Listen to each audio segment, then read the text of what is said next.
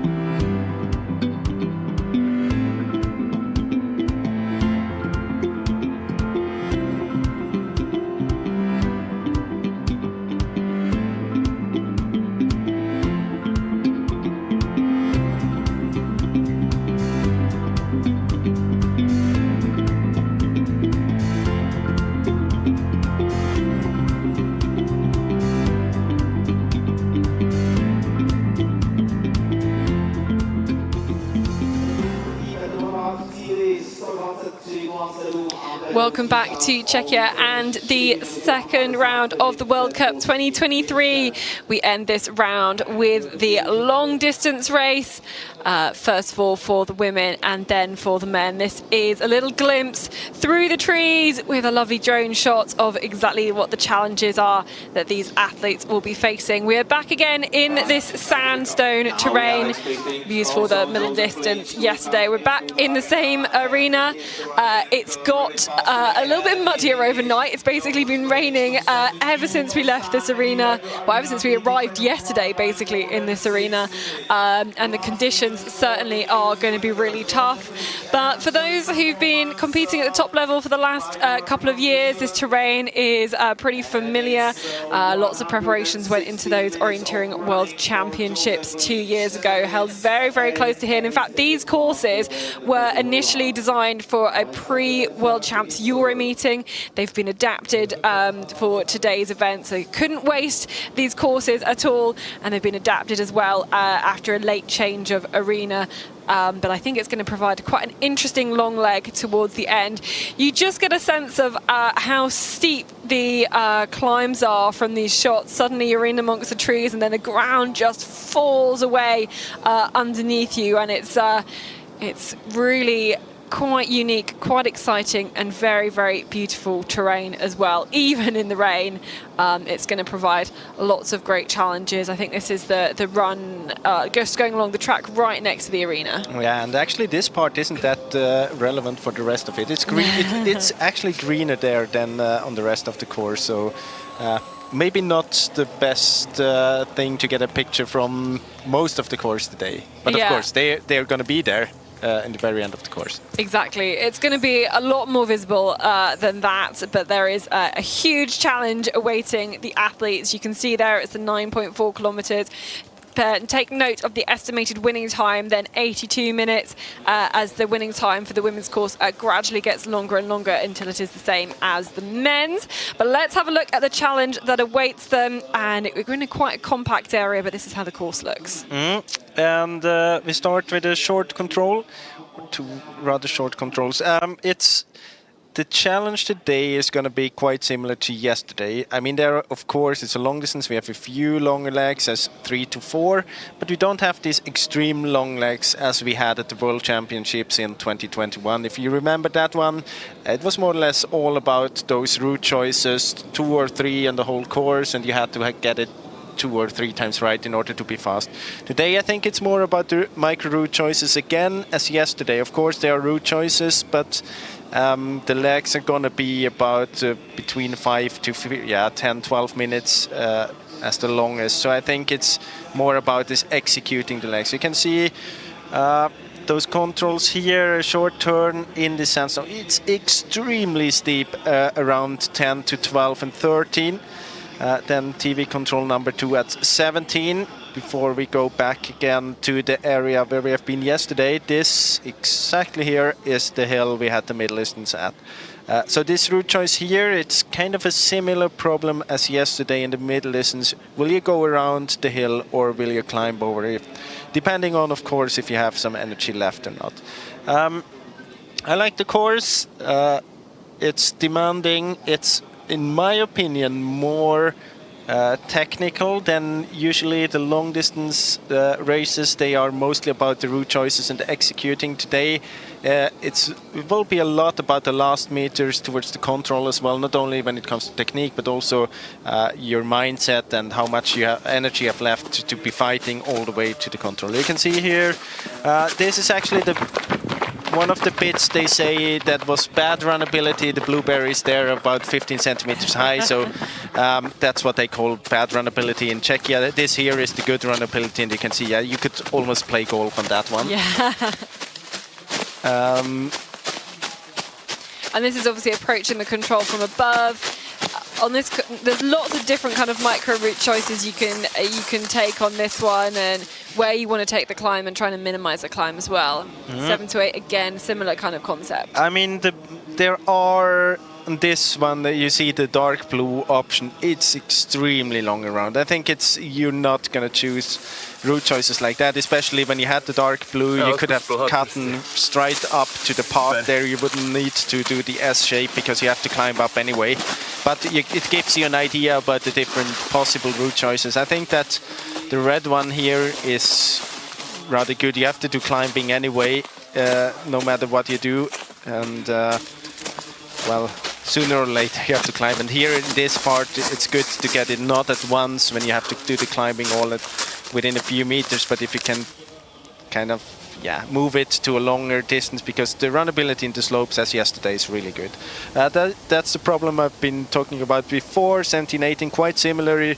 A few of the runners, especially if you go on the red route, they will recognize it from yesterday, because the second part of this route you could do on exactly the same kind of line as yesterday.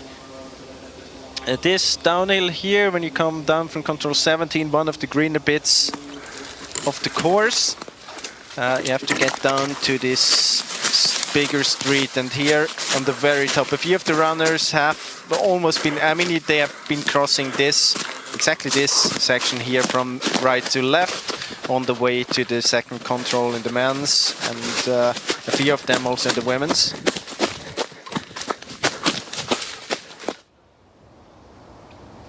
Yeah, so lots of route choices, lots of variation as well, and a different kind of style start list today, because we have the best women going in the middle of the start list. That's to kind of fit everybody within the broadcast window. So the best 70 in the world rankings are kind of going in reverse order as the first 70 runners out here. So who do you want to pick out then as some of our favourites? Well, the very big favorites on the very end. I think the first one we're going to see that I think can perform very well today, Elin Månsson, started 10:21, and then now from 11, so around now we're going to see here Anne Dyrkorn, for sure a good name, and then slightly going into the biggest names, Teresa Januszykova, Joanna Ridefelt did quite well yesterday, as well as the whole Swedish team, basically. I think Lisa Risby, we can expect a lot from her today. Sara Hagström, Natalia Gampele didn't have the best race yesterday, but maybe eager to prove that she is very good in that kind of terrain anyway. And then, of course, Simona Abersold and Tove Alexandersson. Yep, so those are the starters that we're going to focus on. Here's the current leader.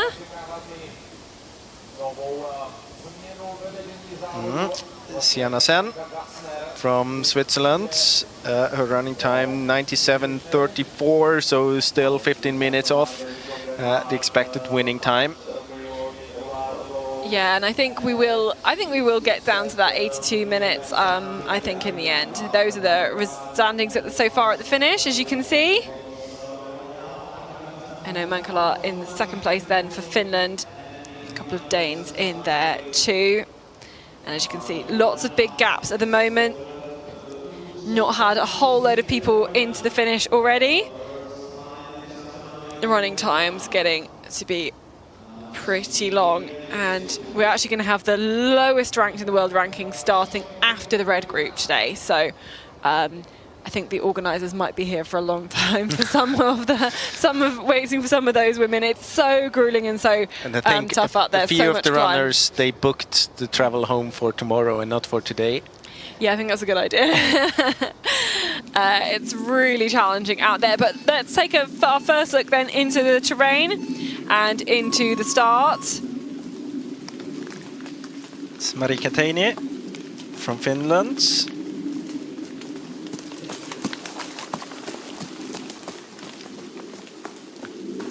Yep, she was 17th yesterday in that middle distance. She's the bronze medalist from the European Championships. And you can get a chance to see just how steep it is down there when we see Annika Gassner here at this TV control. It's incredible, but back to the finish. This is Malin Egvik Christiansen. Actually, that was the second last control I think we've seen her at, Annika Gassner. So quite close to the drone shot we've seen in the opener.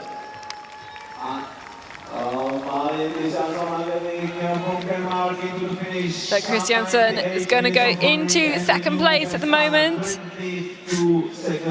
Dane just 22 seconds behind the leading time. Here's Annika Gassner. Yeah, we said it. She was right close to the last control. And this will be a new leading time here then for the Austrian. Working hard on these final stages of the race. And she will go into a new leading time here.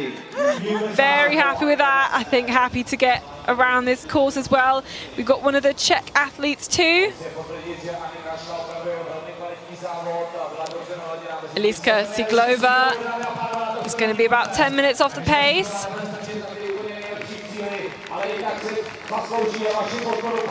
Just to give you a short overview over the standings, Annika Gassner at the first TV control is about 1:47 behind, still leading the fastest time, having held by Agnes Kracht at the moment. So quite a good race for Annika Gassner. Ismail Bouvir put the fighting face on. But she's going to be quite a long way behind. You can see she was being caught up by some of the other runners there.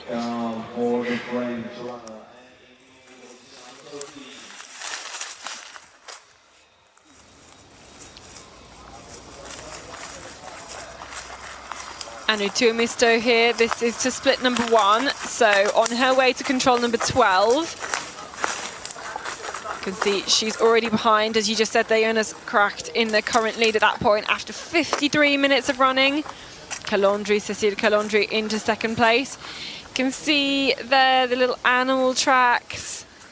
This is quite a complex area to read, especially at 1 to 15,000 as well. Go around here, yes.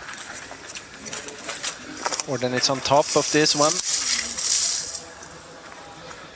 Yeah, Rocky Spur top is the... It's quite special because you have a few controls, also cracks, when you have the control location on the top of the crack, which is very... You don't see that very often in orienteering. Usually you just see the feature on the map and you think it's a crack, so then it's always below. The foot of the crack, yeah. The foot of the crack, but here every now and then it's on top, so you have to be really careful when you approach the control.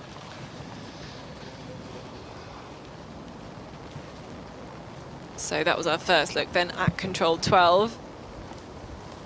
And Anu Tuomisto there, Grace Malloy into 20th, sorry.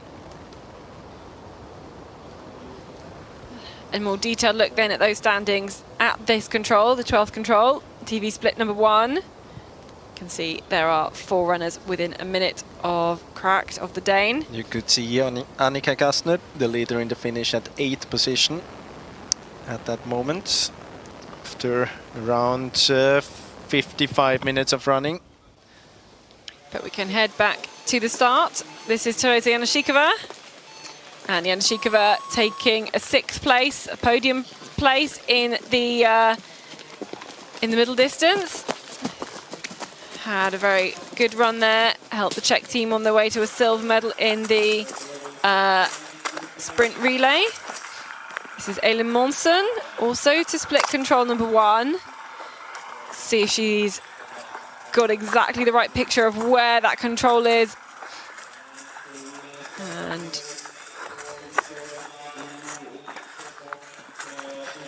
you can see often how there's these little animal tracks like underneath the rocks.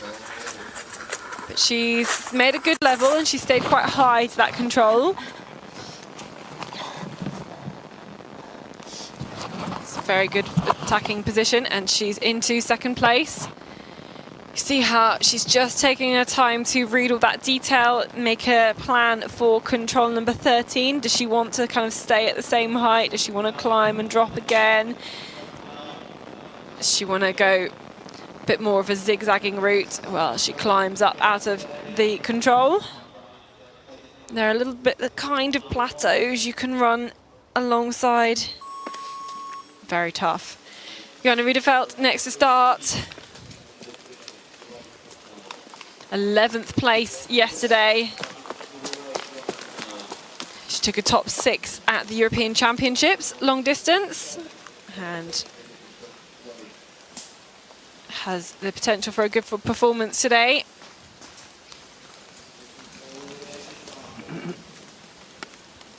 You've got to drop down quite quickly towards number 1. So the first time we get a bit of GPS here. So this is the route choice to control number 4. You can see different approaches. Gassner staying up there for a long time. Safe in some height, but it's too far distance-wise.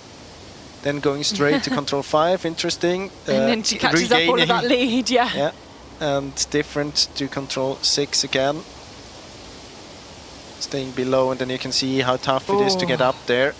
Yeah, losing that lead again. And it will be a lot about this kind of orienteering. It's like how you approach. Basically, do you climb up to the control in the very end, or do you try to stay on the same height in order to avoid this climbing just before the controls? This is Victoria Mark in towards the finish. The young Hungarian. And she's very, very close to a new leading time after more than 90 minutes of running. She's going to take the new leading time by just 2 seconds then. Victoria Mark of Hungary into a new leading time. Great run by the Hungarian.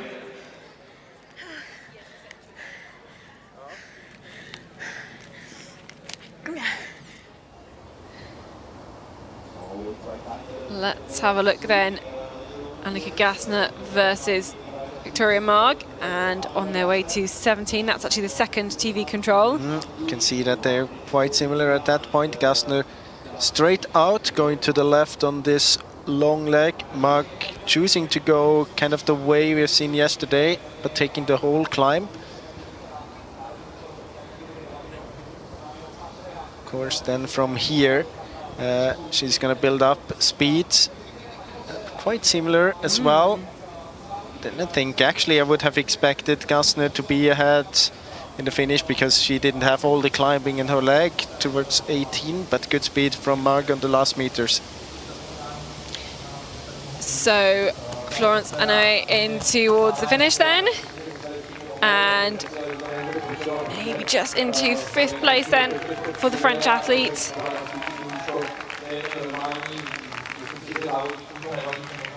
Nearly 100 minutes of running, and yeah, she's going to go into 6th place. And I think, let's grab Isia Basse at split number 1. This is control number 12. You can see the huge shapes, huge rocks there. She's got to climb all the way up to this control. You can see how slippery it is, and especially when it's so steep. And they're still like quite early runners, really, comparatively. So same time then as Tuomisto. And I think we should hear then from the runner now in, I think, 2nd place. Let's hear from Annika Gassner. So, Annika Gassner into the lead here and with the best time. You look to be smiling. Are you happy about your race? Yes, I'm really happy. I didn't do any mistakes, and I don't know about route choices, but I think most of them I did good, and I catched quite many girls, so that was really good motivation during the way. And it was a really cool race. I really enjoyed it. And how's the terrain today? It's been raining a lot. How is it to run out there today? Yeah, it was really, really slippery, and because we didn't have any spikes, so all the wood was really slippery. So it was a real adventure. It was really fun. In the beginning, it was still a little bit dark, or not really dark, but in the forest it was hard to read the map and some clouds. So yeah, it was really fun. And now you're here in the best time. What do you hope for? What result you think you'll be able to do today? I don't know. I would be really happy with some World Cup points. So let's see now. All the good girls come, so let's see how far I can go. Thank you. Thank you.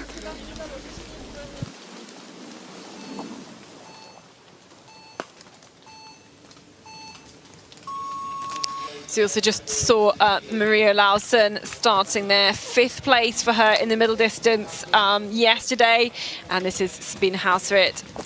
She was 15th in that middle distance and just taking a lot of care to read to the first control. Quite a short first control, not too much climb in the first controls, and then you get to the really, really steep area, especially around control number 12 as well. Annika Gassner mentioning she thought it was quite slippy. Says in the bulletin that runners are not allowed the metal dobs on their shoes today, so they're only allowed the kind of rubber soles of the shoes. It does make it very, very slippery, especially kind of on those rocks as well. Let's take Tereza Chekova into the finish though, running all the way along this track towards this last control. And she should go into 5th place here. Right now, fighting for a top 6 position. Last meters for Tereza Chekova, south 3 minutes down to Victoria Mann from Hungary.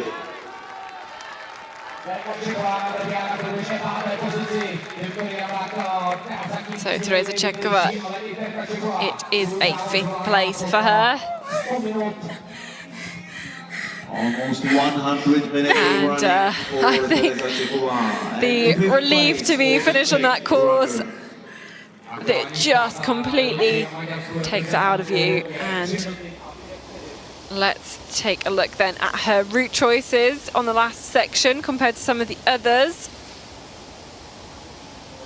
I think Marg approaching that control from below 14. Not sure that's entirely necessary. It's good to see that they're really splitting up on different routes. And I mean, it's not only, it's hard to say at some points, because we see that the routes, they're quite similar, a few of them, even though you go quite different ways. I think it can be a lot about that. It's hard to say which one actually is the fastest. It's quite individual as well. If you have a strength in uphill running, and then of course you should use that one, and it doesn't mean that one route choice generally is the fastest. It can be like individual differences as well. Yeah, I think to analyse what was the quickest here today is going to be really tough, especially when so many different route choices have been made. Maybe by the end of the race we'll get some idea of what is good, but I don't think any of the athletes are going to take all the optimal route choices either. Kind of saw some little tracking with Eileen Monson, who was kind of chopping and changing, losing time, gaining time on the others as well. Venla Harju, European long distance champion in that race in Estonia last year. She didn't, so she made an 8th place in the middle distance. Marianne Anderson to split 1. This must be the control beforehand though, between the boulders. Number 11 now has to contour around to 12, and reading the detail on this 1 to 15,000 map, really, really tough. But the 43-year-old, that is the control she's looking for. You can see she's just below the control now.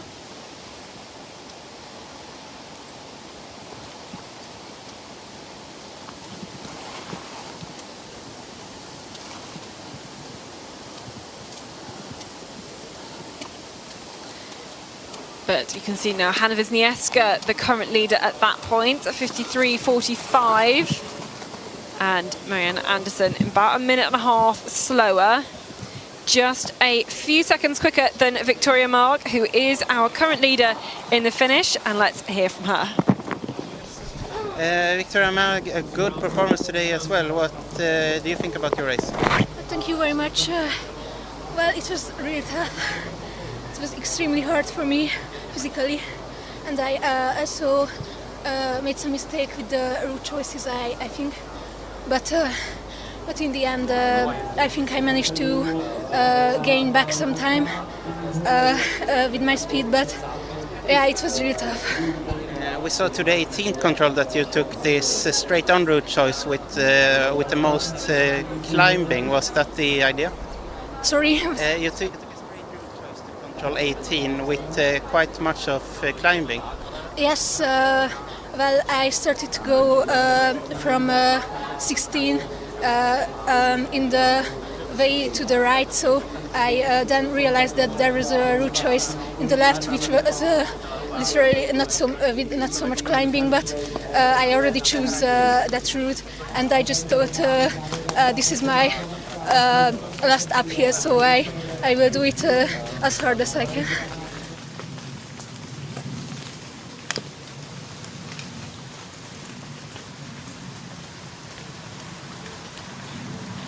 Interesting to hear that from the current leader, Victoria Mark. Here is Lisa Risby, and with the 7th place yesterday, but 2 top 6s, a 4th in the long and the 6th in the middle in the World Championships held in very similar terrain 2 years ago. She could be one who could perform very, very well. Here's Ida Egervig Christiansen, and she's on her way towards the finish. You can see this is an area that's a little bit greener than some of the others, and she's heading on her way still towards the last control. Oh no, she's overshot it. It's in a re-entrant, I think. It's on the cliff, sorry, on the foot. There we go. Ooh.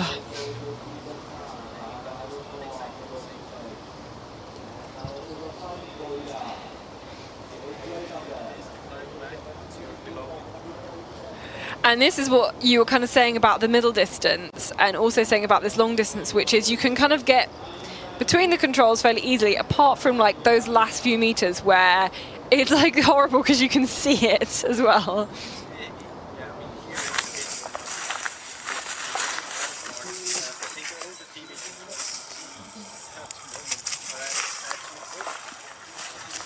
bit more muddy and a bit greener than most of the best course.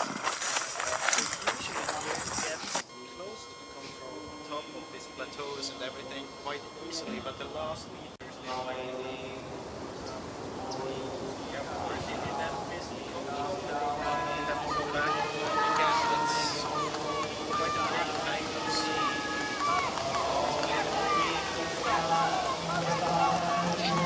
So Ida Egervig Christiansen, very, very close into the finish, and she maybe would have been in the top 3 without that mistake just to the second to last control. She's not going to win the family battle today. It's going to be very, very close with Marlin and Ida Egervig Christiansen from Denmark into 5th. Yeah, no, I think she'll be annoyed just at the end. No. So we saw Emma Biesmo just back there. Here she is again on this climb up to control number 12. Just looking around and getting the control there. She was 10th in the sprint, 25th in the middle distance. and 18th place here currently. Let's grab the next runner in towards the finish.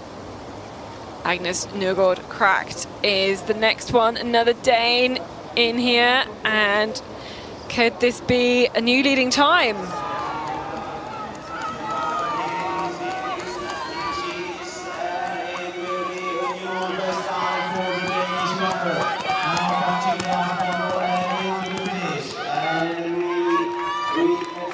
Yeah, really, really good race, and going to be into the lead just less than a minute.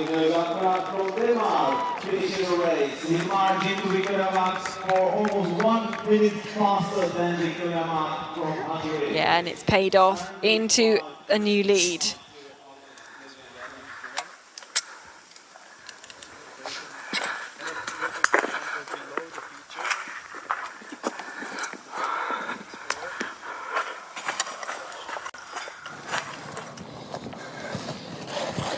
Oh, this is quick, yes.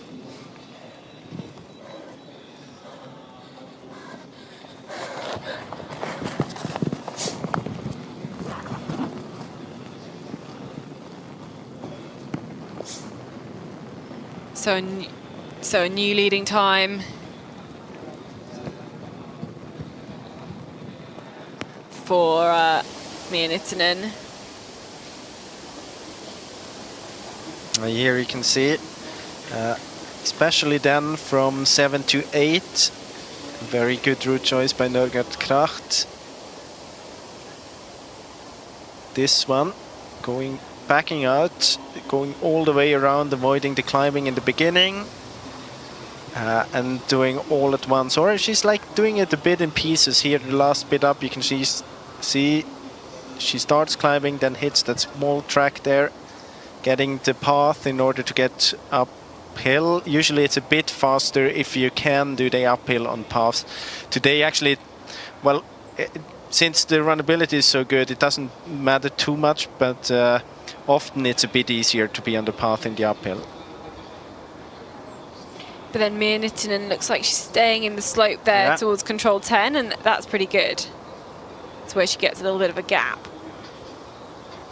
She's very good in navigating through the features in the slope.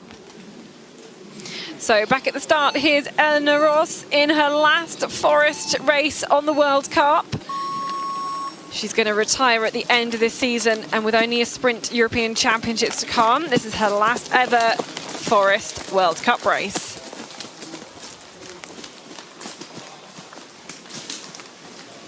She has actually taken a World Cup win in a long distance race. That was in 2017, World Cup final in Grindelwald on home soil for her in the Swiss Alps.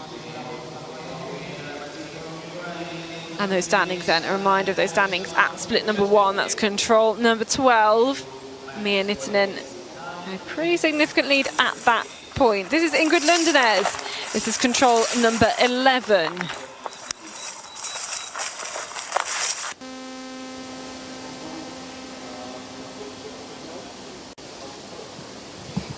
And we wait for her at the top at the next control, but she's already lost a huge amount of time here. 5 whole minutes behind Mia Nittinen. It's going to put her outside of the top 20, and some struggles in the first part of this course.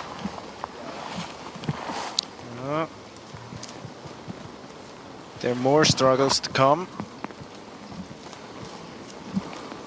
She's definitely looking for the control below the feature as well. And not really heading into the right direction here.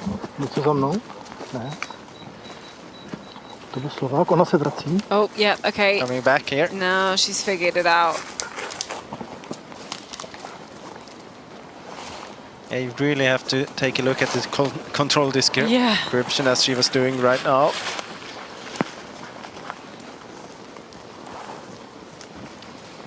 But that's exactly what you don't want to see, is like either the control being at the top when you thought it was at the bottom, or even the other way around. Have to descend and come back again.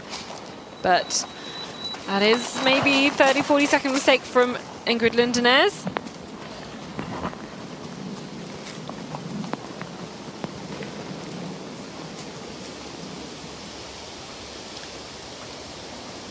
Okay, so 3-minute tail there. You can see that London is already here, approximately 3 minutes behind.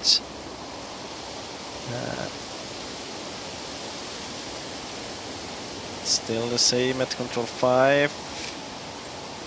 Quite far around to 6, then going down anyway.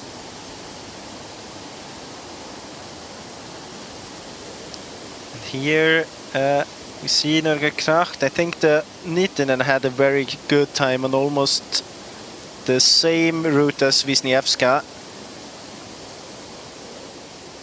But yeah, of course, yeah, you see it now.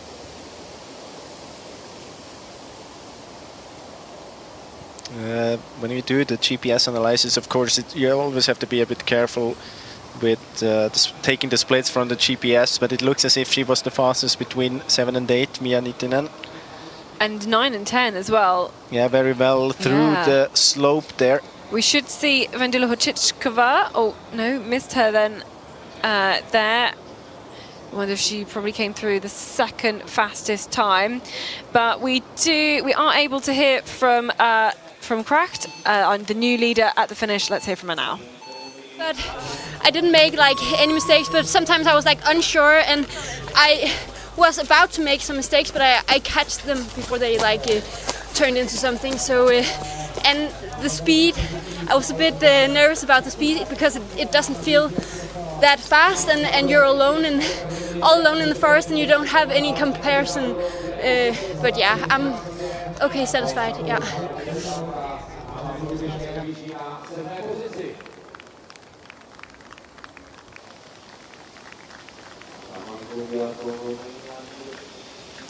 So we just saw Sara Hagström taking her start. We've also got Natalia Gempela. Maybe some struggles yesterday, 16th place for her. She took silver in the sprint earlier on in this World Cup. But she does have 2 consecutive silver medals at the World Champs long distance, both from 2021 here in kind of similar terrain, and 2023 in Switzerland as well. So how will she be able to cope in this terrain? There's much kind of shorter route choices here in this race compared to 2 years ago at those World Championships. If you remember, there was a really, really massive long route choice leg where you could go quite a long way around and save a lot of climb. Here the climb is pretty unavoidable. 720 meters of climb. That's what Cecilia Calandri has done, and she is going to be into 7th place here at the finish.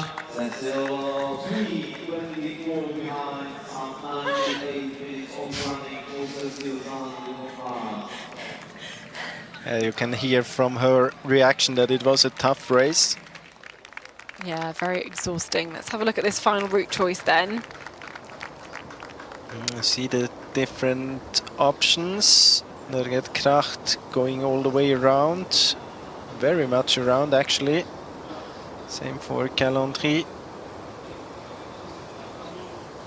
We had the comparison before between Mag and Kastner. That's an advantage for Norge Kracht. I think later on in the competition we'll see them heading up a little bit earlier.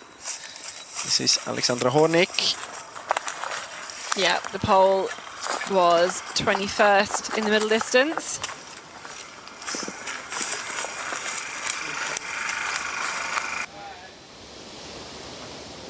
She's not going to be the best Polish athlete here at this 12th control. So we wait for her at the top of the cliff.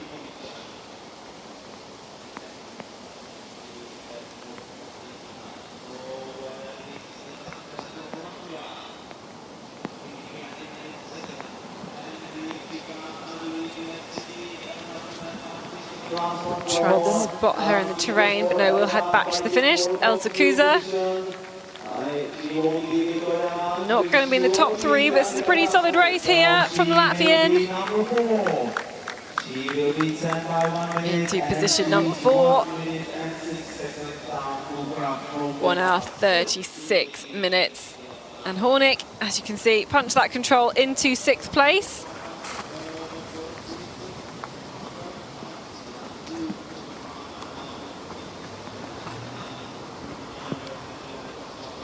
Here again, comparison between Honig, Ochichkova and Mia Niitinen.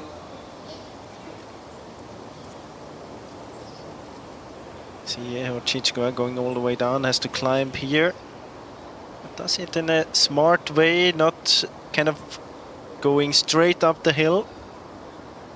Good time there on this route, very well by Niitinen. See Ochichkova in a similar way.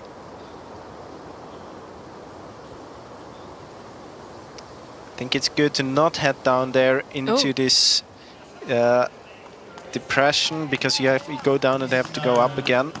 I think there was a small mistake in there for Hornick as well. Just kind of going down and up again. Quite strange one. Anyway, Nordhagen in towards the finish. But she is more than 8 minutes slower than Kracht from Denmark.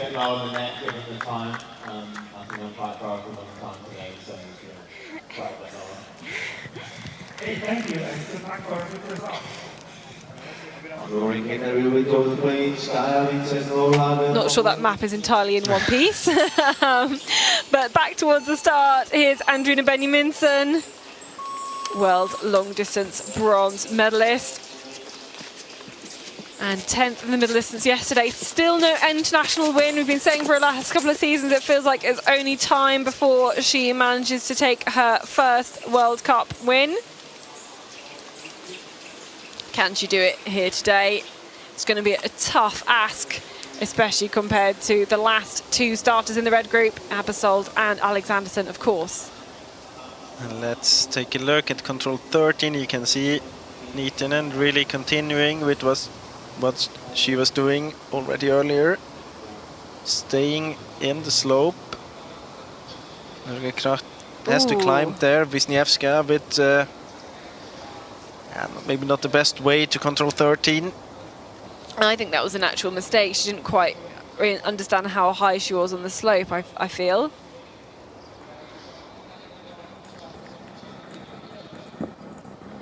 A first look then at split 2. Control 17. And Isiabase just dropping down the slope. You've got to find see the the control there. there. It's on a boulder, but in a little section of kind of white and yellow in between the two bits of green, which you can kind of see on the picture.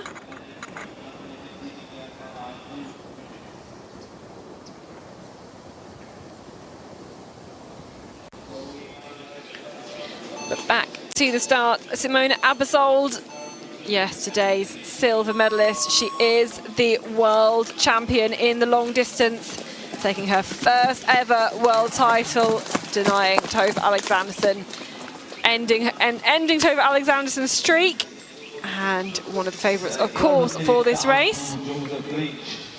Teresa Smelikova into 8th place there, another great run for her.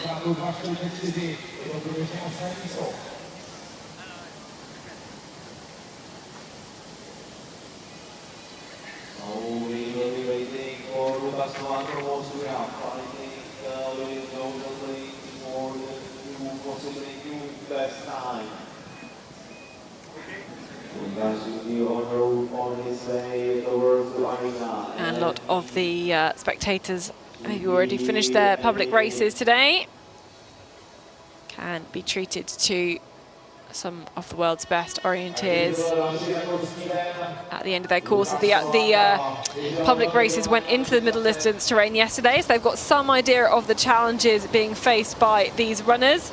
Here's Josefin Schönlund, and on her way towards the finish, she drops down to the track and takes the last few meters. It's a pretty good run. Not going to be the new leading time, but not going to be too far off for Schönlund.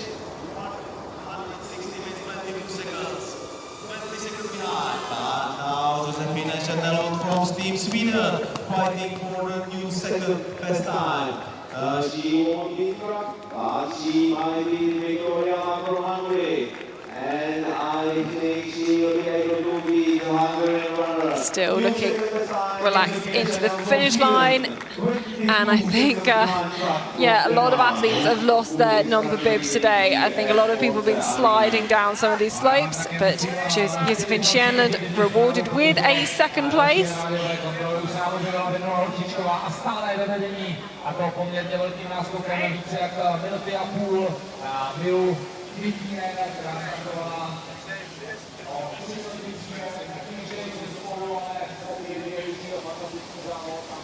So here we have a comparison where we see Schienland. See that she is behind Kracht this point. Then Actually by quite a long time. Choosing to climb a bit earlier towards control 17. See that Mag behind there at this point. Ready, then go. Mag, we know, is going to climb over the hill. Schienland going this route where I think we will going to see most of the runners later on. I can see that she definitely gets closer here towards control 18. Yeah, really catches up a bit of time. Here's Hanna Wisniewska. Quite some traffic at the control. Yeah, and she's into 7th place there, which means she's lost time, because I think she was she leading at the other split?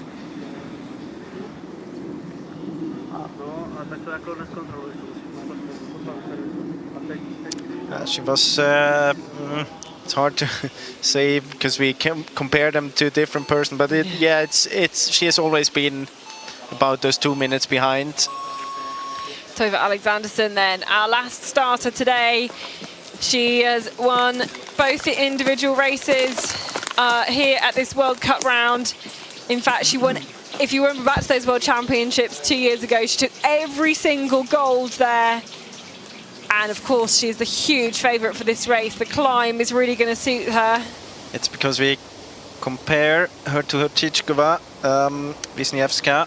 She's behind, so we have Horčíčková with the fastest time at the moment.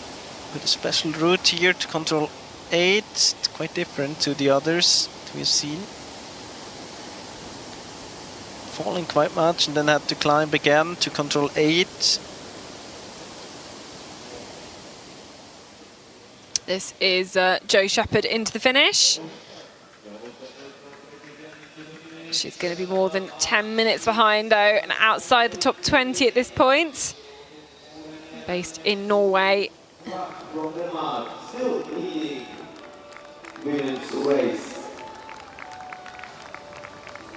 Working hard on the last few metres, but it will be about 11.5 minutes slower than Kracht. And Jo Shepherd finishes her race into 24th.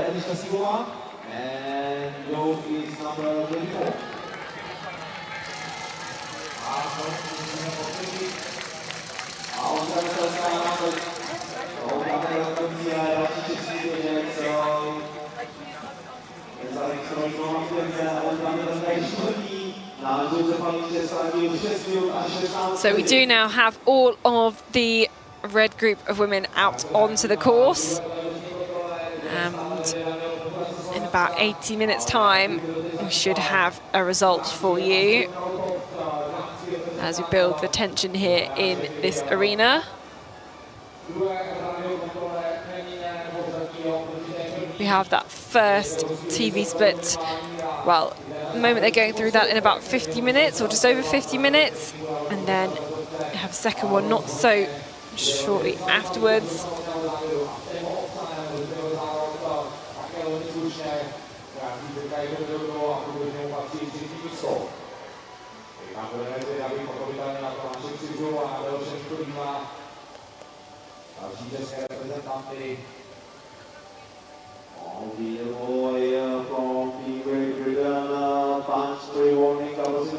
And he is number 3 there. He will be back to Joseph Rich, but it might be a top 3 finish here at the arena. Ita Emmanuel from Israel into position number 18. And some 150 minutes of says Martina Ruch, approaching the finish.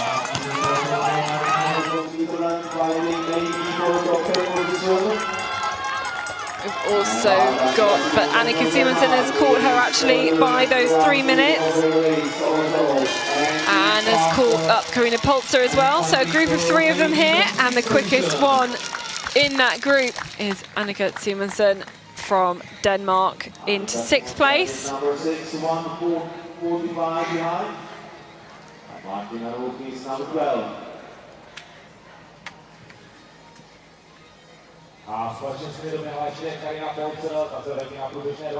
Let's see how Simonsen did then compared to some of the others. We also have Shannon in the picture as well. You know that Shannon had quite a good time on this one. So let's compare her to Simonsen.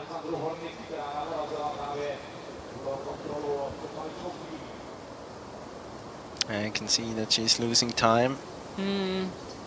Having to climb in the very end, Simonsen. Yeah, losing quite a bit of time there. Jeff, you can see... The problem is that you have quite a lot of climbing, even though you go around, but it's I mean, it's not all at once. It's kind of hidden when you look at it. It looks like as if you are avoiding a lot of climbing, but in the end it's, of course, you don't do as much as on the route choice to the right, but you still have a lot more distance to go, and you have climbing there as well. Yeah, it's just that you're kind of taking it almost all in one go, like especially at the end there, you can see climbing up out of the valley. Let's add in Andreas Svensson to the mix then with the GPS. And we know that Horčíčková at the TV control is the 2nd fastest time behind Niitinen. So Svensson with a mistake there towards control 7. Getting too far north. Maybe a bit tired after the climb. And going all the way up there, you see that extreme climbing by Haapala and Svensson to this control. Of course, I mean, either way, what you have to do climbing in the very end. Svensson staying very high there. To 9.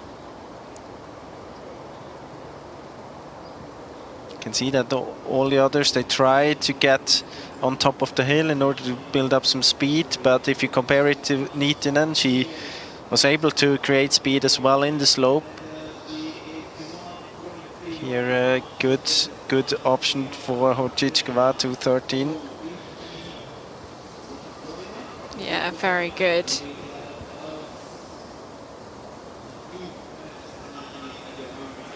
Do we know what position Svensson punched that TV control in? Number 12? Yeah, she was in 4th position, 1:41 behind the leader there, Mia Niitinen.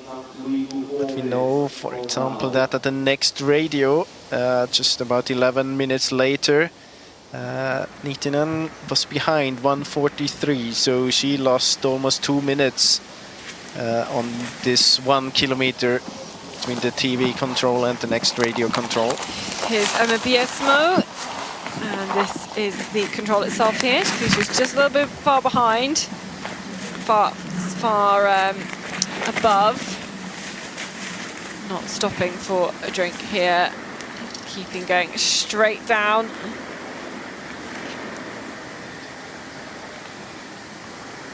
And part of it is about throwing yourself down some of the slopes. Having no fear. Be adding in Biesmo then into the picture. Tail 3 minutes, so quite far behind there. This is the last stages of the race, yep.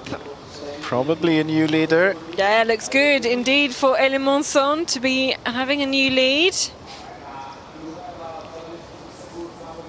She was behind Kracht, control 17, so the one before the route choice, so she did a good job here.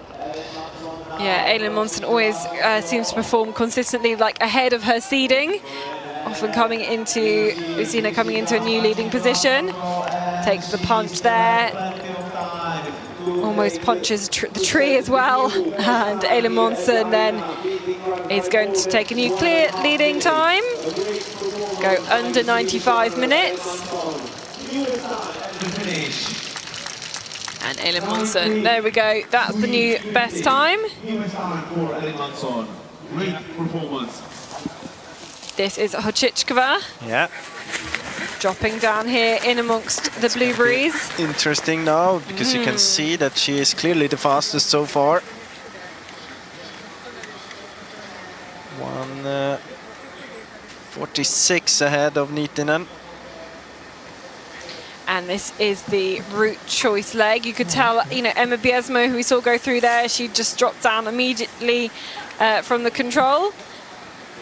Hočičková just taking the drink, obviously making sure she punched first, and then taking the drink and going on that route choice as well. I can see here the difference to control 13. Yeah, can see that Niitinen not on top of her game to control 13.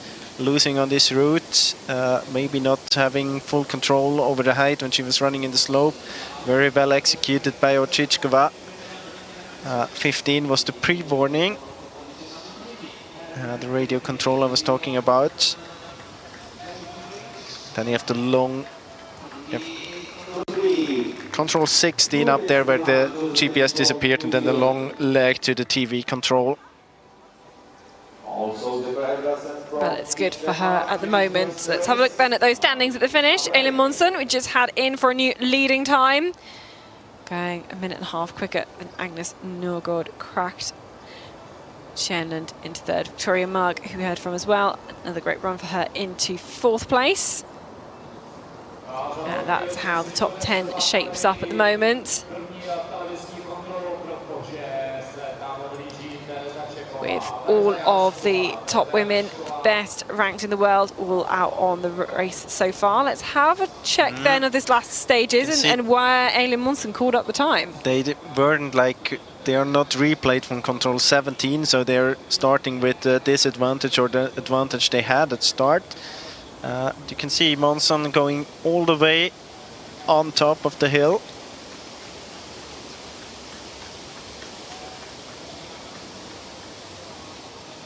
Clearly faster, but I think Norgård didn't execute it very well in that section when it disappeared from the map. Didn't have like the straight line to the control. So Anu Tuomisto following with the drone. And that just, for me, gives you a sense of how some of these are kind of plateaus, incredibly flat on the top, and then just a steep descent down.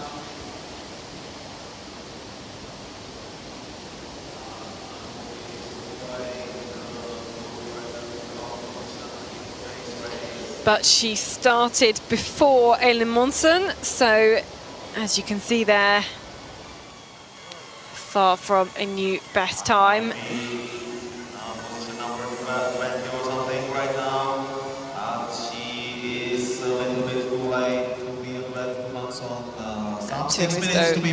Into the finish, going to be more than 6 minutes slower.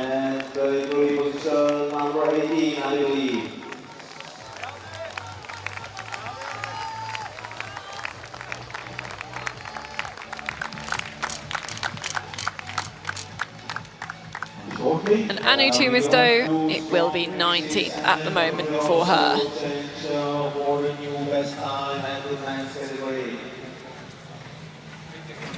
Very keen to get out the way of the camera operator and doesn't even wait for the OK. This is also the last control. This is Isia Basse, who started at 3 minutes after... 3 minutes after Elin Monson. Possible, I think, 4th position for Basse. Let's see. We get the time down there. Yes, here it is. So,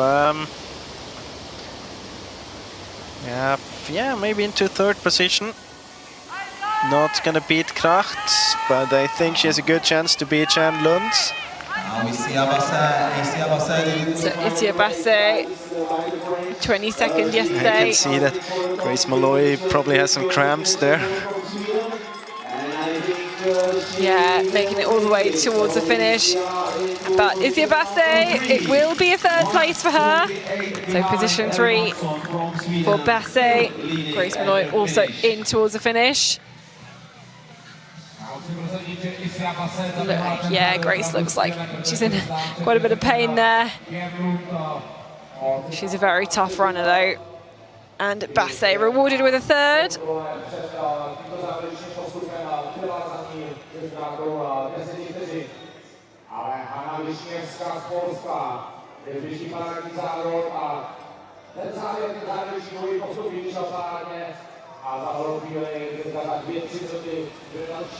Let's have a look then, adding Basse into the mix.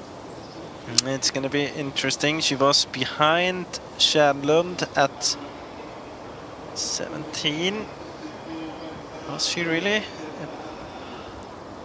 Well, very close. Quite very close, yeah. Interesting. She's going to go the other way. So you still have to climb quite a bit on that leg. Seen from the GPS, Kärnlund and Basse were quite similar at control 17. So let's see here. This is where I think Nurga Krach didn't go perfect way. Yeah, it was still similar here. It's down to the 19th control where she made the difference.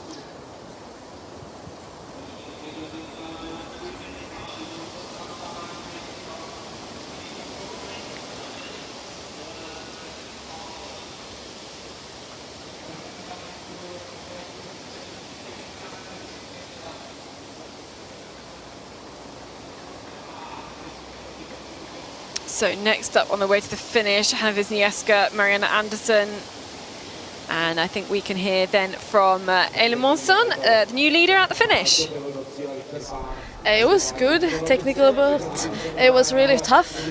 So in the beginning I was really tired and I was afraid I didn't make it to the finish. What do you say about your performance today? Yeah, I was more proud of what I've done at the end. In the beginning I think I was afraid of the height, so I go a little bit much around.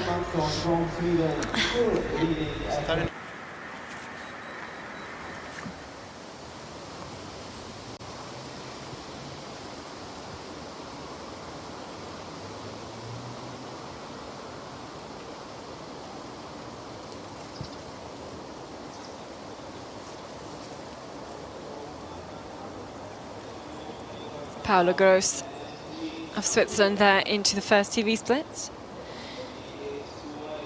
Let's have a look though at Lundinez, who we just saw through into the second TV control, but nearly 13 minutes off the pace. You can see she's just kind of getting stuck in the slope there. Nobody and yeah, too high as well. Nobody doing as good as Horčičková on that one. Wisniewska from Poland, next one into the finish. We can catch her with the drone. Here she is ahead. And Wisniewska sprinting here all the way into the finish. Outside the top 5 for her, but not lost too much time since the last radio control. And Hanna Wisniewska.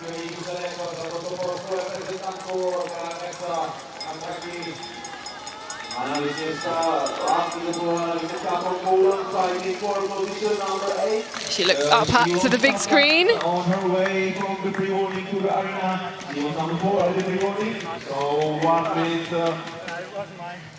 On her way. Go in towards the finish, into 8th.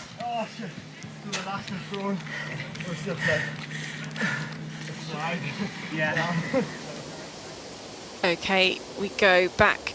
This is Janášíková. Janášíková at split number 1, and it's good for her. She goes into second place, just 13 seconds behind Nittinen. And we're nearly into the last 10 runners here as well. Marika Taney has been caught.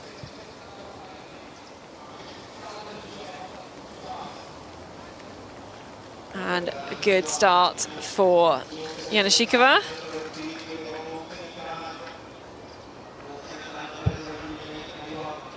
And then she's just got to take the next route choices, though. Right, we saw that's where Hočičková was really good, but Marianne Andersson is next in towards the finish. And this looks like a great run from Marianne Andersson. I wonder if she's had a really great last few controls, because she's not too far behind Monson, overtaken Kracht as well. And here, ready to cross the line into second place. So Marianne Andersson, the Norwegian, at 43 years, is into second at this World Cup long distance race.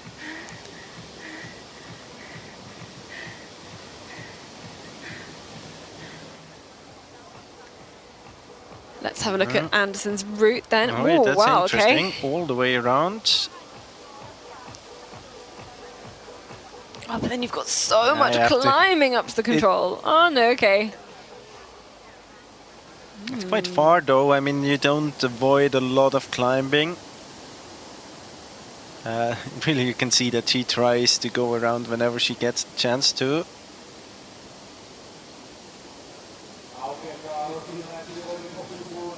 This is a tough one up there.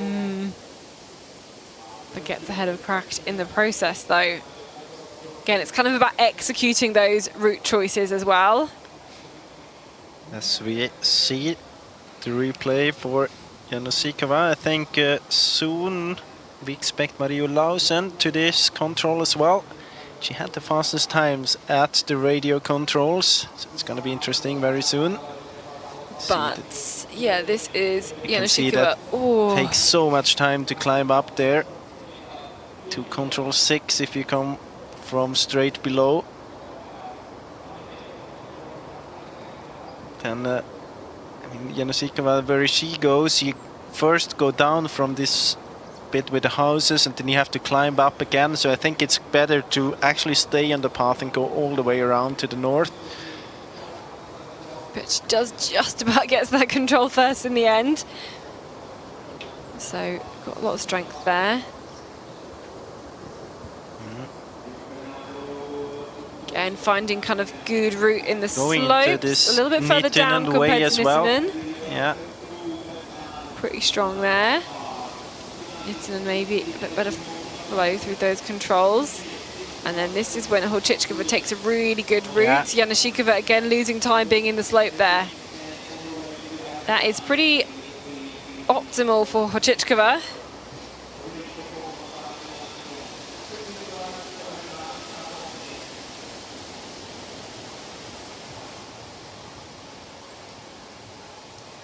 So we wait at the finish. Emma Biesmo, maybe the next athlete to see in. We've got, well, Ingrid Lundnes drops a lot of time, so maybe Mia Nittinen is one of those we can see fairly soon, as well as catching up with Hočičková. But the Swedish team with so much success, especially in the women's course on that middle distance, they'll be hoping to emulate that. But as I said, Mia Nittinen is the next in towards the finish. And she set a new lead at the first TV control when she was there. It's hard, a sliding hard to stop down. in time for this control. That's a tactical slide down the slope. Maybe good that there is a drone and not a camera operator, because otherwise it would get even more slippery. And she's out on the track then. What can Mia Nittinen do? It's very good here for the Finn. She's definitely going to take over the lead, you can see it, and now we're getting close to under 90. Yeah, it's very clear here. A big, big lead for Mia Nittinen, and some fantastic route choices, especially kind of towards controls to 8, 10 as well. She's going to be really rewarded here with a new best time, and a new best time by just under 4 minutes as well. Outstanding running from Mia Nittinen. So she goes in towards the finish, and it's 90 minutes and 9 seconds. Giving it absolutely everything on this course. And she should be really pleased with that run. Let's have a look then.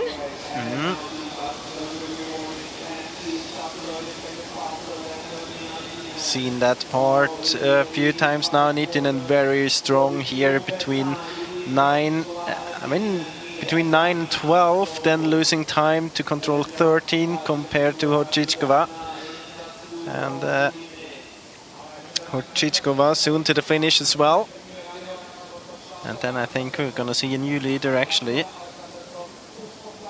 Punched at the... Look at the amount of lead she had at that 13th control. Yeah. Taking these controls incredibly well. Here's the 17th. And Ida Happala. Just dropping down. I think she was just looking around just to check that it wasn't as high.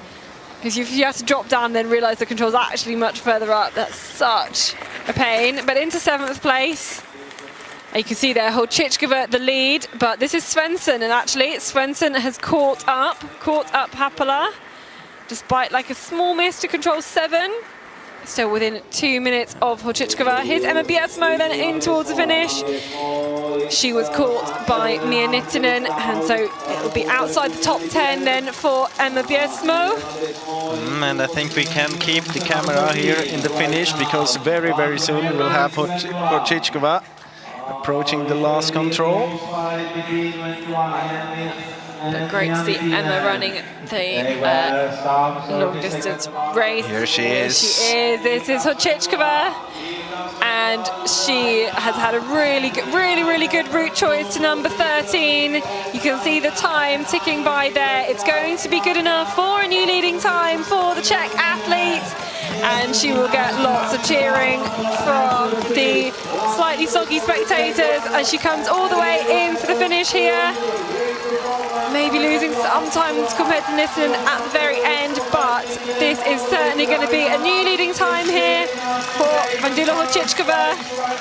And a great time goes under the 90 minutes. 89.46. Horčičková takes a new leading time.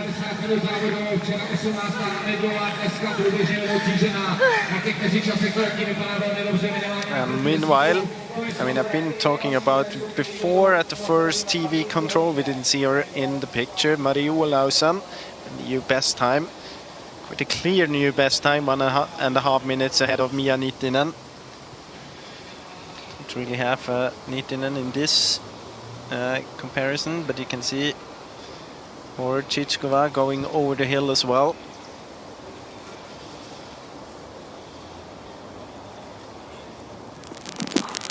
This is the replay from Marie Olausen at the TV control. You can see it here, 1:34 ahead of Nittinen. That's a huge lead there. And staying high into the next control, so Olausen through with a new lead.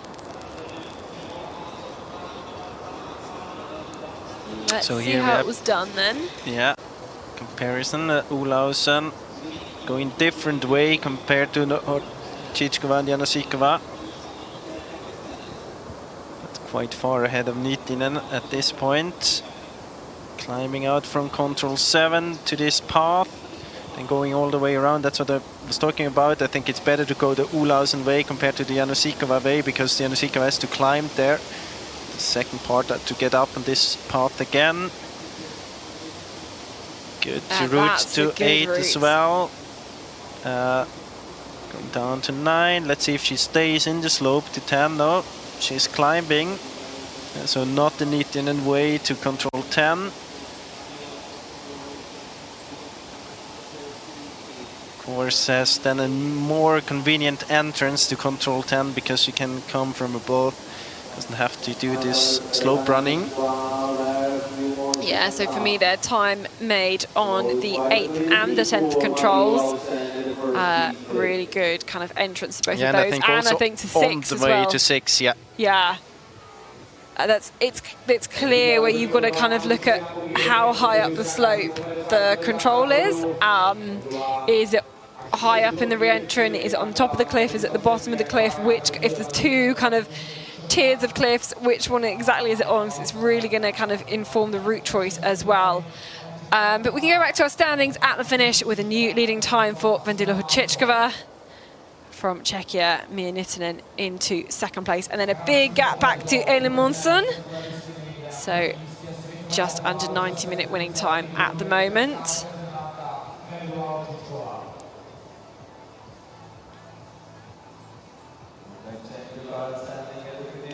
Good mix of nations in that top 10 at the moment. But we've got a lot of fast Swedes, Swiss, and a couple of quick Norwegians, Angelina Benjamins and Maria Lausen, who with that big new leading time at the first TV split as well, still to come.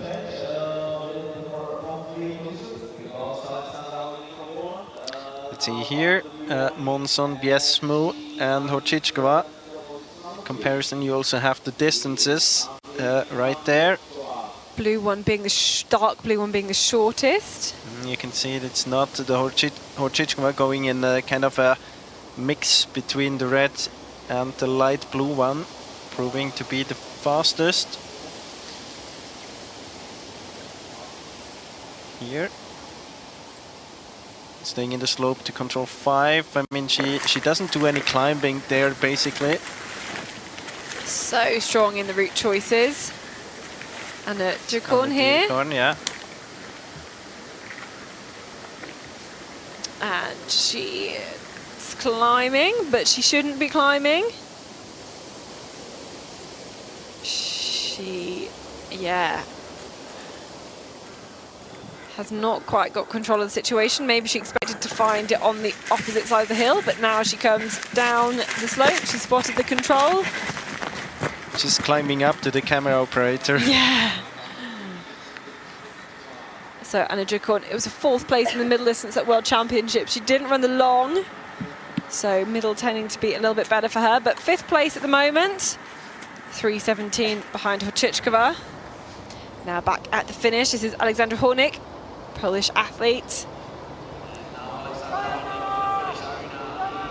who started, I think, just 3 minutes after Horčičková, so it's not going to be as fast as the Czech athlete, but not too bad either. 3rd best time so far, definitely. It really will be.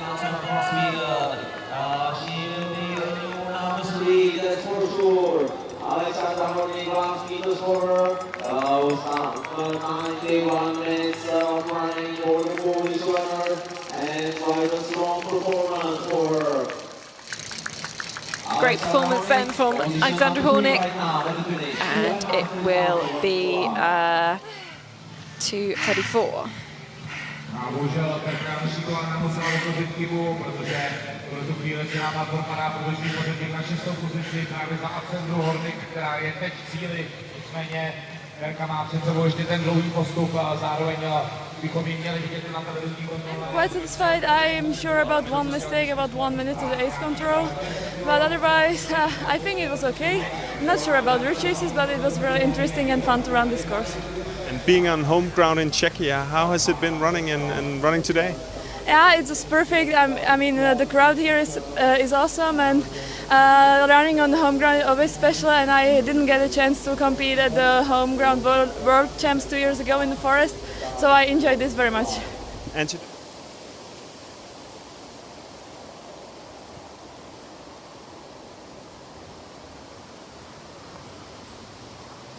Interesting route up the hill there, I think. Here we have Marion Abbey. Can also tell you that we have a new leader at the first TV control. Lisa Risby from Sweden was there, 49.56, so 22 seconds ahead of Maria Lausen. But Abbey into 21st, shared 21st, a bit more than 8 minutes behind. Here is the replay from Risby.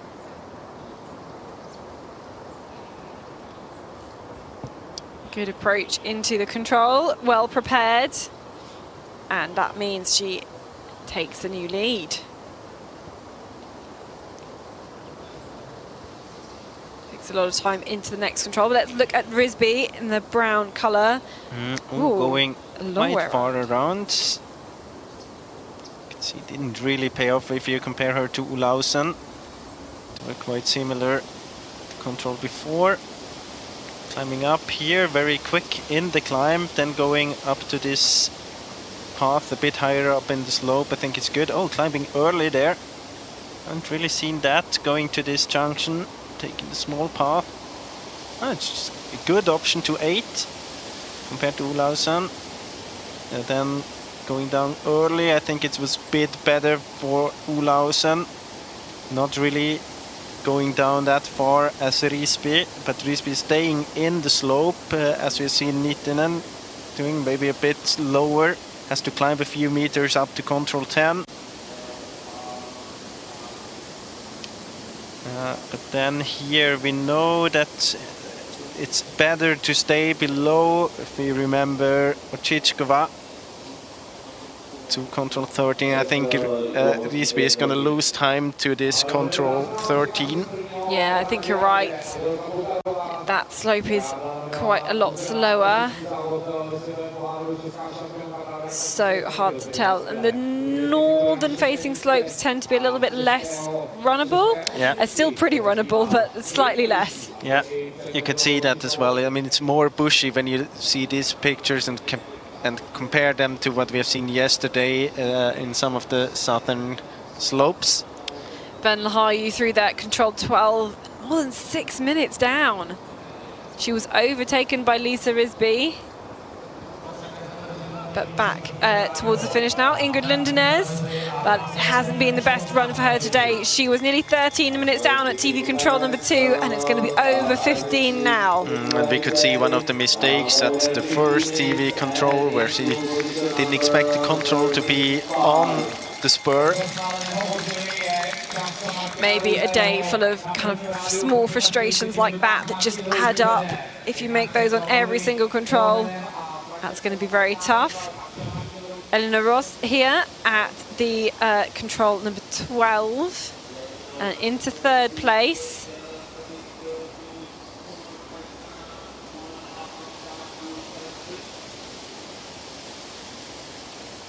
And then now we've had Elena Rostrud here. We've only got Sara Hagström, Natalia Gempeler, Andrina Benny-Vincent, Simona Abersold and Tova Alexanderson still to come. But Elena Ross made a good start, although dropping down into that track, now taking the climb. Quite similar. Very similar. Good exit here. I like that because you don't have to climb a lot the last meters to control, so you don't have to go too far around there. Not afraid of the climb here. Elena Roos and Maria Olausen proves to be good. See, she picks to control 8. Yeah, then going down there, you have to climb a lot on those last meters. It was quite quick in the uphill. Of course, you have the path, but it's steep there. Risby with a good route to control 8. Taking the climb there quite early. You can see that Roos lost a bit to control 8 and then 9.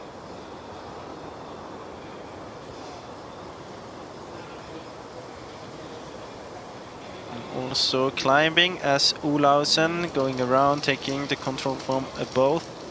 But she lost a lot. Interesting now, control 12 to 13, if she will drop down or if she, hard to say. This is Gempeler. But she lost a lot of time on that climb up to 10, which was really interesting, because I wonder if that's the effect of having done all that climb on the previous controls kind of paying off. But whoa, look at this. Yeah, it's a big new lead. Good lead for Gempeler. Of course, it suits her with a physical race. You can see that she takes the planning of the route very seriously. And I don't think we've had Sara Hagström to this point, which means Natalia Gempeler has overtaken her somewhere. Let's take a look at Gempeler's route. Choosing to go there on the path. Tries to find the places where she can Oh, is she going to get all the way around? Yeah, all the way around to 4. Well, it was good for her. I don't know if anyone, like, if the others would have been as fast as she was on that route, but it was good, definitely, for her. And, I mean, she was faster and she avoided climbing. This is Ida Haapala sliding down to this second last control. Second last one.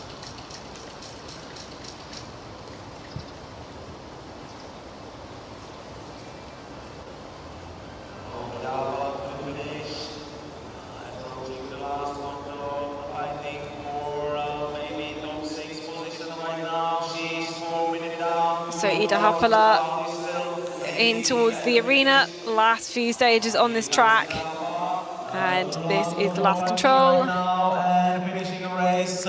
It was going to be into 5th position for her. Quite a strong performance, and I think she is fast enough to beat Mariana Andersen from Norway, and she will be a new number 5 at the finish. So 5th place for Ida Haapala. So it is 5th then for Ida Haapala. This is Andreas Svensson on the way to the finish.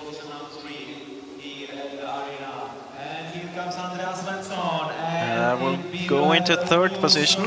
Yeah, really good run for Svensson. From Sweden. So strong finish from Andreas Svensson. Another good long distance performance from her. And it will be a top 3 at the moment. Rotichkova, Nittinen, Svensson, the top 3.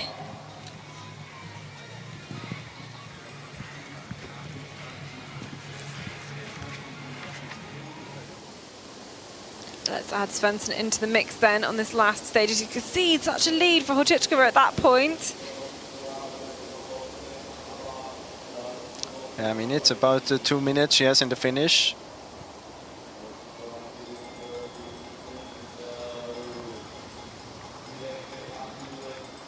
Yeah, different approaches in climbing, but in the end, both of them take the hill.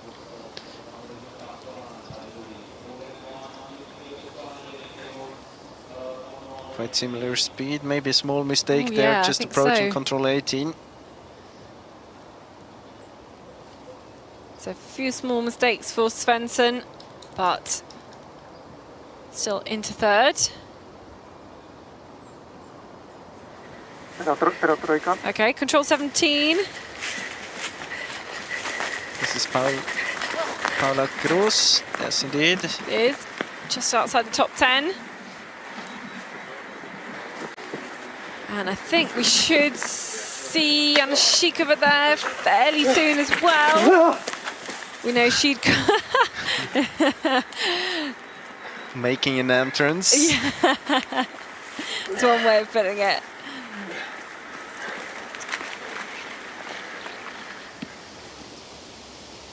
Let's add in Paula Gross's good route to control 13. Yeah, we like that one. 10 stayed quite some time at 13, maybe planning the route.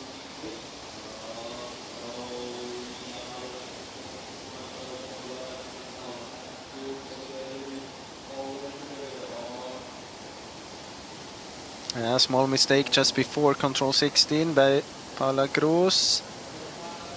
Choosing a different approach to 17, going more around. Well, in the end, she stays down there. Interesting. Very, very different approach. It is indeed. This is Simona Aebersold. Let's have a look at what was her time. 2 minutes, and you can see that Alexanderson has been there already. Oh, this must be a replay. Yeah, so you can see so she must have punched 12 seconds ahead. Yeah, exactly. Here she is, okay. 12 seconds, of course, behind. So here she is. So together now, Aebersold. So let's see why. Aebersold, not a good exit from control 3. You can see that she lost quite some time just rounding that hill. I was going to say, does Alexanderson go the Gempler way, but not quite. No, she's climbing. Yeah, very good. So much better. You can see about a minute, 1.5 ahead already. Then Aebersold, staying too low in the slope. And different approaches here. Alexanderson climbing very much in the very end. Not 3 minutes here yet, though. Abersolt's wait, kind of planning the route for quite some time at 7, then choosing the same as Alexanderson. Heading up the slope early. Was quite similar, that one. Janošíková. So she must have lost a bit on the approaching towards control 12. Abersolt. Janošíková lost time compared to Hortičková as well. Be interesting to see where she lost that time. It looks like maybe Rita Felt. It is Rita Felt, and more interesting, Maria Larsson. And this will be a new lead for Maria Larsson. Again, she took the lead when she went to number 12. That's since been overtaken by Tove Alexanderson, but a new lead here by just 45 seconds. And caught up. Rita Felt. Heading into the green. Let's have a look at Olausson then. Maybe not the best approach to 13. Better than Janošíková. Oh, and I think this is where Janošíková is losing time. She's that is definitely not losing necessary time. She lost time to 13 and then to 14 as well.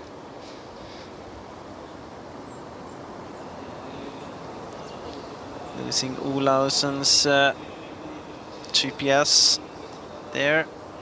Guess it's quite similar to Hortičkova's route choice. This is the second to last control. A difficult task to run in slope here. It's getting more precarious as every runner comes through. And that is really, really tough. But Anna Drykorn has actually made that look very, very easy. But she might just be outside the top 3, just slower than Svensson. But becoming quite consistent in her orienteering. And Drykorn on her way to the last control. Here it is. Thinking to a 4th position.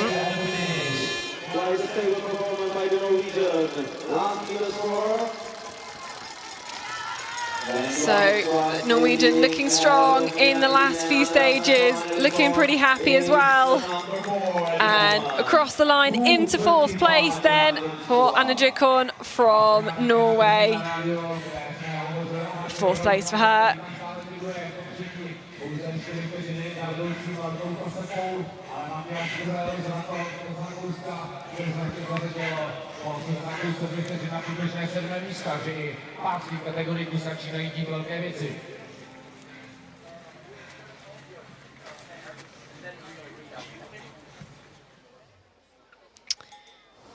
So Svensson, Dyrkorn and Hortičková in the comparison.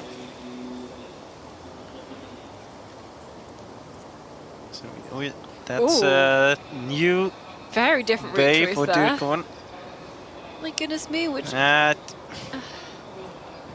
I mean... I'm not a fan of that choice. I mean, I don't think it's so much more distance to go, but it's much more difficult to execute than the other one, and you don't get a few steps on the street in between. So I think if you climb the hill, then do it in the way Svensson and Hortičková did.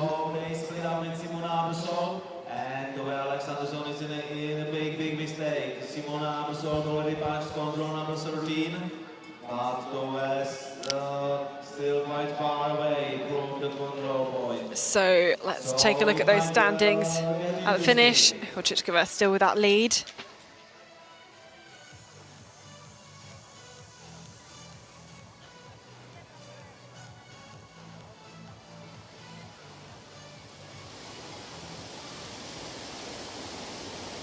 Let's take a look then at all of the top runners through the first section. And we can also say that Benjaminsen was passed by both Alexanderson and Abersolt. Started 6 minutes ahead of Alexanderson and 3 ahead of Abersolt.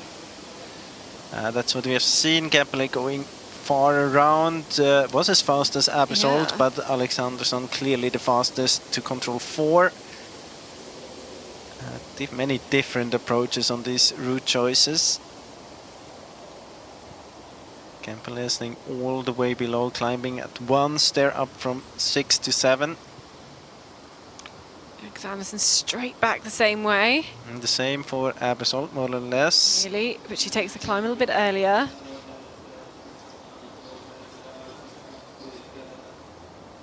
And here is a difference for Abersold, not using the path as long as Alexandersson. This is Eveli Kasiku. Yep, on her way into the finish. The Estonian.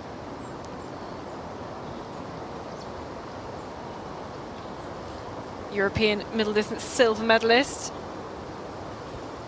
Was 26th though in the long distance a couple of years ago on similar terrain. And Kasiku will be into 6th place ahead of Elin Monson.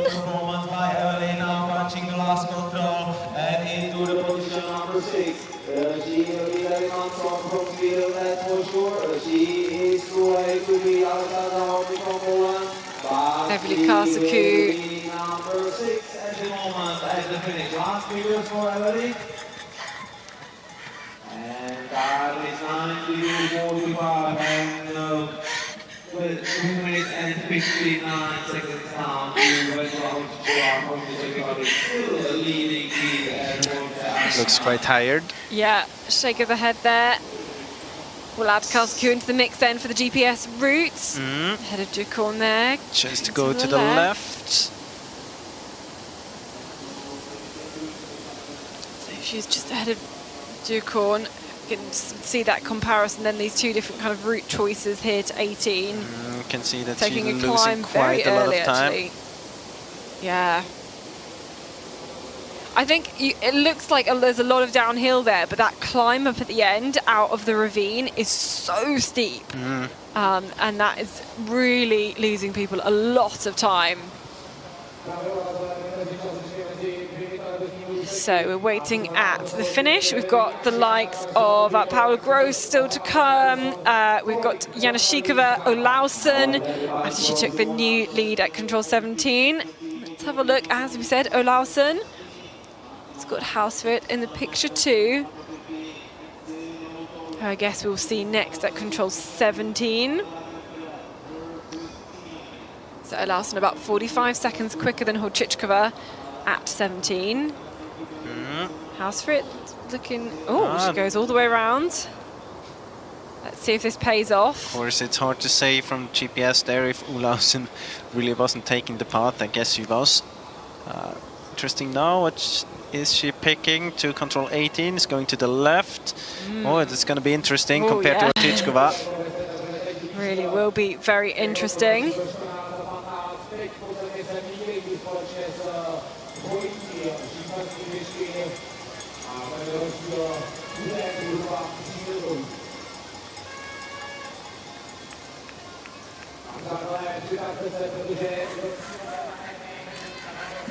This is Lisa Risby on the way to 17, the second TV control. Well, and I was about to say, she set a new fast time at the first TV split. She's going to set a new fastest time here, 71 minutes and 1 minute and 18 ahead. So Lisa Risby still looking good. Marion Abbey then towards the finish, but she was overtaken by Eveli Kasiku and Anna Ducorn, so outside the top 30 for the Swiss runner.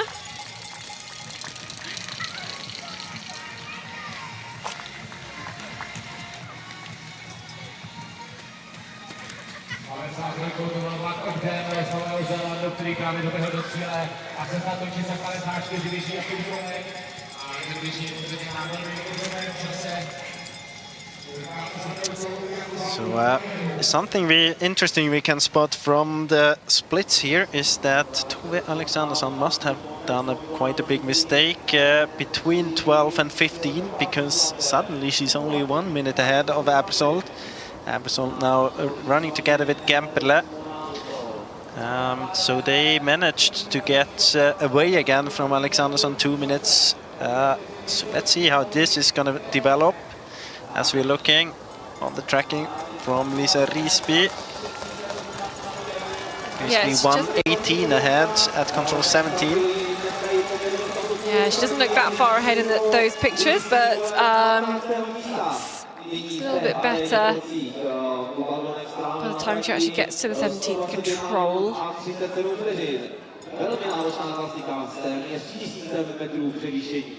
think the next athlete we're waiting for is Maria Larsson, next big time. So let's see here, Alexandersson. This is where she must have lost the time to control 13. Compare now with Abersold. Oh, a few people have done this. Oh. See the difference here. And you can see now it's only a minute, so Alexandersson and Abersold were together at control 12. So what we can say now is that Abersold not together with Alexandersson anymore. But Abersold done such a good job. Oh, Gembele. What's Gembele doing? Gone to the wrong control. Going to 9 again from 12.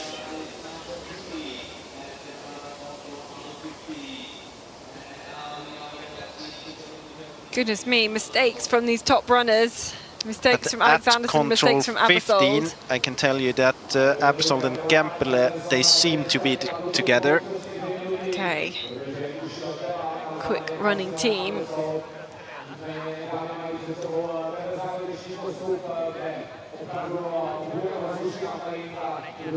But I feel like Tova is going to have to make another mistake for her not to come into the new lead. Here's Paula Gross.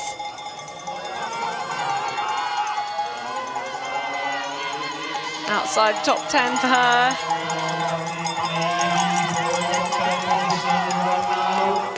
She won't be Andersen. She won't be Denmark. She might be number 11. 11 place for the Swiss runner. Lots of applause for Paula Gross, who does take 11th position.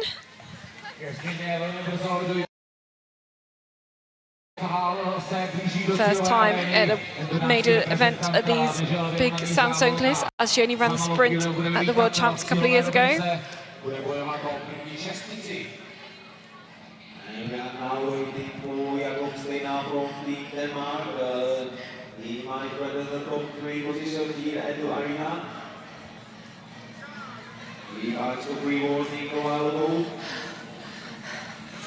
Another strong performance by Danish runner today.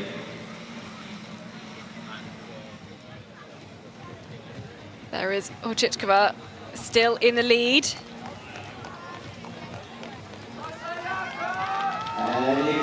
Great for her to be in that position.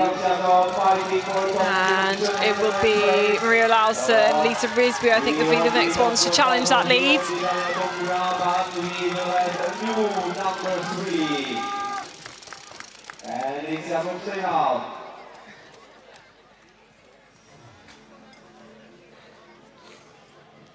Try and stay dry in that leader's chair. Arena se opět bude moci připravit, protože za malou chvíli do ní běhne Tereza Janešíková. Dnes to nebude stačit na... I love they have deck chairs. If only it were deck chair weather. Making themselves comfortable there. This is control 17 and Ven Lahayu. Coming from below. Haven't seen that very often. Well, there isn't a reason why we haven't seen that very often. No, but a few people came around the side, like Sabina Hausfritz came around to the side. There's a few other people kind of like dropped all the way down the valley from 16, all the way down the road. I wonder if we'll see that route choice as well. You can see Harju here now. Maybe we get to know why she's coming from below. So Hausfritz went straight down the valley here. Yeah. Wonder if Harju does the same. Yes, she does. You can see that she's losing a bit of time physically though, compared to Hausfritz. Going all the way around, even more extreme than Hausfritz. Yeah, and that's a lot of time lost then as a result. This is Janešíková. It is trying to approach the second last control. Oh, she's got to not drop too much, just about saved it. Anna's agreed with touch-free. Good, yeah, exactly. Good Yeah. that it's touch-free today. But Janashikova on her way then to the finish. She'd caught up Taney.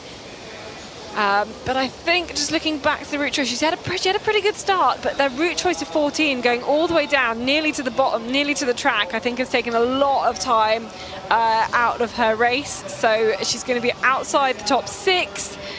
So not going to better her performance in the middle distance race, and not going to be as quick as Hotichkova as well. Her teammate, Janashikova, though, pushing hard on the last stages. She's got a great sprint finish, but it's going to be into 7th for her. But soon we should have Marie Olausen to the finish as well. Yeah, she started 6 minutes after Janashikova, and it's like she's in on for a new leading time. There she is again, crawling to sliding. the second last control. Absolutely maintaining lots of points of contact there with this slope. You can always feel that she knows that she did a good race when you look at her body language, how hard she's pushing here. Yeah, she's got no fear down this slope, and it's looking really, really speedy on these last stages as the drone zips through the trees. Olausen is going to take a new leading time. She looks really good here, looks nice and relaxed. She looks very positive body language as well. Especially very quick. Very, very quick.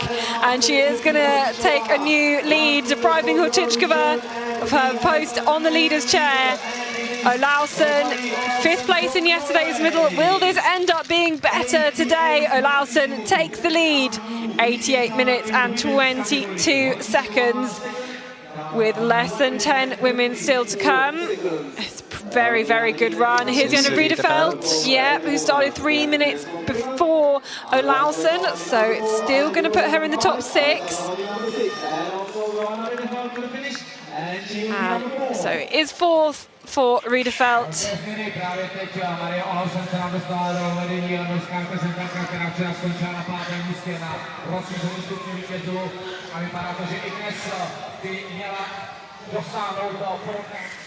Here's Simona Abersold then, dropping into the 17th control.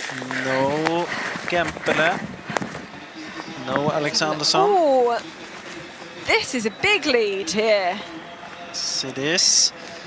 Big new lead there for Simona Abersold by nearly 6 minutes. But I mean, compared to Olausen, it was 7 minutes before the last one. Here's this is Kempele. She's too high. Yeah.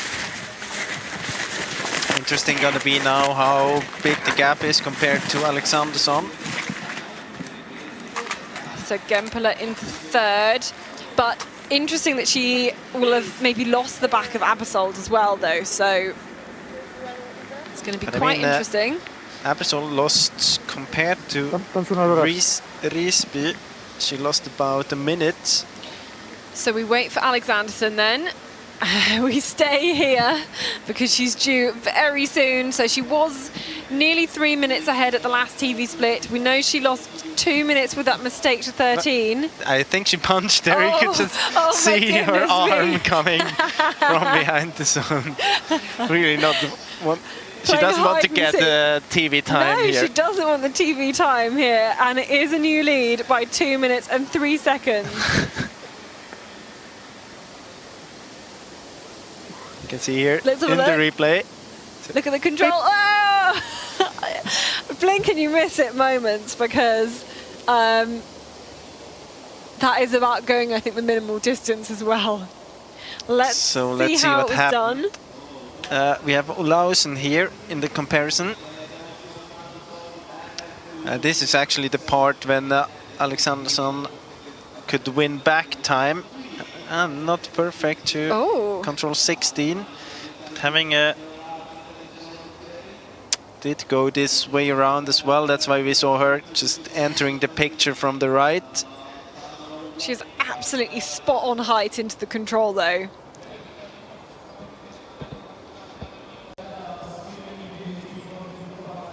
Okay, so that does mean we've had the last starter of the red group through to that control, through to control number 17, and it is a lead of 2 minutes compared to Simone Abersold.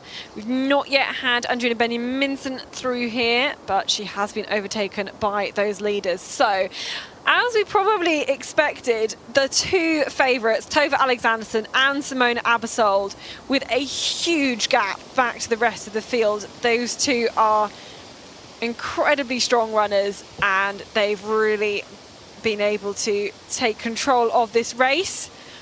Great to see Lisa Risby into a 3rd place. Could it be a first World Cup medal for her, individual?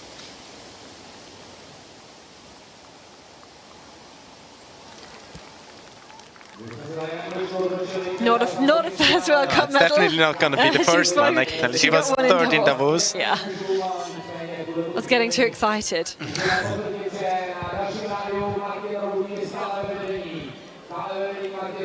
And actually, Lisa Risby is probably one of the next top runners we're going to see at the finish. We know Sabine Housefit, Van Harju losing some time. Here's Housefit though first. And actually, she's had a great second part. Yeah.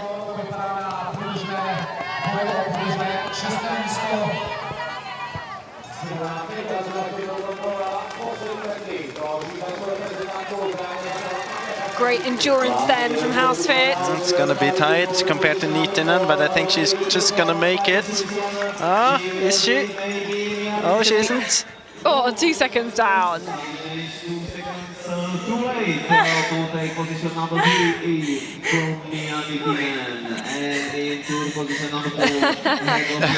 Seems to be quite happy, yeah. Yeah, we get the thumbs up. So now we got Risby at the second last control. So very soon we're going to have a new leader. Let's in the take finish. A look at Housefit. So yeah, neck and neck with Nittinen, even at 16 here. Yeah, big bit of an advantage at 15. You know that she did a different route to control 17 compared to Nittinen.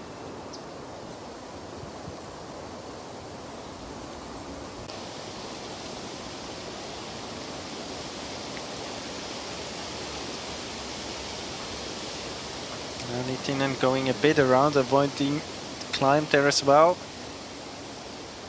Not too big of a difference, a few seconds in advance for Nittinen. Then Housefit's very good along the road though. Yeah. Seem to both be climbing over the hill. Very similar, as if they were running together. Very soon we have Risby to the finish as well. Just a few seconds, I guess.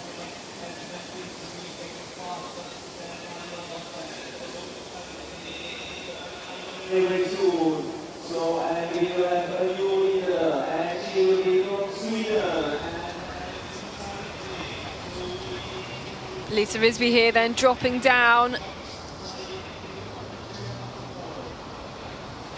towards this control here.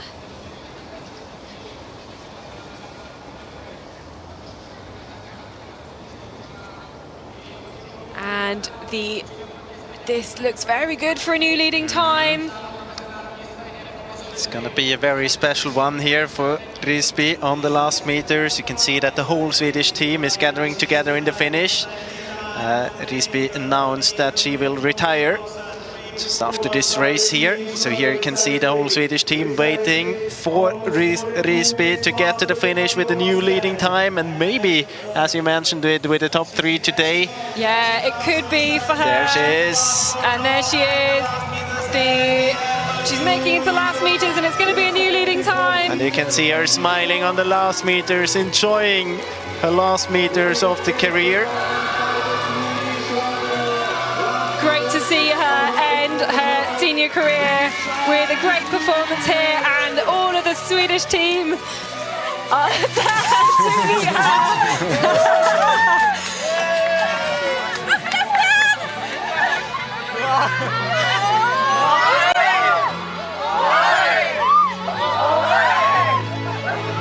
don't know. Maybe she would have preferred to get some rest just after the finish. She can't, there's no time to catch her breath before she's descended on by the whole team. And to set a new leading time there, what a great way. Never in her career had a bottle of champagne in her hands that quick after the finish line. What a great sight there. Surrounded by the whole team to celebrate her retirement there. And I mean, it's gonna be interesting for her. It's the fight, I think, between Gempele and Risby for this third position. And it's tight at the second TV control. It was 36 seconds between the two of them. And here is Lisa Risby, who is currently leading in the finish. How was your race? Yeah, it was good. I really planned my routes and I was very consistent. Okay, let's look at the replay then. You can see the small mistake by Alexanderson to control 16, then going all the way around to 17. But I think that actually Alexanderson could win back about a minute on this one. And then good exit as well. It goes another 10-15 seconds. And I mean, when they're together here, you know that they're running together as well. So now... Yeah, so this is that we're live with both of them then now, I think. So this is how it is then in the forest, with Alexanderson nearly catching up there. It's an alcohol-free. Just making a point here.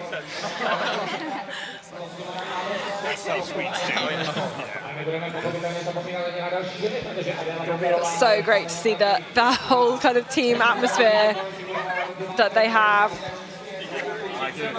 And the whole team can share in that celebrations, which I'm sure will continue.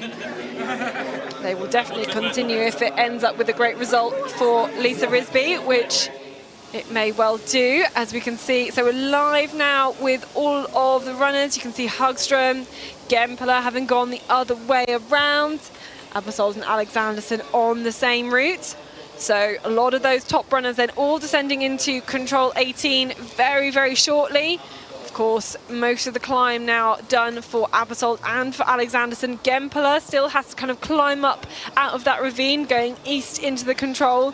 It's very, very steep there. We've seen lots of people take a long time to get up that slope. So that one is particularly tough. I haven't seen so much of Hagström actually in this competition. We don't really have the splits. Her splits in the system as well. She's been out for 84.5 minutes. Let's see. Yeah, 84.5 minutes. At that time, Risby was at the second last control, or the third last control.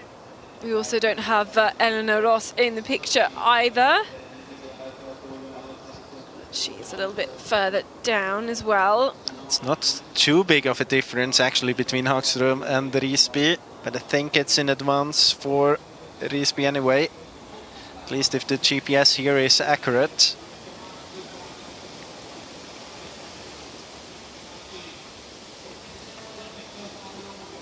It's hard to say. Sometimes we have a delay from the GPS as well, so we have to wait and see. Yeah, but Hagström definitely the next one in, I think. That's if she's running quicker than Eleanor Ross. Has she just punched a control? Yeah, she punched control 18, Eleanor Ross.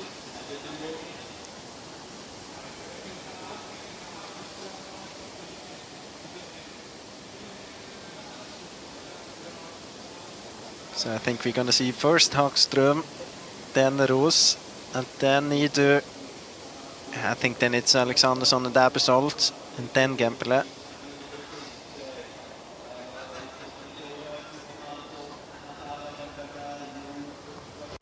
Dropping a long way so down. This is Hagström. It is Hagström. And let's see now. Time for Risby, 87.05. Oh, you think she's just going to come in ahead, I think, to be honest. And probably deprive Risby of a top 3 here today. She must have a good finish, Sara Hagström. We didn't see a lot of her throughout the course.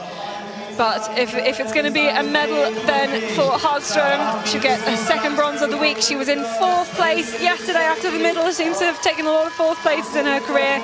But this does look like it will be the new leading time here. And Sara Hagström into the lead.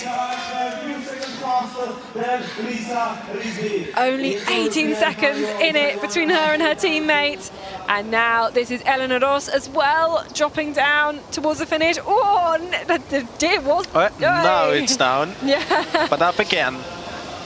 This drone is bouncing back. But Elena Ross in her last ever Forest World Cup race is going to be outside the top 6. A great career, and she will end it at the European Championships to end that season, where she returns to the sprint disciplines, where she has had so much success. But Elena Ross then in towards the finish. See if she can end up with a top 10 result. At the moment, she is just under 4 minutes slower than Hagström. And at control 18, we also got the punch from Abersold and Alexandersson, and about a minute later also from Gempele. So soon we will have the 3 of them, and I can say that the difference between Gempele and Risby was only 12 seconds. Van Lahayu, not been her day today. She's down into 25th place. Tough day in the forest for the Finn.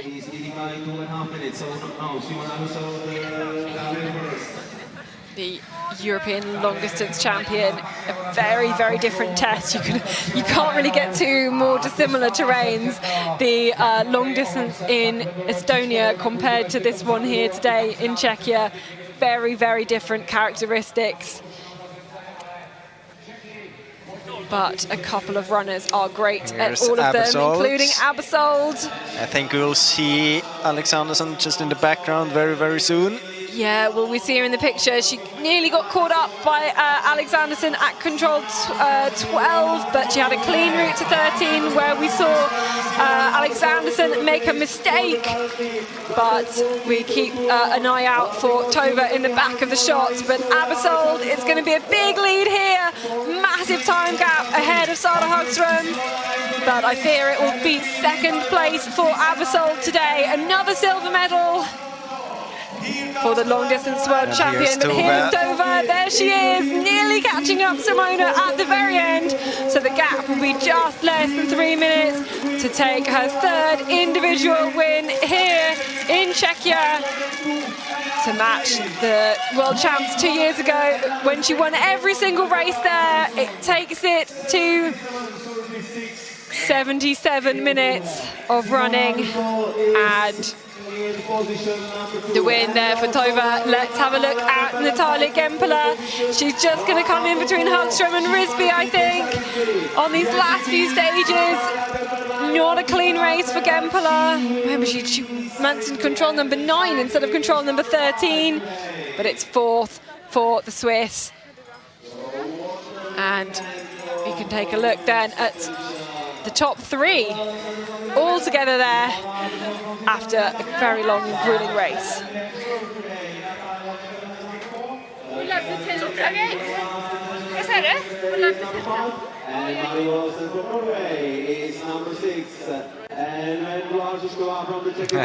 Not very satisfied with the race. I think there would have been potential for more today. Men så hamnade jag för högt så jag kom upp på den här platån här uppe. Och så var jag först på väg hitåt, för jag trodde jag hade ju tänkt att jag skulle komma ut här. Så jag stod här och var jätteshit. They are discussing the route to control 13. She said that she ended up on a plateau, but it wasn't the right one, so she was very surprised. She noticed where she was. Nej, det är väldigt vanskligt. Ja. Hur löpte du till?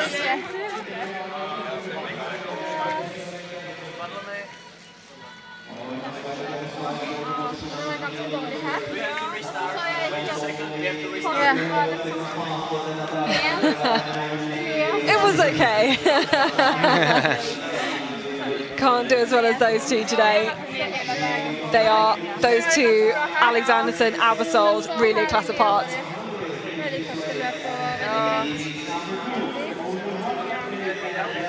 Everybody checking their routes here, making those comparisons. And it is really hard from the GPS tracking to kind of see exactly all those micro routes where exactly was best, but you could see Tova had such a lead already into control number 4. She picked a really good route to that one, and kind of as is no real surprise. Yeah, and I mean it's both the technical aspect, but it's also that she is just in this uphill when it's very, very steep. She's physically so strong that you can see that she's always making a small gap. Every time it gets really, really tough, then she's just a few seconds faster than the others. Just straight, and this stone, it was just also like kind of wide, but it was not the right one. Ja, ich kam von hier und dann, also ich wusste, ich bin noch zu wenig weit, aber dann sah ich dich und dann so, scheiße, jetzt nur nicht ablenken lassen. Ja. I was like, I met Sarah 2 times, and after this I did this before. It's like, okay.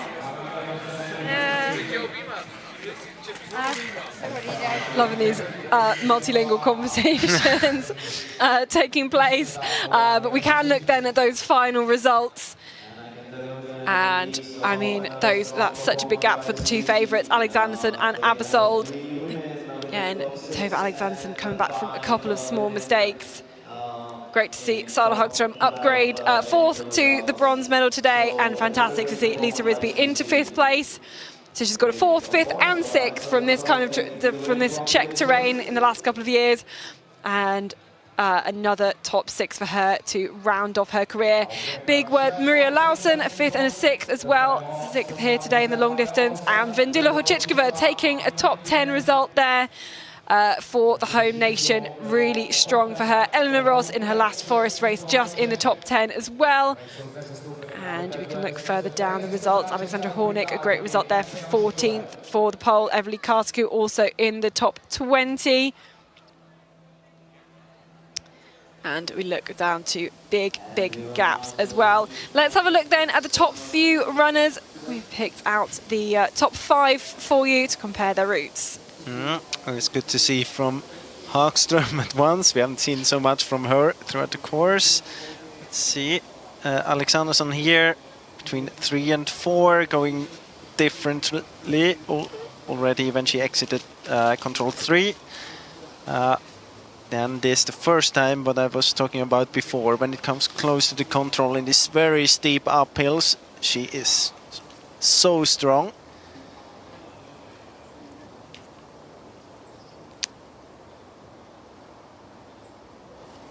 You're splitting up a lot on those controls. You see Gempele, Alexanderson going down on the path, coming from below to control 6. You can also see that both Alexanderson and Abersold going back to that path, rounding to the east. Gempele, Hagström and Risby go to the west.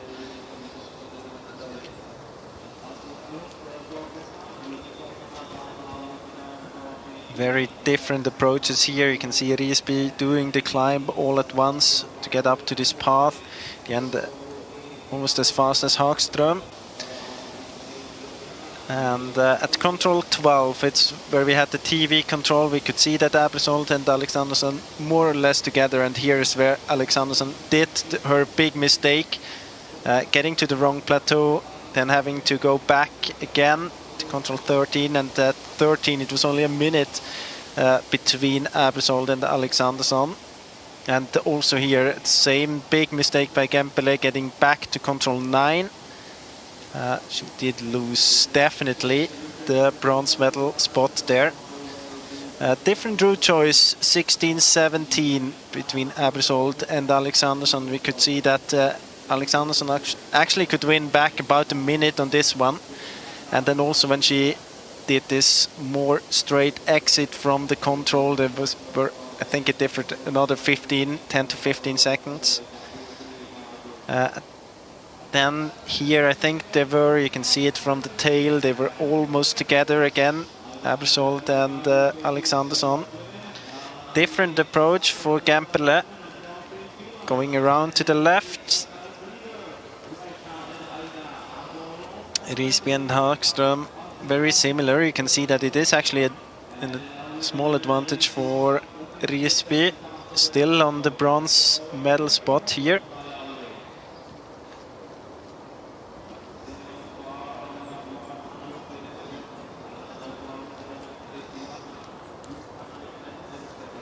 Must have been on the very last meters where she lost it. Would have been interesting to see. I think it might have been the speed when we compare Hagström on the last meters. Just what I remember from her running is that she had a good speed here, and I think that this made the difference in the very last meters, that she had the power to push all the way to the finish.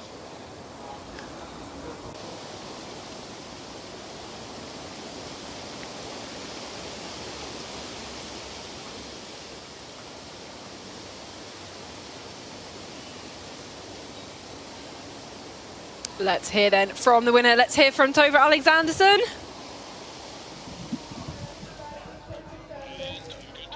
And I'm here with Tove Alexandersson. Congratulations, Tove, on yet another win for you here in Czechia. How was your race today? Yeah, thank you.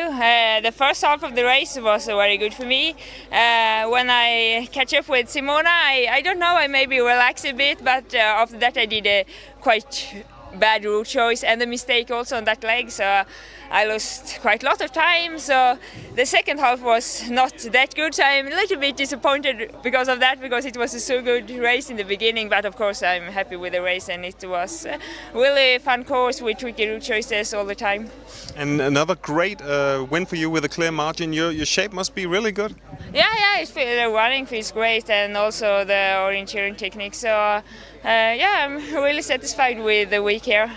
Yeah, and if we remember back 2 years, you had a lot of gold medals at the World Champs here. What's with this Czech terrain that suits you so well, you think? Yeah, I really love to be here, and also I think it's always so good courses and everything, and I really like the terrain here. It's tricky orienteering, but everything is really clear and fair, and it's many route choices and challenging orienteering, and yeah, also it's quite physical, so it suits me well, and I like to be here and race. And we haven't got all the points yet, but you must have a huge lead in the overall World Cup standings. What does that mean to you? Yeah, it looks really good. It means so much to me. The World Cup is important for me. I think it's really big to be the one that are the best during the whole season and on all different disciplines, but it's 2 races left, and you have to come there in good shape as well, so it's not over yet. You can't relax. No, in 2 months we'll go to Italy for the European Champs, which is also the end of the World Cup season this year with sprint races, 2 individual sprint races. What will you do to prepare for them in the next months? Yeah, I'm really looking forward to that. I haven't run like any sprint since the WOC last year almost, so now it's time to start to run some sprint training again. So yeah, it will be fun, and I hope it's enough with time to get in a good sprint shape. We'll see. Thank you, Tove, and congratulations again. Thank you. Well, she's already clearly in some good sprint shape from her win earlier this week, but once again showing that she can master pretty much every terrain here. Taking yet another win in amongst this technically demanding and physically demanding course. Interesting to hear she wasn't as happy with the second half of her race. She's such a perfectionist when it comes to her orienteering, and really wants to be kind of at the top level all the time. I mean, she's not happy with the second half of the course, but if you look at the finish time, she's 5 minutes faster than the predicted winning time in the end, so definitely good speed. But of course, I mean, if you do a mistake as she did, quite a big one, losing 2 minutes on it, then a runner like Tove is not satisfied with that.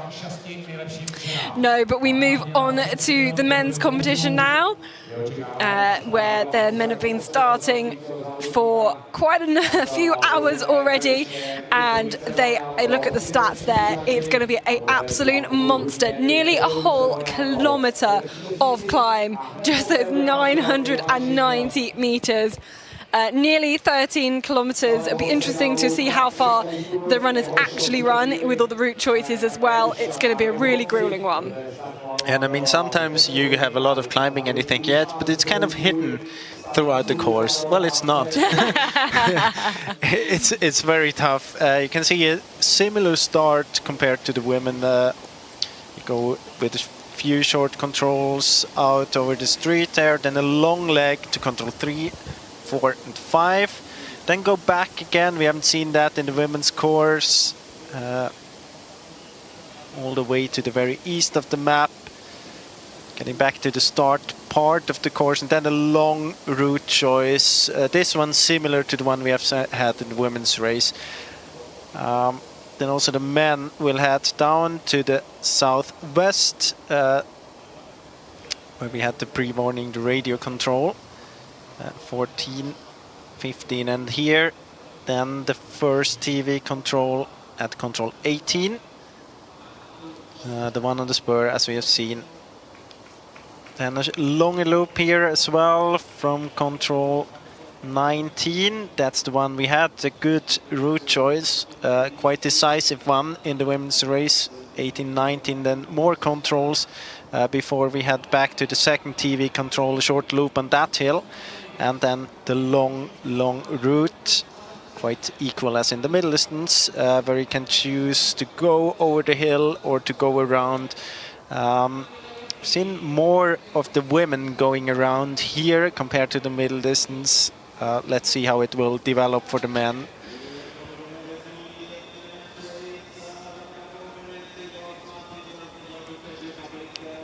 That's an analysis of the route choices. The red one was the one we have seen Gempele running for this control 8-9. If you remember, to Alexanderson more going into this a bit more to the right and then climbing up to the control.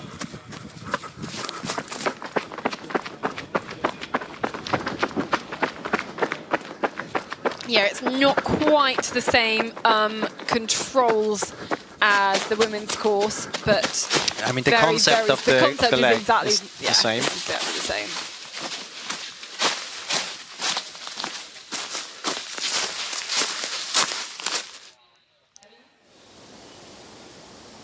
We've seen this one, the red one.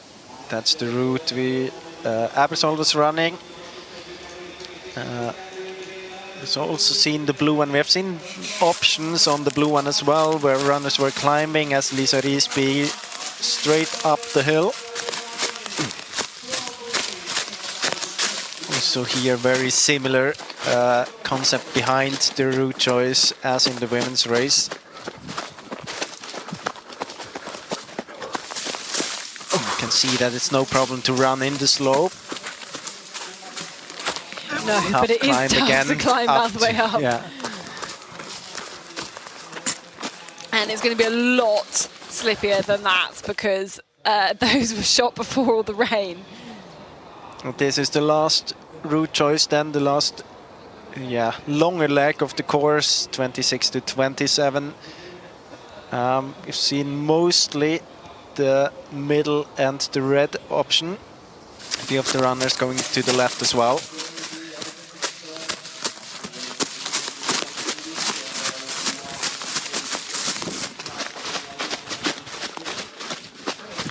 I think that the idea of the course setters is like they expect it to be faster to go to the right or to take the climb.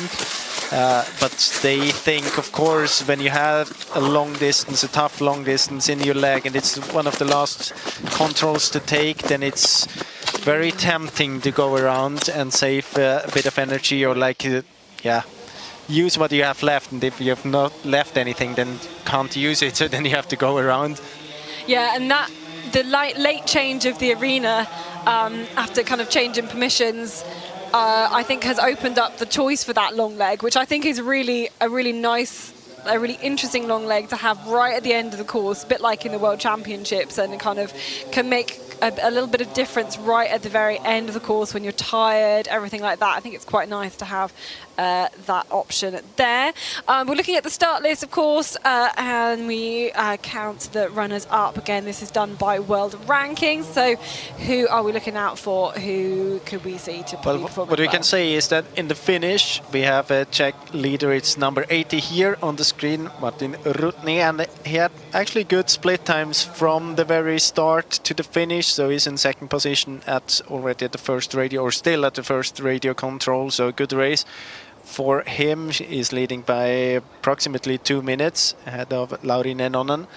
But of course, the big favorites towards the end of the start list. Gonna see, especially, I would highlight Kasper Fosser. I mean, if we look back at the last long distance races, he has been dominating the World Cup and the World Championships. But I think, I mean, there are many runners who can do very well today.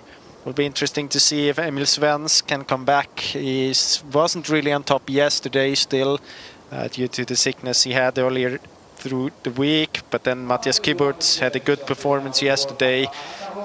Janis Bonek, the winner from yesterday, will be interesting to see him in the long distance. Didn't have the best long distance race at the World Championships. Was very disappointed after it, even though he finished, I think, 11th. But I mean, this could suit him. He showed yesterday that he can perform well when it's this sandstone terrain. So there are a few names that will be very interesting to follow today. Yeah, so you just saw the picture of Rudny at the finish, the new leader. I think these are the top 2 runners at the finish, including Lauri Nenonen from Finland. Interesting to see very similar route choices there. All the way back out and round the hill to 8. Better executed by Rudny. Then I think Nenonen more on the Alexandersen route, winning back a few seconds to control 9.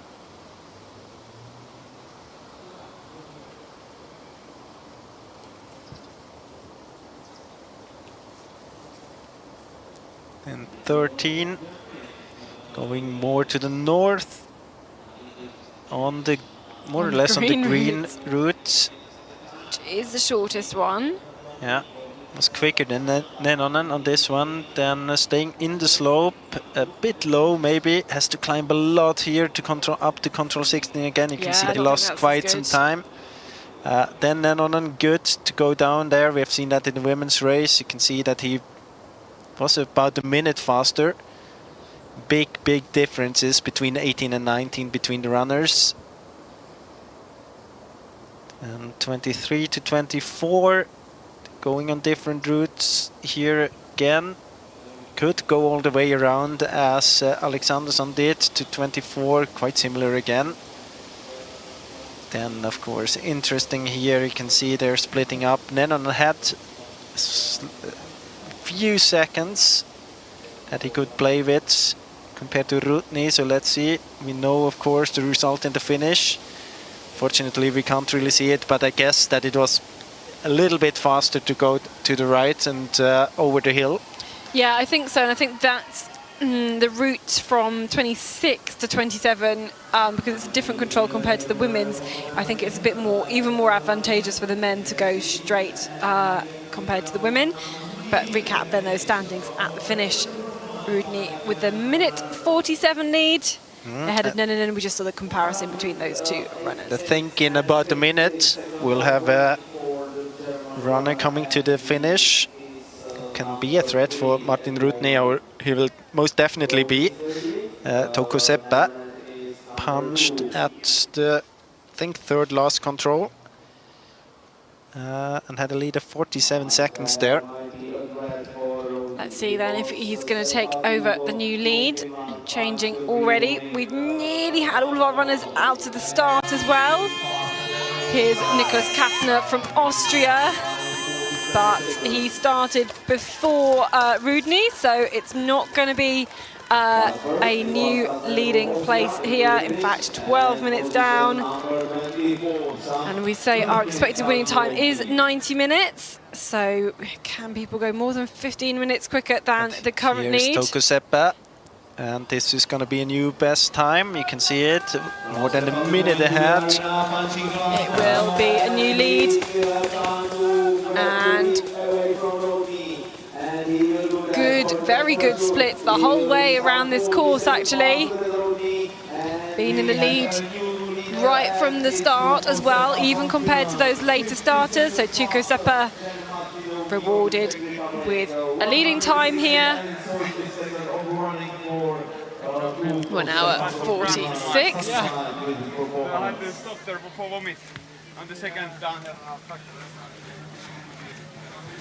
Has happened before for me.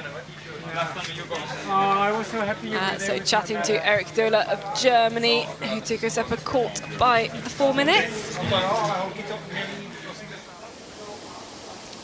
Let's have a look then at Seppä compared to Rudny, who's just overtaken the lead.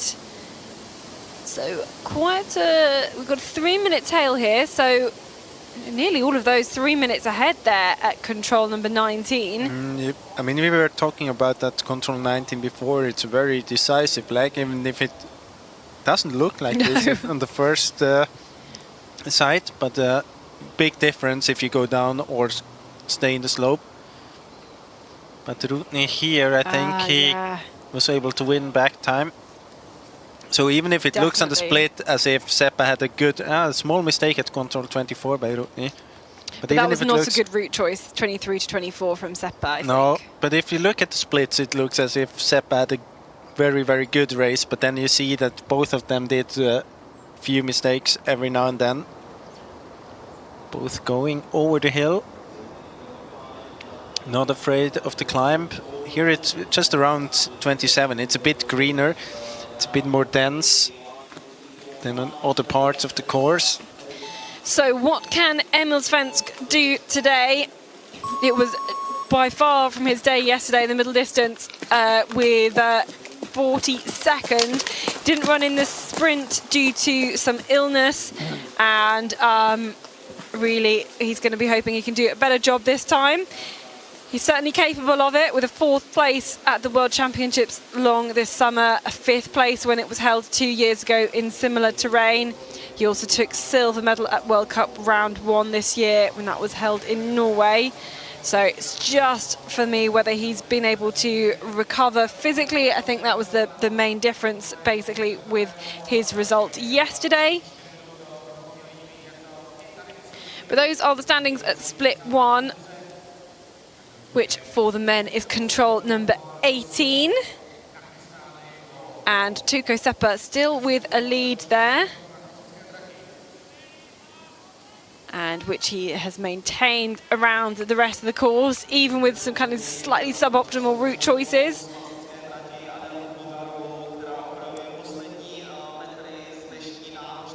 So can the likes of maybe Timo Suter pick up some places? Here is Olli Ojano, and the Finn is going to really attack this one. He is the world bronze medalist from that race just a few weeks ago. Seemed to come out of nowhere to win that bronze medal, but he has shown for many races in the last kind of couple of seasons that he has always got that potential. So watch out for him again today. Michaela Lejnik then descending here into control number 17, dropping all the way down this re-entrant, and then he'll get the time at the next control at number 18.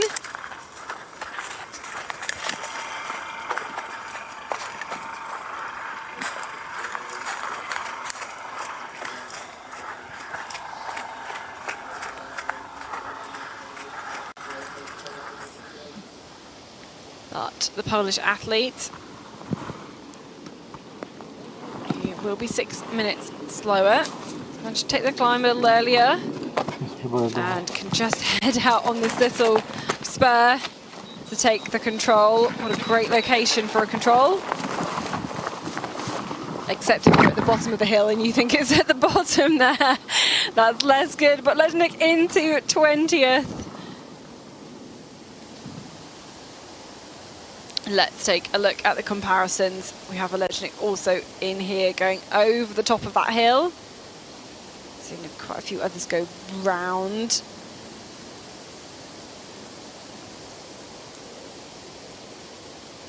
Most athletes with a very similar route choice actually from control 8 to 9. Ooh, Seppa, you can see kind of lost time initially, but then could get on the top of that spur where it was a nice descent, nice and nice gradient to run down and attack the control as well.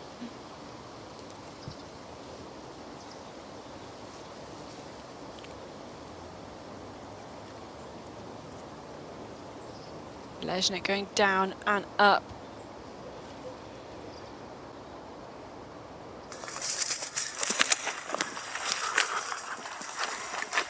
This is Erik Lankadel Breivik into control number 17.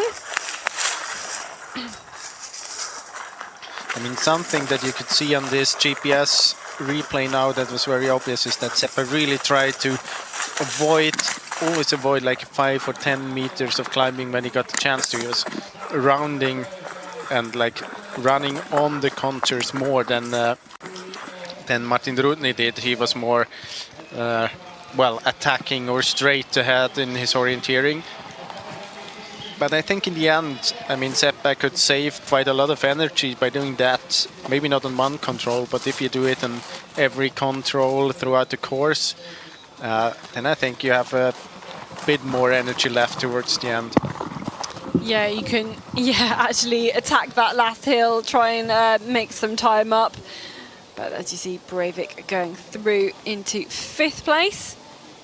He does have a 10th place at a World Cup that comes from the middle of Norway. Here's Joey Hadorn though. And I think actually if you look at how this long distance is built up, it's a very physical course, it's very tough to run in. I think he could do very well today. He had a good run yesterday technically as well. Not if he keeps looking around like that. Yeah, but I mean you have to plan of course. Yeah, there's no big route to the first control. No, not really. But we have seen many of the runners hesitating a bit, really double checking if they have to go down into this green valley. But he could do good today, as I said. A lot of climbing suits him well. Had a good race technically yesterday. Had a good race in a very difficult middle distance. So I think his self-confidence should be on top, and will be interesting to follow him today. Whenever we chat about Joey Hadorn, I'm always going to remember that relay in Davos at the end of last season where that climb up, and he just caught so much time up on the climb. Or then we just talked about the relay 2 weeks ago. Yeah, that's true. And the climb is incredible. But here's Larry Sild. And the route through to the 18th.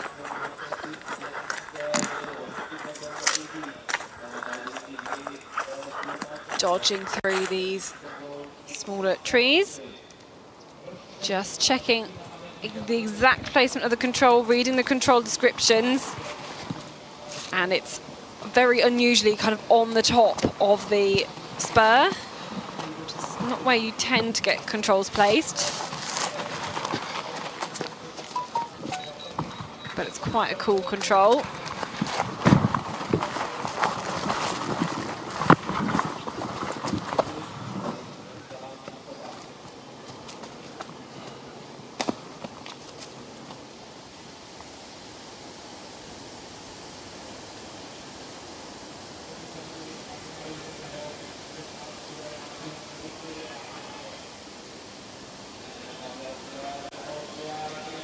Still not quite going as straight, maybe a couple of time losses. Missing control 5. I was going to say, I think there was a bit of a loss at control 4 as well, not just 5. Interesting as well that you can see on almost every leg. Now we only have 3 runners in the comparison, but at almost every leg they are splitting up. So there's so many different options you can run. We were talking about that in the women's race already, very much depending if you have the route choices also to your personal skills in orienteering, both technically and physically. maybe more physically. I mean, if you're good in the uphills, then you're not going to be afraid of going down and up quite steep bits. But you can try to avoid it, as Tokoseppa did as well. So it's definitely interesting. And of course, here we can see there's still women starting. We mentioned that before. It was the red group, was not the last group starting, so No. don't be confused. Yeah, they you see the kind of pictures split here. the start list there. But that's Albin Rudefeld just started. Second place yesterday, the European middle champion. Obviously, his best results coming in that shorter distance. So at the finish, we wait for some more runners in. Still Tokoseppa with the lead here. This is Ricardo Rancan into the finish. But he started 2 minutes after Tokoseppa, and the Finn finished quite a while ago, so Rancan will be 8.5 minutes slower than Seppa.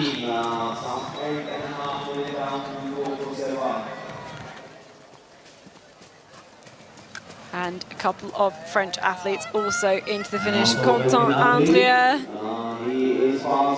is one of those, number 88, so the runner behind. And maybe Maxime Roturier as well, but Quentin Andrea into 6th place then for the French team. Two teammates running together into another French athlete. It is Lurt Capburn. We also have Rudolf Cernis, who's caught up Lurt Capburn by 2 minutes. And this is split number 1.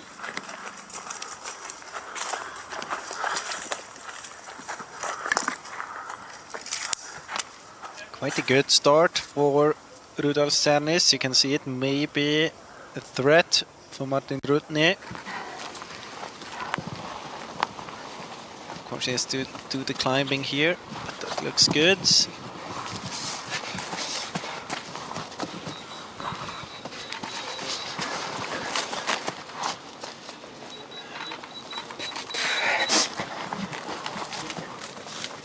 And I think Rudolf Cernis is trying to get, like, really taking that control well, prepared well, trying to maybe drop the Frenchman behind him. So let's add in Rudolf Cernis into the mix in the black. You can see the tail is 3 minutes here. So almost 3 minutes behind. We know from split that he's only 1.5 minutes behind at control 18. So he has to get closer here again. I think getting a little bit closer at this point to control 10. Here it's about 1.5 minutes, so that's the gap he's gonna have. Maybe a small hesitation into control 13, going on the same route as Rutny and Seppa, going even more straight than Rutny. Then not heading down as the others, straight from control 15 or 14. This is Daniel Hoopman at the start. You can see it, 6th position at the World Championships only 2 weeks ago. This is Alexei Niemi. Lost quite a lot of time in the beginning, this is the second TV control, so...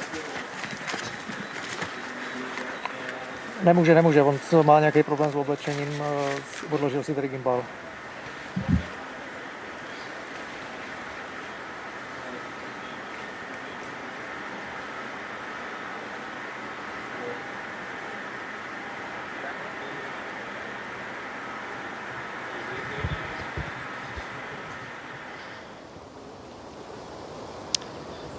Another comparison.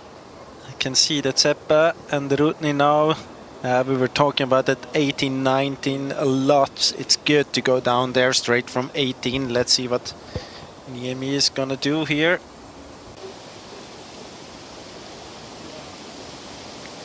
It's not really going down either.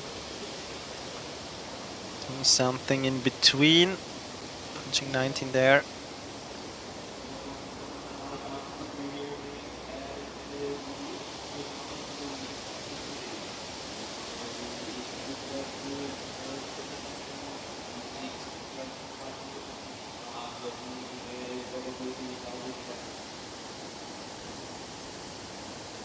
Can see no bigger problems finding the controls for Niemi, but losing time from one control to the other, executing them. This is Gustav Bergman.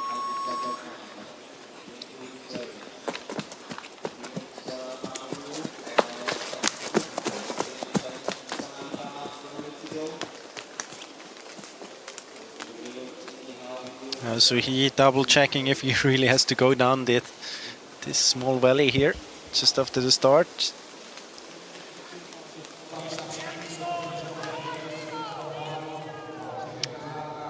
And here we're waiting for Timo Suter to the finish. Let's see, maybe into third position. Yes, indeed. Just between Rutni and Nenonen.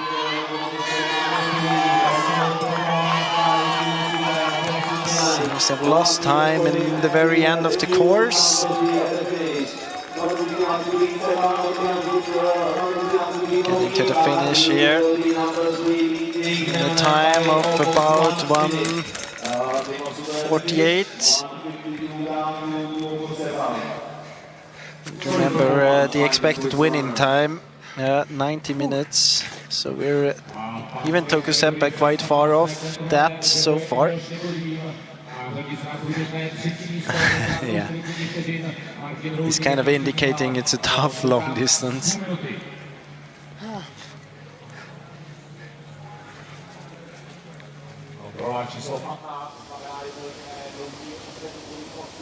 Well, let's look at what happened then to Suter, because he did have a split where he was in the lead. Let's look at this. Quite okay here. Still ahead of Rutni at this point. Then not the best exit maybe from that control, then going all the way around and even rounding this fence. Yeah, it would be good to see the end of that, but I think that's where it was lost. Can you give a cast? Going down the slope here, control 24.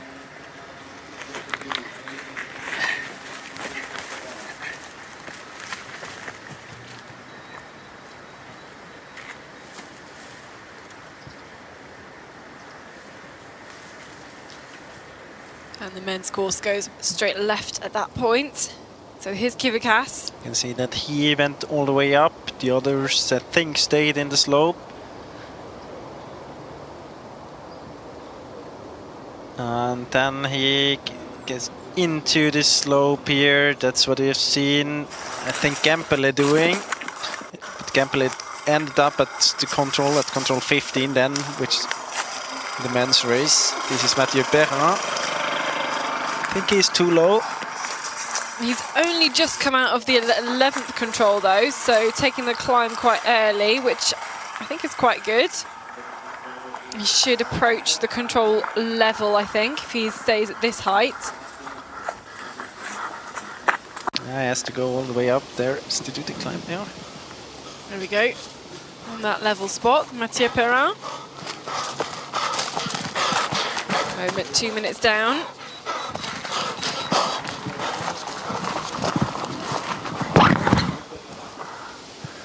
Street there too.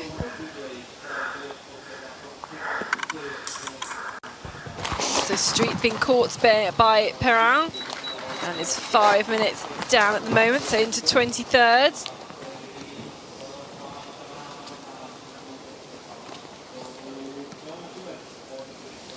Let's add then Street and Perrin into the GPS animation. Street just a little bit slower into 8, maybe dropping down on the spur to get on the next plateau.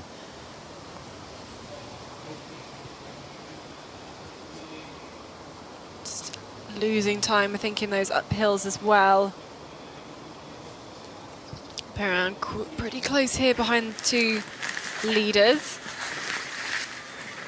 Pascal Buchs now down into the 24th control. Is, again, about 2 minutes down, but into third. And there's a chance to make an impact on this part of the course as well. Yeah, and I mean, if you look at the splits, he was 5 minutes behind Toko Seppa. The first TV control, now it's only 2 minutes. Wow, that's a great middle part. But he is very strong physically, you know, we know that, especially in uphill running. So the second to last starter is Matthias Gibert. Just begun his race there, as we can look towards the German Bayern Blumenstein, who did start before Pascal Buchs, so going to be maybe 5 minutes down. Yep, there we go. Taking both, so the kind of opaque cups are some sports drink and the clear cups are water. So taking both options. All of that is, of course, detailed in the bulletin for the athletes. Let's take a look at Pascal Buchs then, because he's had a really great middle section. You can see here he's about 4 or 5 minutes behind, and he's going in the slope here. That's hard to say, still about the same, I would say. And then going down here, that's the big difference. Yeah, we like that one. But still, I mean, the gap to Seppa is quite big. Good downhill section for Buchs. But this is where Seppa loses a lot of time here on this choice. We can see that Buchs most probably going quite straight. And you could see that Seppa lost a lot of time there.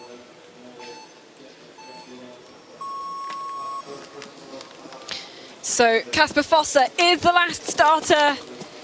He's the new long distance king, and can he do it again on this very different type of terrain? He did win here the World Championships a couple of years ago. And he, of course, winning the World Champs a couple of weeks ago as well. Recap then of the standings at the finish. Still Tuko Seppa with the lead, despite that time loss on the route choice to 24. Still looking very good. This looks like Victor Svensk. It is on his way to the first TV split. We've got a time difference now of 3 minutes between every starter.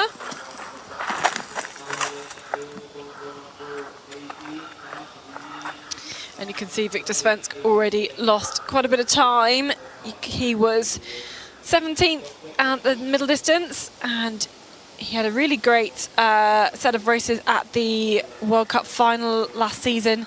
6th place in the middle, 9th in the long, but not been selected yet for a World Championships team. Suspect it's only a matter of time. But into 11th.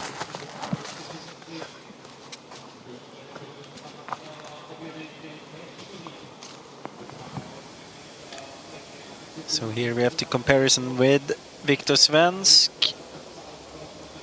Going is he going to go all the way far around? away. It's the Kemperle approach. It's not paying off. This is Miloš Nikodym, the way to the first split. You can see he's reading that control description. Whoa. Lost about half a minute from the pre-warning. So maybe some problems, maybe not running in the slope. For sure see it later in a replay.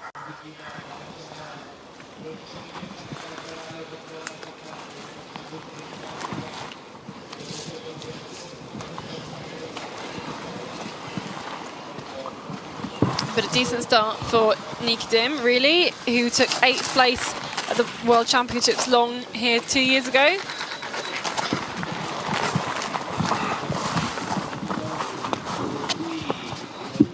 Sixth place for him, but as you said, losing a minute from the first split. So let's see here. Yeah, he was very close to everybody here. That is, didn't pay off, that route choice. But I think he's about 40. I mean, that's the first, that's a pre-warning, so that's from here he lost about a minute.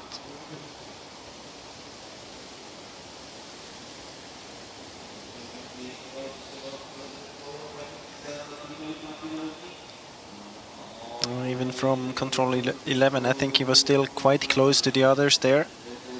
Let's see here. Maybe we're gonna see it later. Guillaume Elias, next one in. Another French athlete. He is some 7 minutes down to Tuonko Sebastian leading at the So 7 minutes slower than Tuonko Sepa. And takes the last few meters.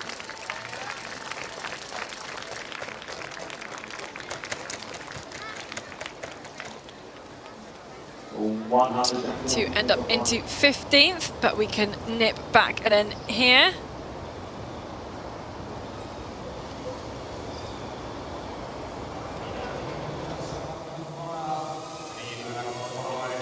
This is Kymäläinen, who was caught by Elias.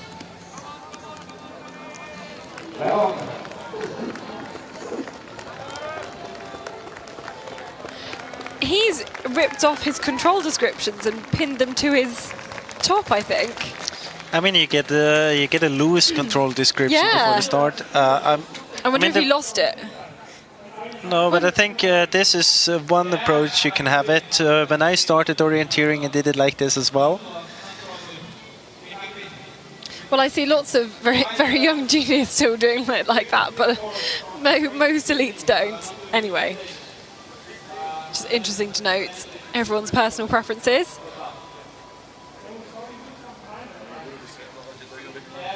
I have to agree. I haven't seen that in a while. But obviously, I would be afraid that I would lose it. But obviously, I mean, he got through 100, 105 minutes long distance. So obviously, it works. I think I'd have the same fear too. So Quentin Moulet next up towards the finish, and this is a better run from him. Moulet is going to be less than 4 minutes slower than Sepa. Another of the French athletes. He will be slower than Andrieux.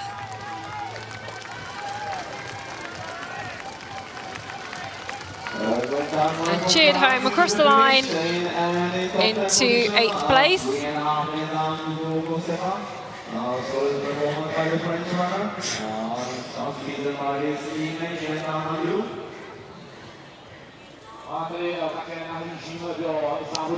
You can add Moulet's GPS into the picture.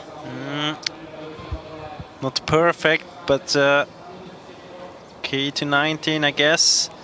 That's a good direction out from 19. Could head directly to the other valley.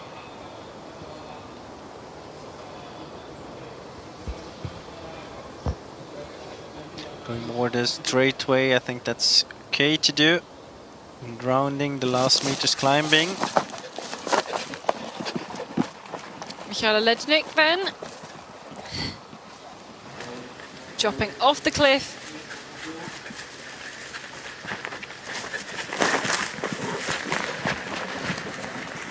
Nearly losing his balance, managing just to stay upright.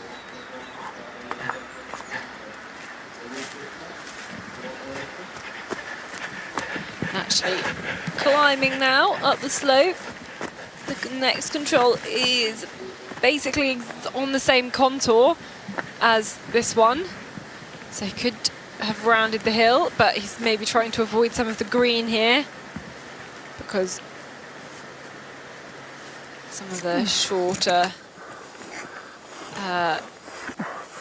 trees really get in the way. So you can see he goes underneath the two crags. We'll have to drop a little bit more then to the actual next control.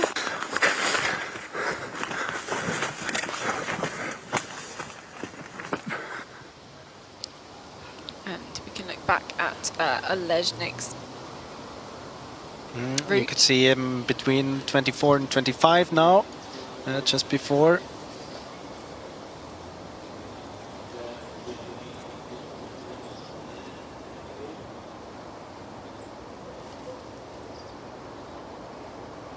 Going on that Seppa option. Topi Sirulainen then. Very quick descent into control number, I was about to say 11, but that's the women's control, 17.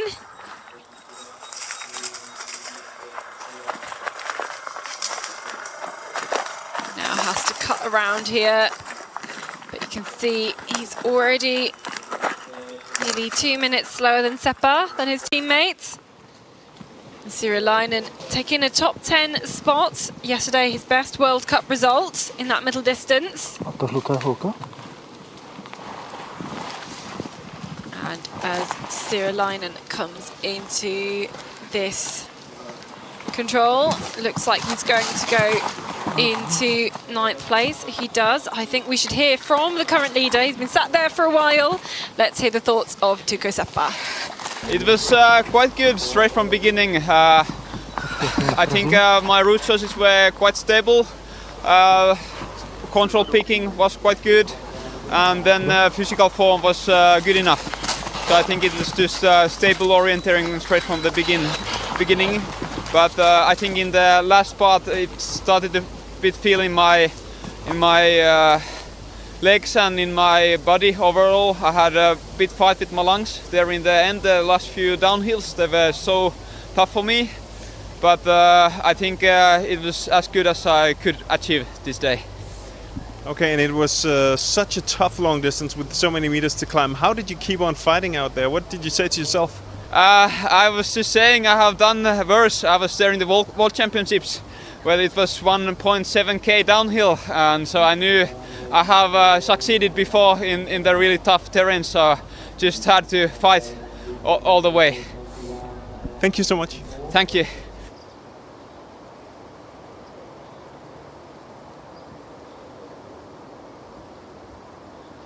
Yeah, really fighting all the way there, Tuukka Seppa. He really managed to achieve that one.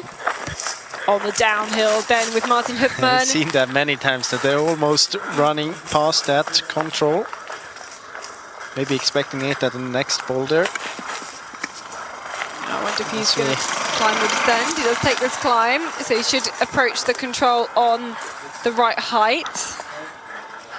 And actually, we just missed there the route of Magna Daly. We saw him kind of hobbling out of the forest yesterday. I think he said he just got cramp in both legs, really just needed to end his race. But Martin Hupman, this is good.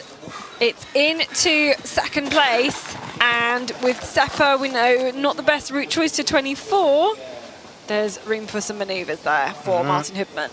And I mean, talking about good split times, soon gonna expect, in about 7, 8 minutes, we're gonna expect Thomas Krefta at first TV control, because he has punched at control 15, and he's in a clear lead there, almost 3 minutes ahead of Tuukka Seppa. Whoa!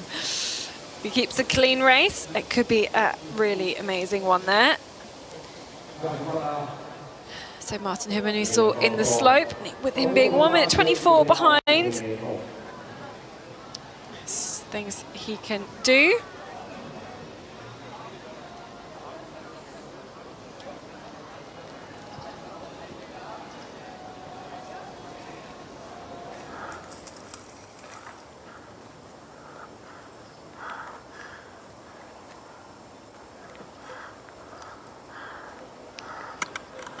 Can follow the camera operator a bit up the hill. Preparing for the next runners to come, but we get the standings at split 1. Tuukka Seppa in the lead there, also in the lead in the finish, as we know. Martin Hupman in 2nd, 1:24 behind, and Rudolf Czernis 1:26. And quite close race behind Tuukka Seppa, but we know that Seppa did a few mistakes, especially on this long leg between 23 and 24. But we still have about 15 runners still to make it to split 1. Everybody, of course, has started. Krivda, Bonek, the next few who we could see. Anton Johansson. Yep. Joining the camera operator in the uphill walk. Doesn't look like the camera operator wants to go up there.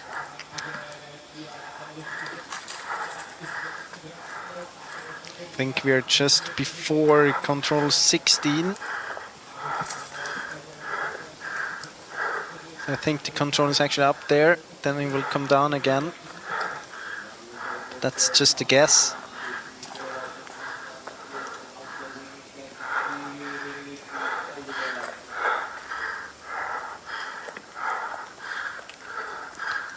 This is like me when I'm shadowing juniors out in the forest. You mean the breathing or the... No, like, oh, they can go up the hill to that control. I'll just wait for them down here. It's like when I don't need to do it. And I'm coaching, I don't need to do all the climb, do it's I? like when you do a training and you just punch the controls by eye touch. Punching it with your eyes. Yep. I get a feeling of the uphills here.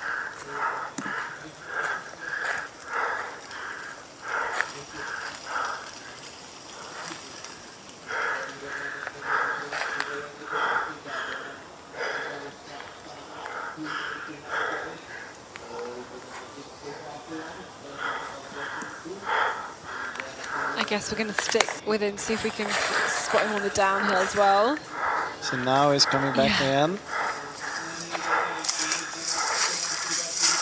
Hang on, is that Jonas Bonek? Yeah. And Krivda. So now we're waiting for Krivda. So Krivda's caught Bonek and Johansson as well. And that's a very, very good start. Yeah, Had a disappointing race yesterday. He did a huge mistake, we guess. Yeah, I think so, and then just called it a day. But of course, that's very convenient to be together with the winner from the day before. Yeah, absolutely, but both doing a different orienteering, and this is a good route up here. So the lead was 2 minutes and 50. And actually, Bonek decided to change his mind and go the other way.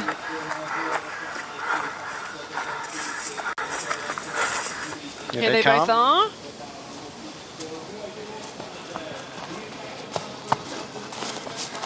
So a new best time then at control number 18 by 3 minutes.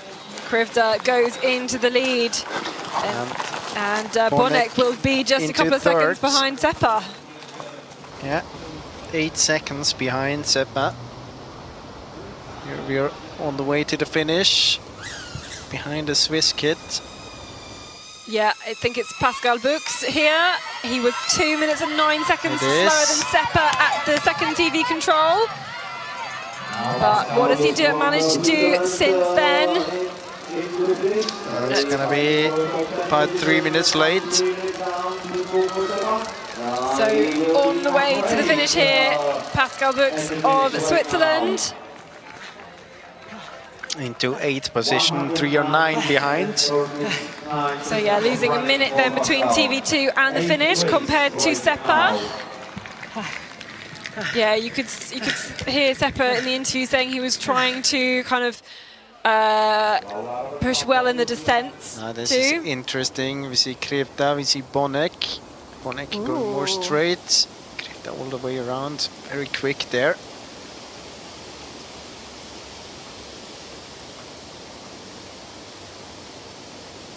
That's really good as well. That was a good route. Can see that he has some experience from this kind of terrain.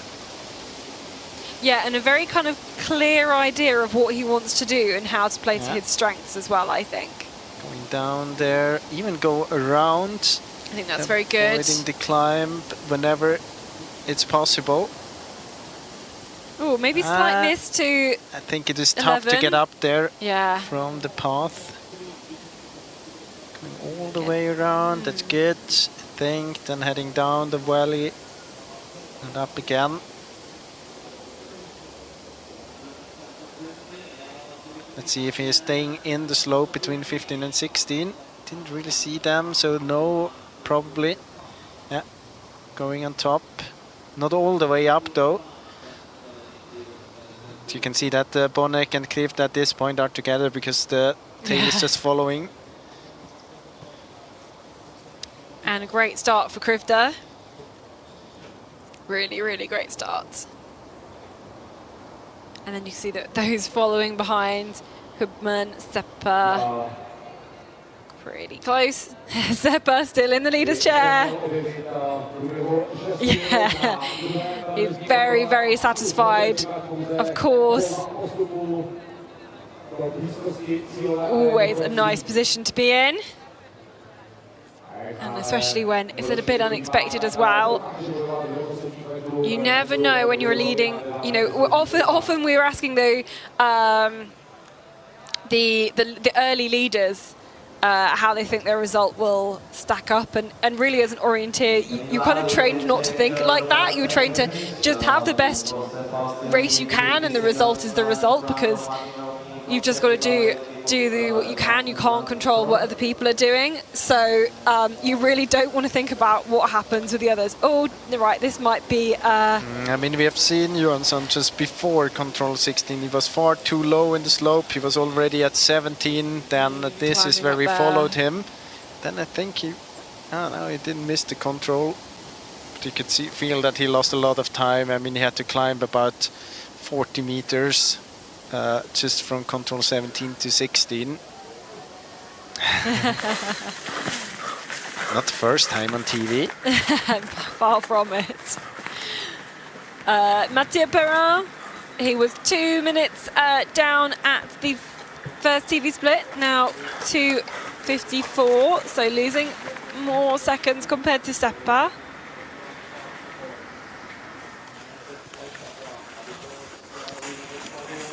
Here we are.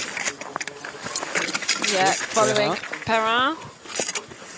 Into control 25. So that's the short control after his long leg from 23 to 24 to the second TV control. He just kind of puts his hands above his face to fight through these trees. But this is pretty good. Here's Ralph Street into the control number 24. He's got to drop down to the control itself. And here outside the top 20 for Ralph.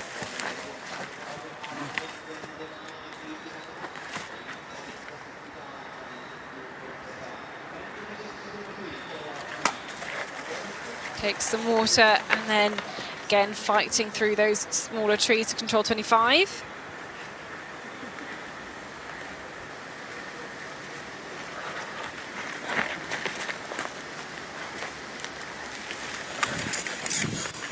So we can follow Ralph then to that 25th control. Going through the trees in a similar direction. Emerging to the lighter green. Let's add in then Svensk in the shot as well. Perrin, who we've just seen, Street, who we've just seen. Good. Svensk stays very low. Good route. Oh, there's a mistake. That's the Alexanderson mistake. Yeah, by Street, yeah. Well, I know, and by Perrin. But Svensk was actually on a good way to 19, but then heading up the slope a bit too early. No, but Perrin and Streets both making a similar mistake.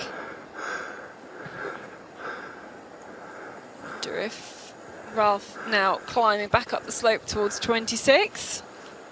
And the two big rocks you can see there, two big cliffs.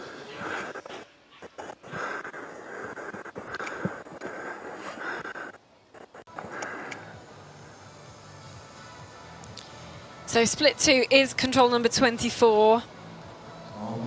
And the leader at the finish. Again, a big gap. But we've just had Street Perrin through there. We've still got another 20 guys still to make it to that point. But back to TV split number 1 for Simon Imark. He started 3 minutes after Krivda, so not making the Krivda train. instead into his time at the next control, of course. Already slower than Bonnet, but not a bad start here for Simon Mark. Interesting, if you followed his splits, he was in a lead at the first radio control, then lost 4 minutes on the 15 minutes between the first and the second radio control. So I hope we will see a replay there, because he must have either done a bad route choice or then missed the control.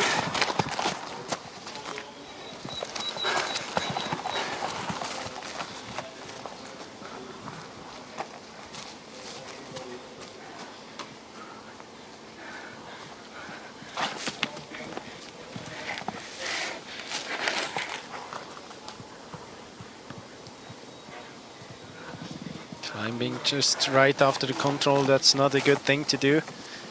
Know that the fastest splits to control 19 are the ones just kind of dropping out from the control.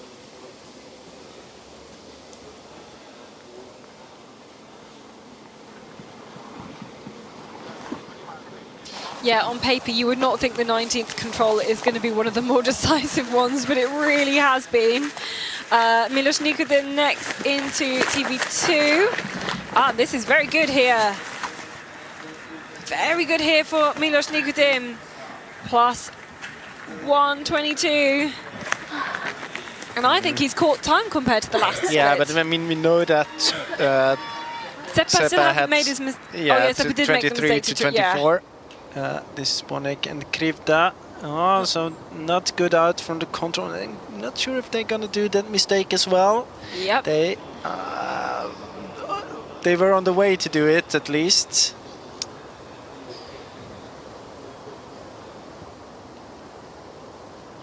Yeah, there. I think they lost about a minute on that control. I can't really understand what they're doing here. Do you have any idea why lots of athletes are making this mistake? Well, I think they follow the wrong terrace. I think they suddenly think that they're one below. Because they were climbing up. Yeah, now it's hard to explain. Climbing just after the control, they have to climb, and I think they climb one terrace higher than they think they are, and then they follow the height, and they suddenly end up at the path Going there. south, yeah. Yeah. But it's so interesting that so many people have made that same mistake. I wonder if there's also tracks there leading it off. Maybe it's just the right amount of time around the course. People are starting to get tired.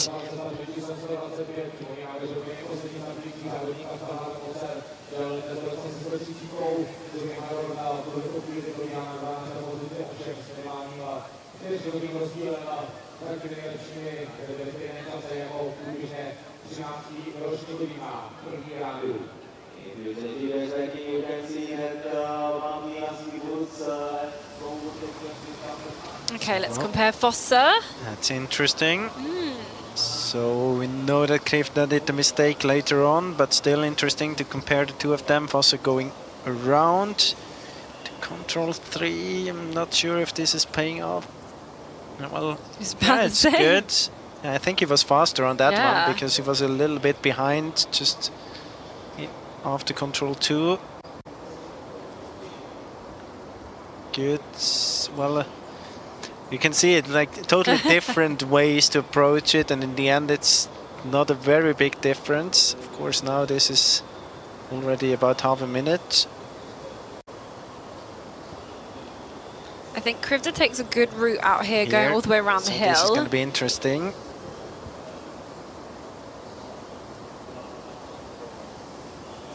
Good option by Krivda. You can see it about 20 seconds maybe.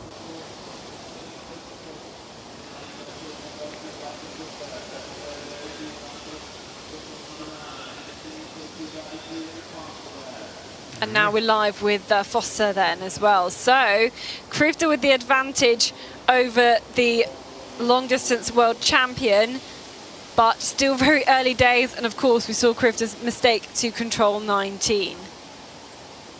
Very, very interesting. Still a lot of the last runners yet to make it to the first TV splits. The likes of obviously Joey Hador, Alvin Riederfeld, Daniel Hubman, Matthias Kibberts. But some very happy Swedish runners at the moment. Ruslan Glibov here, then down this slope. The Ukrainian athlete. He was 18th in yesterday's middle. And probably not, if he continues this race in the same way, that would be his best result of the weekend.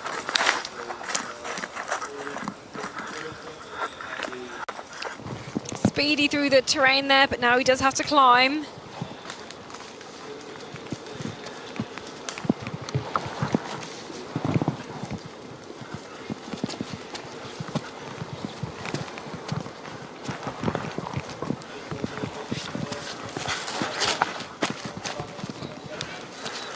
Into 20th, the Ukrainian. And meanwhile, we had Krivda and Bonek at control 23. And now the gap only is 46 seconds compared to Seppa. So the mistake they did was about 2 minutes. And let's compare Krivda and Glibov here. This is more the Yanis Bonek kind of way. But yeah, slow. You can see that he lost a lot of time there.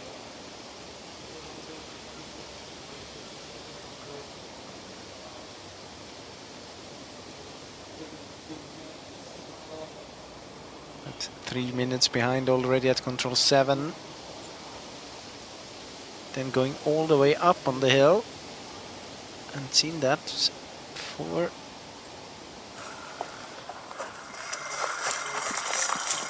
Isaac von Krusenfuerner climbing up out of 17.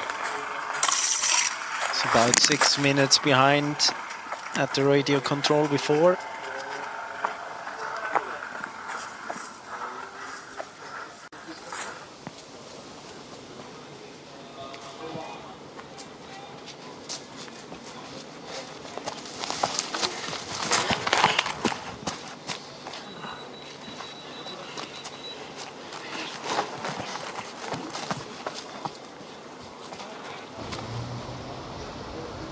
Okay, this is dropping into the last control. Rudolf Cernis.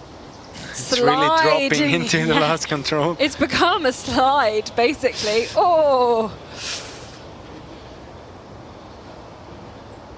Thank goodness for touch-free punching, eh? And now can take the run all the way towards the last control.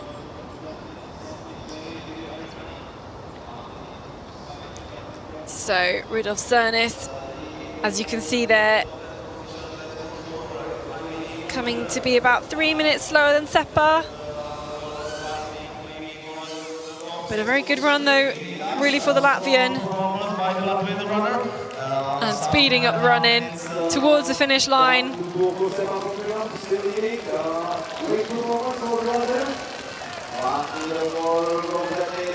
So Rudolf Cernis crosses the line into 6th place.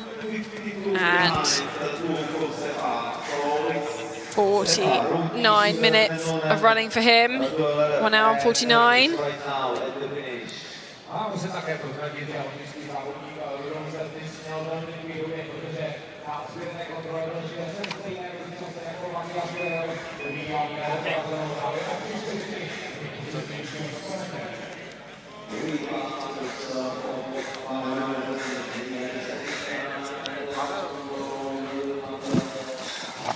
Oh, his Martin Hoopman. Yep. This is on his way to the 24th control. And oh, this nice. And Magnus Daly as well, who he's caught. Good time for Hoopman. Yeah, very good time for Hoopman. Plus 12 seconds. Compare, Milos Nikitin was like plus 122. Topi Sirolainen also there. So Martin Hoopman's caught up Sirolainen and Daly. So definitely going to give him a little boost. Oh, we fight through the trees here. Just about see. We're sticking on kind of the same level towards control 25. once again, we see that, I mean, Hoopman was about 1.5 minutes behind Toku Seppa, but then this route choice really cost Seppa a lot. And at the first radio control, at control 11, so the one most to the south of the map, we have a new best time. Matthias Kibbutz punch there. And he's just ahead of Gustav Bergman, so he caught Gustav. Very, very interesting. So look, Katherine into 22nd. So they running together pretty much? Yes, or he's, well, it's about 15 seconds between, but we have to say that there are a few punches we didn't get at that pre-warning or at that radio control, and Kasper Foster seems to be one of them. Okay, so not until we see them on the camera then at control 18 where we get the chance to see that. So we had Hoopman, Nasirilainen, again making that same mistake. It's 3 minutes. You can see that Hoopman lost time there out from 80 to 19. So the 1.5 minute actually were 3 minutes at 19. One a little bit back in the downhill to 20 and 21. And now this is the leg. We know that Seppa lost a lot of time. Oh. Actually quite similar, but having much better speeds. Man, Seppa just like nearly stopped going through that on that the slope. So it's hard to say if it's really the route or if it's just not very good executed. Yeah. It's very much a surprise. Is this Florian Howald? And Martin Regborn, who's caught Florian Howald, I think. So a few little groups approaching. And for Regborn, he's going to be 4 minutes down.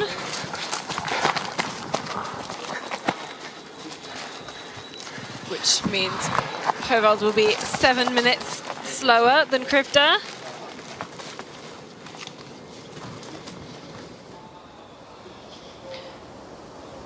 Let's add in Regborn and Howald then to the mix. Oh. Both doing the same route.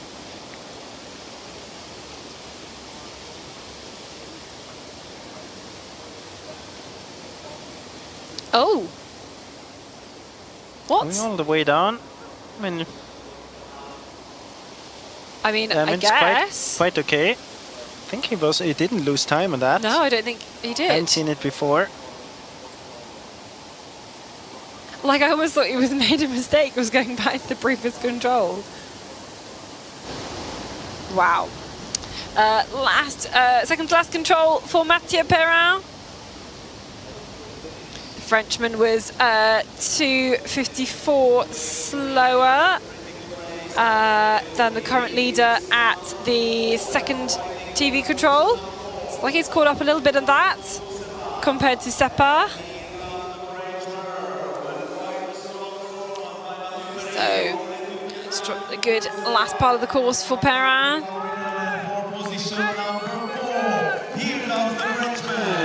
Very good performance. Last meters for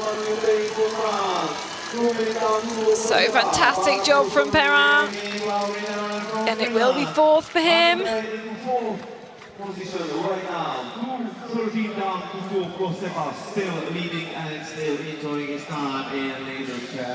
And he has been sitting there for quite a long time, I can tell you. What a performance by the Finnish runner. Starting quite early in this race. A lot of the runners giving us the thumbs up. They're so exhausted. Show us anything more. You can see Perrin also going high up there. Oh, almost doing the same. Oh yeah, pretty much the same. I mean, when we're talking about the same, then we're talking about the same as we have seen many others doing, almost on the way back to control 15. So with an interesting route to 24, we've seen it. It's kind of the Alexandersson route, and I mean in the finish he has I think he's still on fourth. Double check that. In third actually.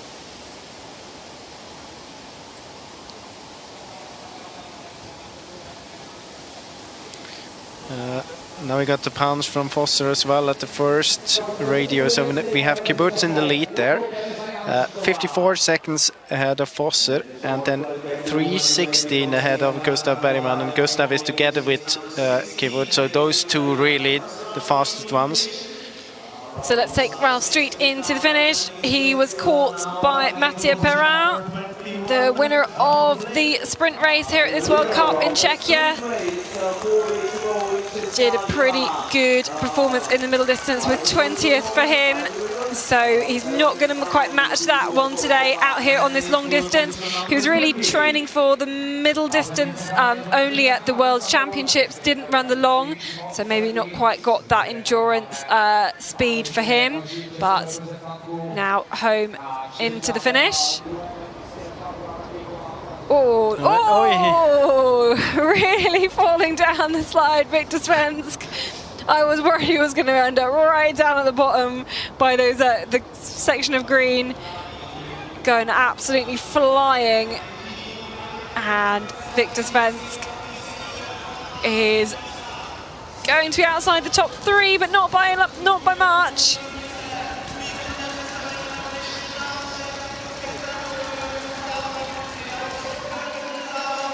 So Victor Svensk is here.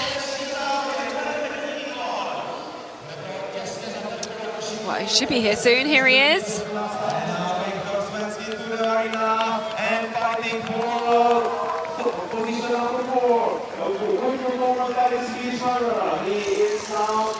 Trying to eke out every last meter of the control, take every single second.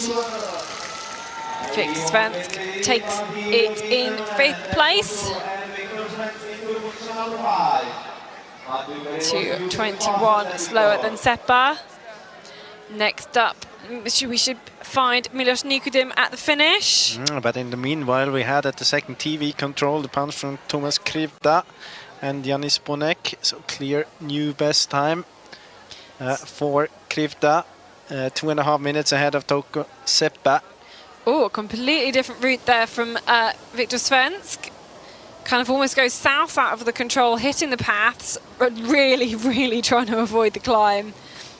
Obviously, he'll have had the information from the women's, doing a similar-ish leg at the end of the middle distance as well, and getting the information from that. Here he is. Here's Krivda into control number 24. So that's a replay from that. You can see that Bonek's there as well. He takes the gel though. Here's Nikodim. Milos Nikodim in towards the finish. It was 1:22 at the last radio control, and he's fighting for a top 3 spot here. Milos Nikodim again pulled up time on Seppa towards the end. He does go into second place then for Milos. So second place and just 38 seconds down. So it's caught up quite a bit of time. 40 seconds on the leader just in the last points. So into second. This is Emil Svensk to the first TV split. And you can see it 4.5 minutes behind. Well, judging from his shape yesterday, I'd say that's not too bad, but if we remind you, he did sit out the sprint races with a small illness. You could tell he wasn't quite recovered after that illness in time for that middle distance. Here is Emil Svensk, and it was less than 3 minutes at that point compared to Krivda. About 1.5 minutes. I can see that he loses time in the uphill there, just up to control 9. Then maybe some hesitation between 9 and 10. You can see now it's more than 3 minutes, so only just from before control 9 to 10 he loses about 1.5 minutes. Trying to avoid the climbing here as well.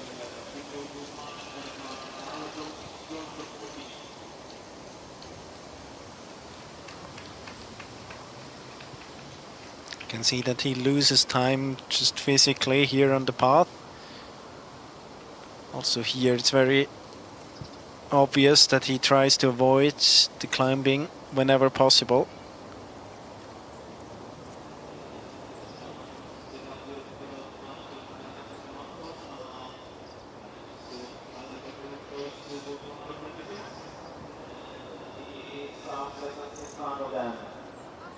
more than half a minute. A replay of that second place for Mika Dim. Oh, Thomas. And you can look at Mika Dim's routes here. Again, the same as Seppa. Still losing maybe a little bit of time. Didn't do, I think, what we saw Martin Hubman do and take a lot of time back on that exact route choice. And at this point, it was really close to some of the others. So let's look carefully at his route choice on this last control. A good descent off the hill. And that should just go. This is a pretty good route here. You can see he's very quick on the descent there as well. Losing his route slightly towards the end, but I think that's just a very good kind of downhill route to control number 27. Meanwhile, Tuukka Seppa still on the leader's chair. Nobody yet to have overtaken him. Here's Olli Ojanho into control number 11. Not 11, number 17. Just very close here. You can see the photographers hiding behind the boulders and quickly through there, but he is more than 4 minutes down. And just will take those extra seconds to go up from the control, which I think will pay off. You can see going onto the little terraces.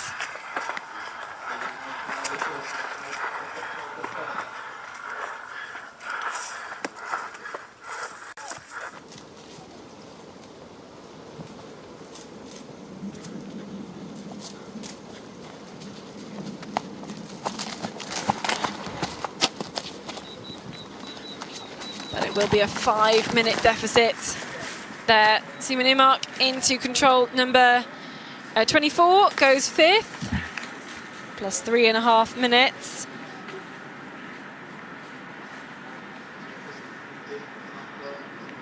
And very quickly through that strength control, through the green trees here. We can barely see him. The visibility for so much of the course is very, very good, but obviously you suddenly delve into these trees where the visibility lowers a lot. Here's Joey Hadorn.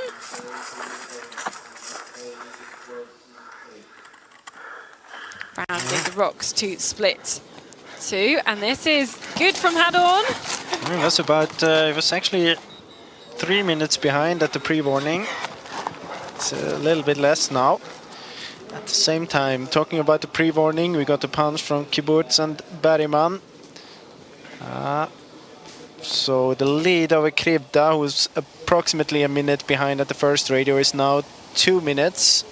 So 2 minutes lead for Kibbutz. That's the pre-warning at control 15.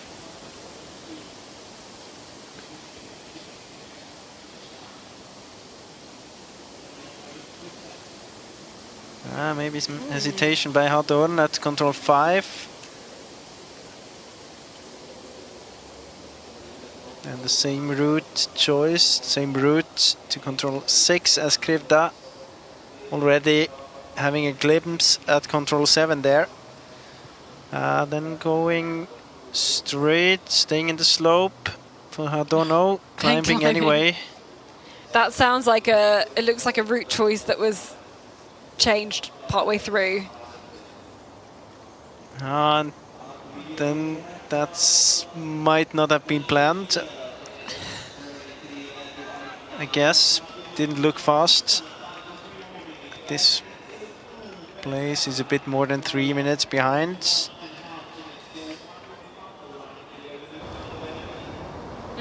Interesting.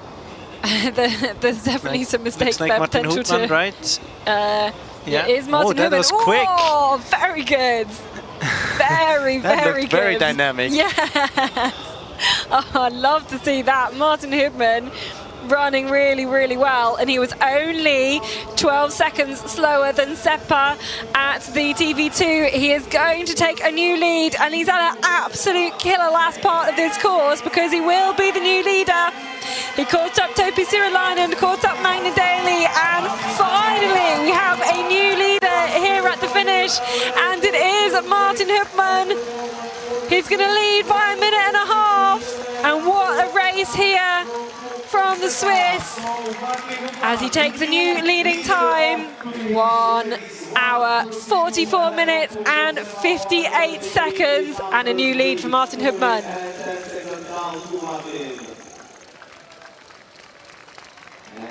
Interesting to see he was 1:24 slower than Seppa, the first TV control, 12 seconds slower at the second one, but then pulled up to have quite a clear new lead at the finish. And Seppa vacates the leader's chair. Just imagine if he would have missed that punch there, he wouldn't have needed to go all the way up. I mean, he had so much speed.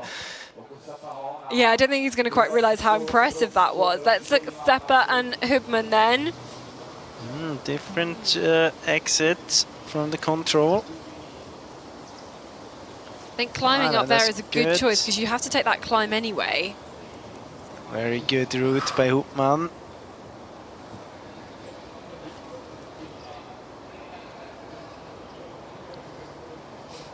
That route choice to 27, very, very good.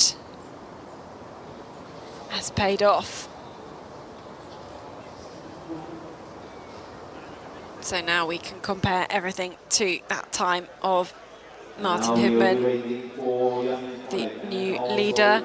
But some anticipation building at the arena because the next group we're going to see through are Thomas Krivda and Yannis Bonnet. What have they been able to do? Here's Topi Sirolainen though first. He was dropped by that pair of Martin Hubmann and Magna Daly.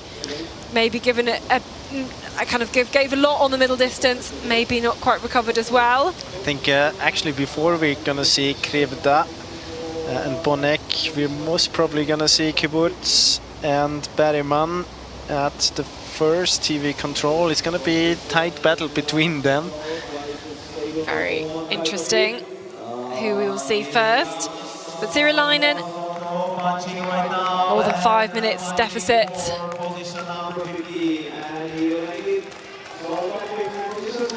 Also punched at the pre-warning as well. At control 15, 1 minute behind Kiburz.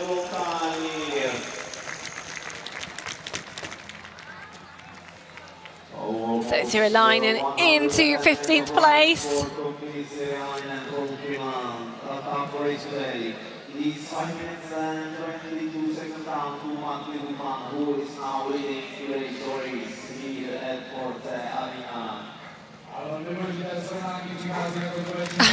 They're looking at the map, how hard it is to see, and I'm just thinking, like, will that kit ever be as white again as it was?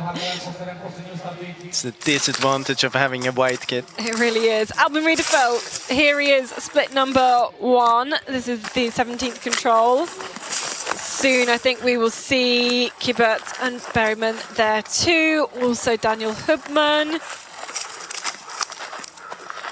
But yeah, and I think Riedefeld will be caught quite soon. It's going to be more than 6 minutes down. Still about 1.5 minutes to wait for Kiburz. I don't know if he's gonna be caught soon.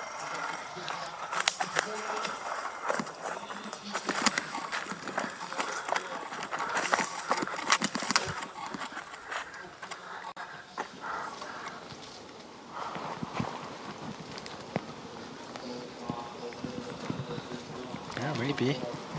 We'll see.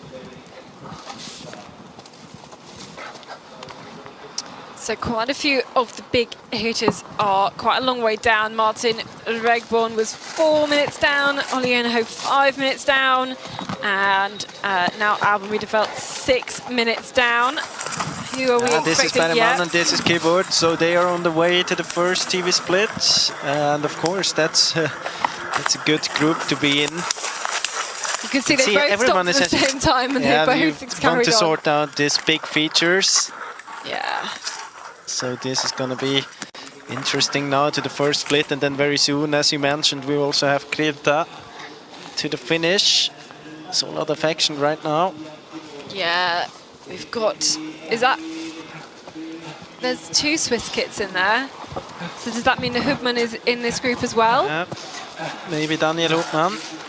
That's Kibbutz, yes indeed. Yep. So Kibbutz has caught Gustav Bowman and Daniel Hubman, and he goes into a 2-minute lead. Walk medals in that group. Yeah. I mean, only Hopman I think has about 33 and. Absolutely. Do we wait and see Krivda into the finish then? I think we might see him next. What do we reckon? He has been out for 101 minutes. Hopman, here's Bonek, so where's Krivda? There is Bonek. Oh, absolutely sliding down as well. Not really a Hopman punching. Oh, he lost his the map. Oh, hey. Okay. Imagine if they would be watering that part as well. Oh no, it's like a water slide. Would have been a perfect water slide. So Bonek must have dropped Krivda, because where is the Czech athlete? I am not sure where he is. But can Bonek? No, he's going to be just too late, I think, for a new leading time. Where's Krivda? Where is Krivda? Bonek is going to be just a few seconds late. Yesterday's middle distance winner. And he's had a great performance again today with Krivda for a lot of it. Maybe if he had been able to punch the control as Martin Hopman, that would be quite similar. But we're waiting. 14 seconds, surely. Definitely not. Now we had Krivda to the pre-warning as well. Okay, let's wait for him then at the finish. Should be here soon. He should be here in a matter of about a minute maybe, or seconds time. Let's see if we can follow him as we see Bonek into second place. So behind Martin Hubman. We lost time definitely on this last bit, so maybe they went for a different route. Yeah. I think he lost about 1.5 minutes. I think you can see Bonek kind of looking behind, going, where is Krivda? Here he is. There's a big group coming. I think there are a few of the women. Yeah, I think you're right. Let's see if we can catch up with him. There's Jonas as well, I guess. So what can Krivda do? What will his time be, and how will it match up? It's been good again on this last section. He had a big miss at control 19, making a mistake where we've seen lots of other people do the same, but this is going to be good here. Anton Johansson just in the foreground, but Krivda is going to come into a new leading time here. He did not finish the middle distance, pulling out of the race after a huge mistake, but Krivda, after being such a big part of the Czech sprint relay silver medal, catching up so many places, has had another great run here today on this home soil, and he's going to go into the lead.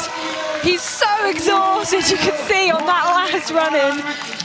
Barely able to keep that sprint finish up, but goes into the lead 1 minute and 9 seconds ahead. But I mean, this time loss in the end can be very crucial, because I mean, we have Bergman together with Kibbutz, and those 1.5 minutes, I think he might have needed those. Yeah. And you can see Foster getting closer again to Kibbutz. Now it's only 20 seconds. So let's see, this is, now we have quite a few runners here in the comparison. Kibbutz and Foster staying in the slope to control 8. Krivda still the best at that point. Yeah. So similar approach to control 9 for both Kibbutz and Foster. So Krivda.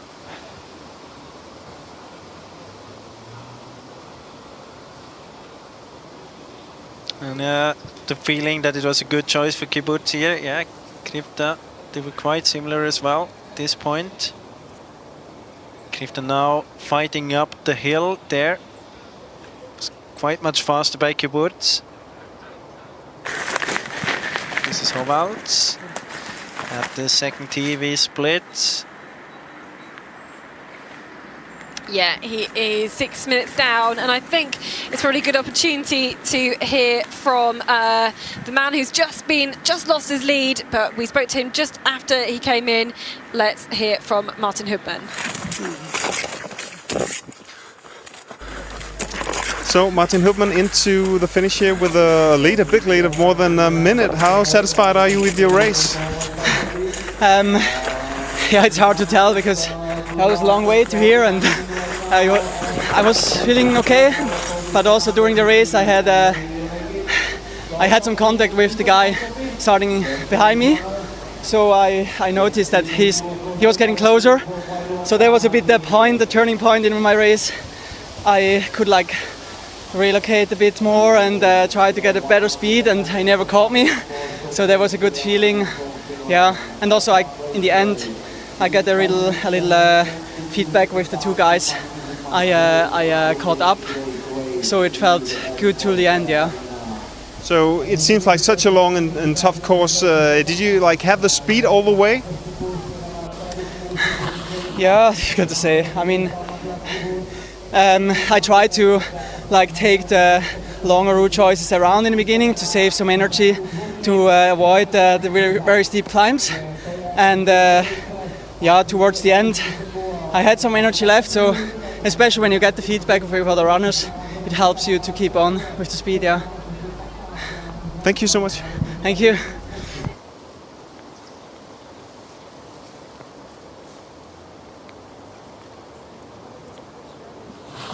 Interesting to hear that from Martin Hubmann, how he thought he was kind of caught at the end, had to change his orienteering in the positive way as well. But looking at those standings at split 1, now we've had everybody through at that point. We saw Krivda was in 3rd place at that point, but with Matthias Kiberts, Gustav Bowman and Daniel Hubmann in a group, it's going to be interesting to see whether Krivda ends up with a medal or not. It could be 3rd, it could be 4th, I think. Looking here, we'll have to wait and see.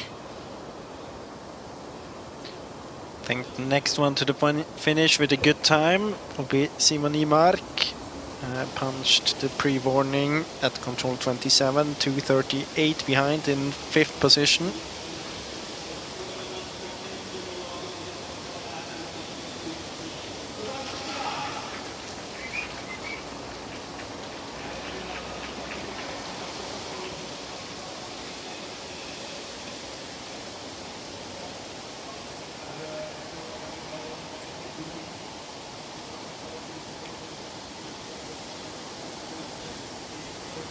So Krivda pretty much just going straight up over the hill. I think Martin Hubmann had a much better route there.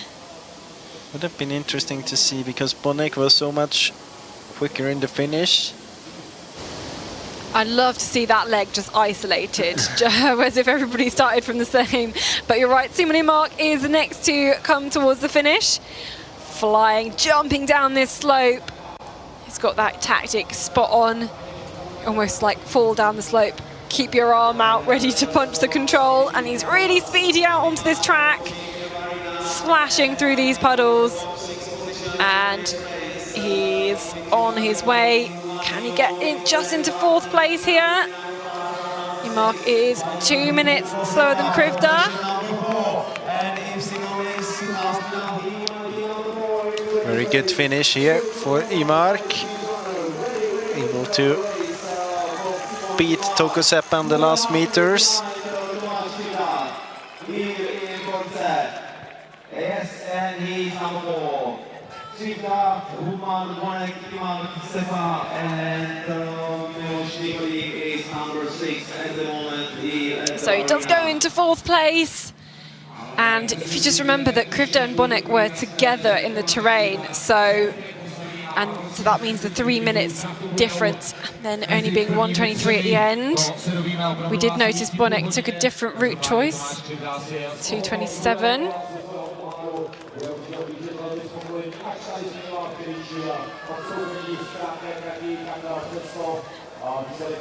It's been a long day out in the rain for the Swedish team, but great to see sticking around. So this is a replay, usually not a good thing. See Kibbutz running up that slope as well, as we have seen so many others do, towards control 15. Just one plateau too high. But as we know, I mean, the way Seppa went about 1.5 minutes faster. So definitely a time loss for Kibbutz to 19. And well, my guess is that it's the same for Berryman if they're still together. Yeah, but the real person you've got to look out for is what has gone on for Foster as well. But Emil Sven, I swear he was 4 minutes down at the last radio control. Well, we can check that. We can check that. Yeah, I mean, now it's hard to say because now it's more. But he was, compared to Krivda, he was 3 minutes behind. Okay, so he has lost a bit of time, but not loads.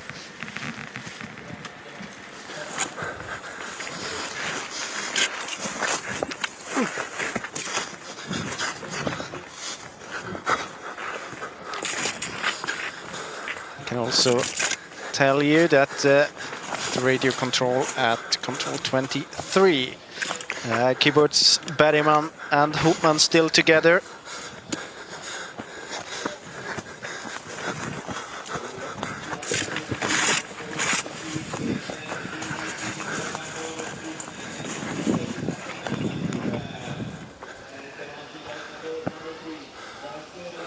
Interesting will be to get Foster's punch there in a few minutes. Yeah. In order to see how much time keyboards lost. Foster was, what, 16 seconds slower? Compared to Krivda. Actually, it was 2 minutes faster than Krivda. So we recap Svensk's route.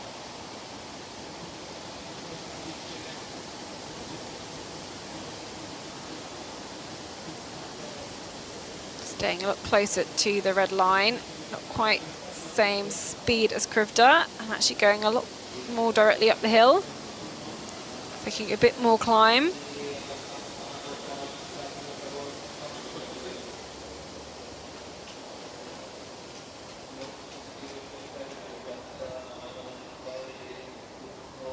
Number 26 was not an optimal one.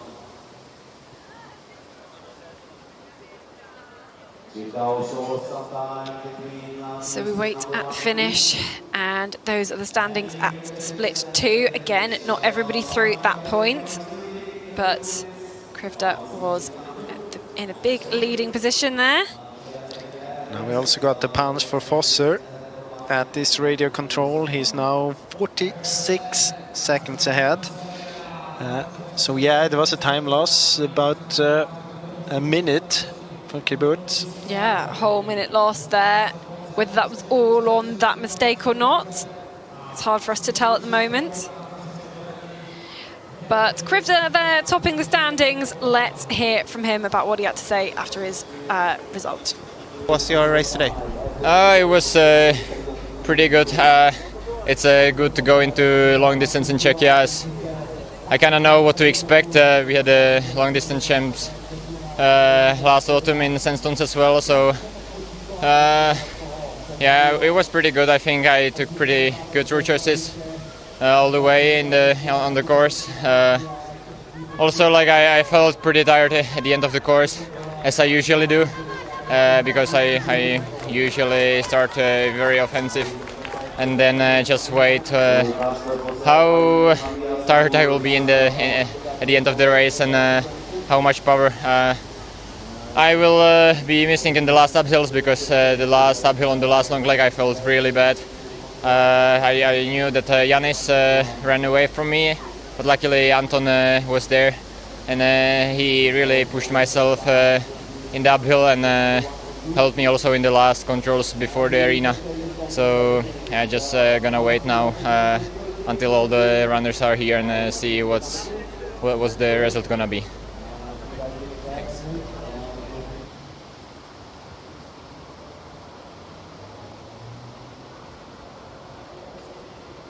Yeah, well, we know he lost a lot of time on the last section. It was dropped by Bonek. We also could that's see seeing why. the comparison between Foster and keyboards. There to control 19, I think it was almost a difference of 2 minutes. So Foster must have lost a bit of time then on control 20 to 23.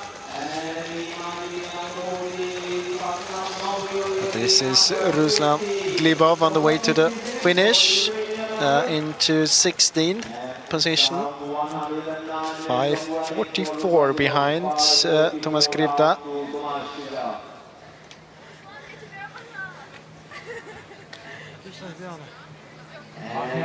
Matyas Kibur, opravdu na pravou vláček, výsledkem 4 závodníci vyšli okolo.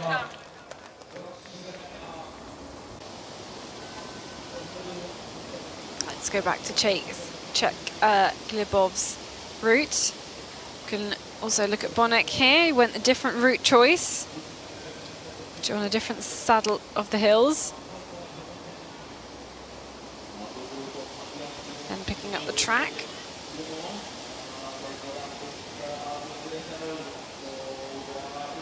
Glebov a long way behind there, actually staying quite high in this terrain. I think that's entirely necessary.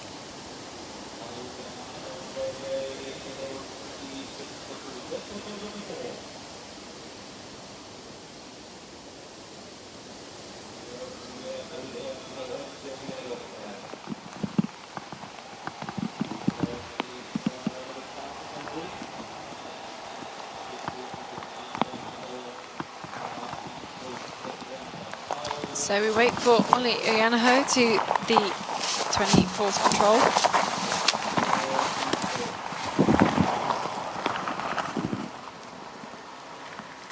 Maybe suggesting he approached a bit from the west to southwest.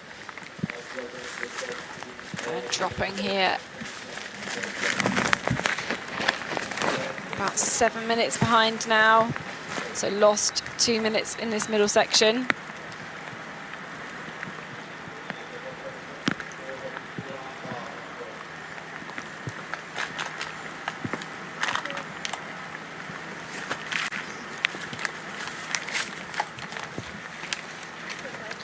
So maybe another 7-8 minutes time before we see the next group with Matthias Giberts as well.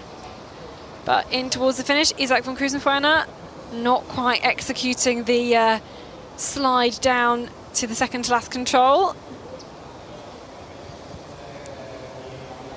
Very tall runner, and he will be outside the top 10. But the former sprint world champion picking up speed on the last stages, being chased by the drone. Just about hear it there, and he exits the forest.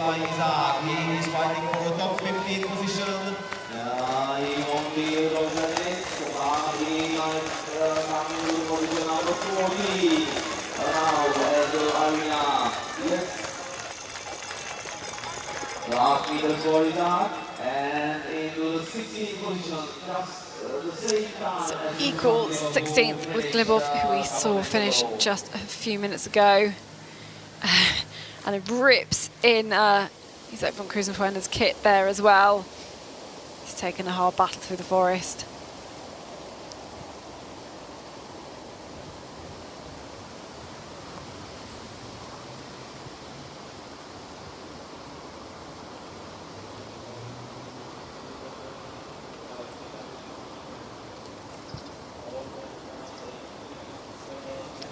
Quite soon we should have the group with Kiburts, Bergman and Hoopman, if they're still together, to the second TV control in about a minute, I guess. Yeah, if they can keep the speed.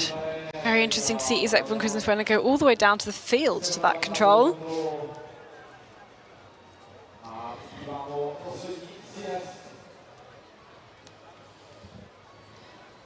Yeah, they should be here very soon to this control. So here we're waiting for Kiburts. For a group of 3. Maybe. We don't know. Well, no. Somebody might have dropped someone else.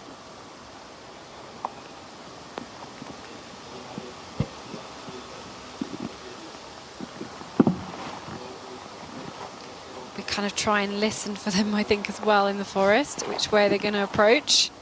But no, let's go back towards the finish. Neither of these runners are Martin Regborn. But he punched at the pre-warning, so he should be there soon. Yeah, he should be there soon when they caught up Florian Howald. Here he is. This looks like Martin Regborn. And very good last section for Martin Regborn, because he was 4 minutes slower than Krivda, and now it's going to be a little over 2. So just showing Krivda's struggles in the end, which he alluded to in his interview. But Regborn is going to go into 4th place. Really impressive end of the course. Paced it well then for Martin Regborn, and into 4th. Still no punch for Kiburtz. Here is. Yep. Is he in the lead? Where are the others? It's going to be a 4-minute lead. No one else to see there, but the lead before. Let's see here. The lead before was 2:05.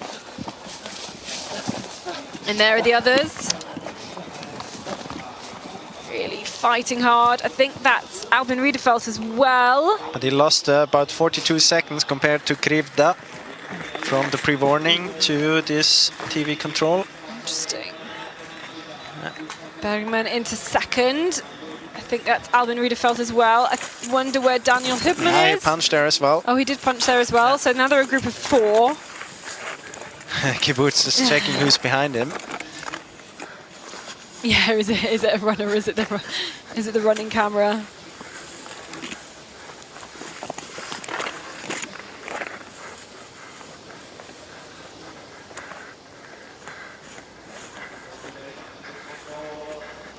There's the control.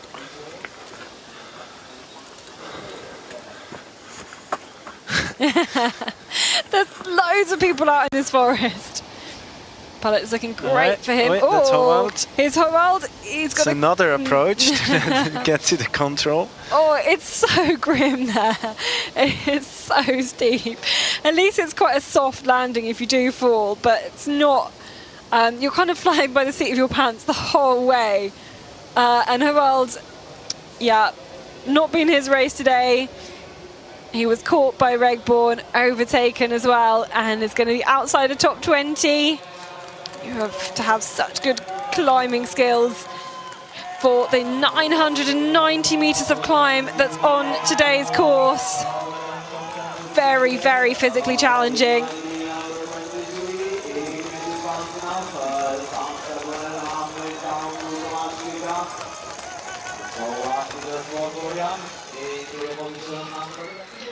That's Fosser. That means it's good for Fosser. A minute lead, 1:02. And yeah, he took a really good route choice to number 19, which is also where Kiburtz lost time. So with a good route choice to 27, then Fosser can keep going, stay in that position.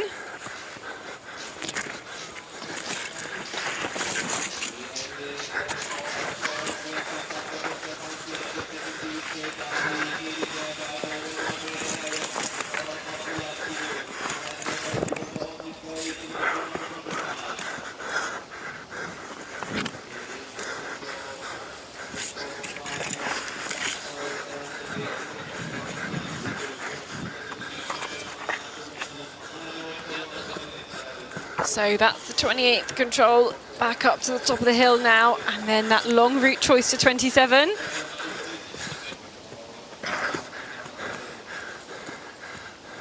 And of course it looks very good now for Kasper Fosser.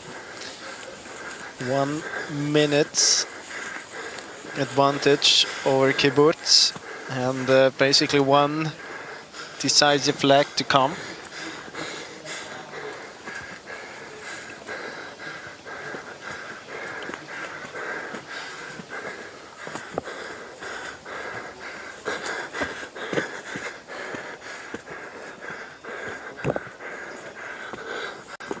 Next to the finish, I think we'll have Emil Svensk.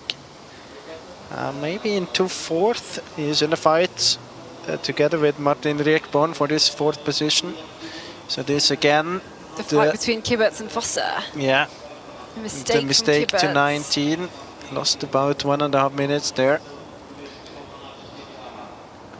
Slightly better entrance to 20. You can see that he came closer again there.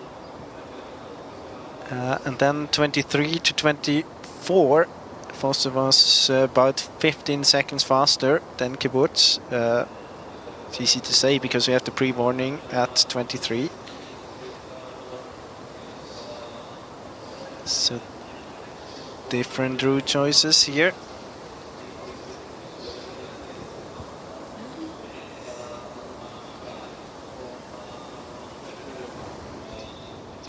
And here we have Emil Svensk. It is Emil Svensk on his way towards the last control. As I said, it was 1 second between Rekborn and Svensk at the pre-warning. Yeah, so he'll be slower than Bonek outside the top 3. I think he will be faster than Rekborn. I think he will. He finishes this course very well. Much improved performance on yesterday. And Emil Svensk fighting for spot number 4. Looks good for him at the moment. So ultimately into that 4th place. The gap 150 something.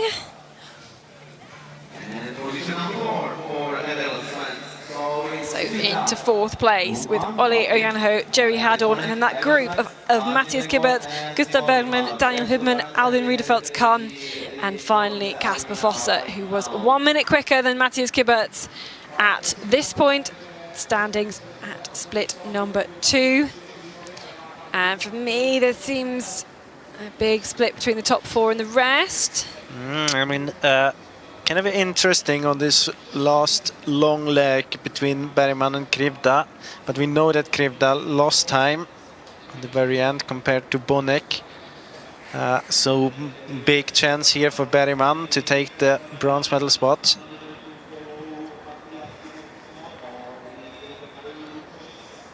Joey Hadorn, has he even punched at this control yet? Yes, in 16th position, Okay. 9:39 behind. Wow, so made a big time loss then. Between the TV split and the pre-warning, so maybe to control between 18 and 19. I mean, that's the easiest guess for us, but we don't know. Be really interested to see, hear a bit more about that mistake from some people, and where they thought they were, whether there were tracks in the forest or if it just kind of looked strange, not as people were expecting. Very interesting. Here's Albin Riedefeld. Not normally a good thing when we isolate a single athlete. We know he was caught by this group. Let's see here. It's okay, maybe slightly off GPS. I don't think he went down there in this re-entrant and up again. Stayed in the slope. Yeah, I think that was a mistake into 15, to be honest. Or just very, very slow. So this is interesting now. We are live. The tail is 3 minutes. You can see that Bergman and Kibbutz, they were splitting up on this route. And Riedefeld as well. So maybe there's a Riedefeld-Hubman group and a Riedefeld-Bergman route and a Kibbutz-Hubman route.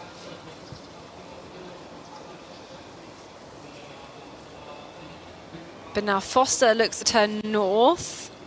Yeah, I think he's heading to this path here where we have the name of Hubman.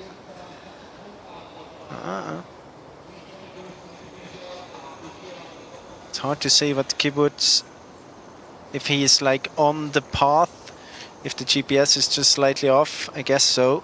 Because that was good earlier on, going up there and then taking the climb next to the fenced section. That seemed to be pretty good.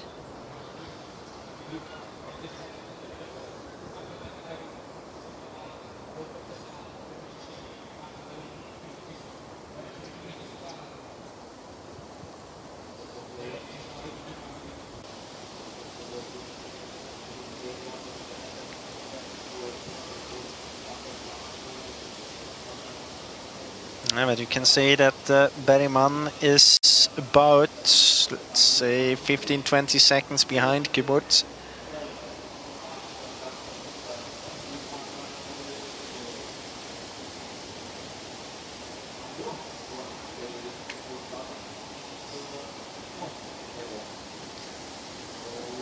They were all splitting up a bit. Kibbutz, Riedefeld, Berryman.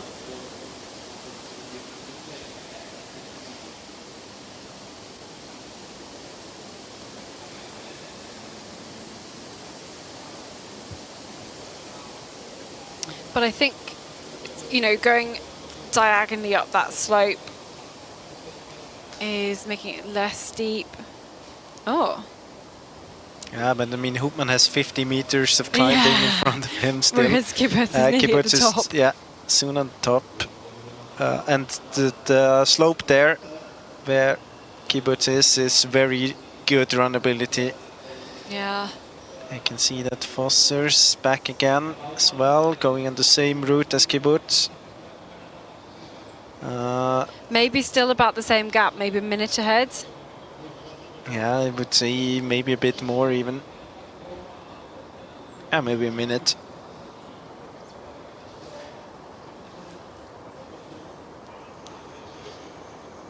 But Fosser might see Riedefeld and Berryman up in the slope. You know from yesterday how good the visibility is. Yeah, we really do. And it's impressive how Kibbutz has managed to drop the other two. But here's Joey Hadorn in towards the finish. And Ollie Oyanaho, maybe, yeah, the two of them together. So Joey having caught Ollie here. The two of them together going down this slope. So we can follow them both through with the drone. And I mean, Joey Hadorn, he did such a good leg in this one. He punched in position 16 at the pre-warning, and now is in position 6 at this one. Of course, we have a few runners to come. I mean, Fosser, Kibbutz, Berryman, Hoopman, but still. Yeah, the man knows how to run up hills very quickly, and he's really done that on that last part. And Hadorn is fighting with Regborn for the place. It's going to be a little bit slower, but into 6th place, pulling up so many places just on that last route, and he's so strong in those uphills. Hadorn into 6th. And Oyanaho into 14th. Again, catching a couple of minutes on Krifta at the end.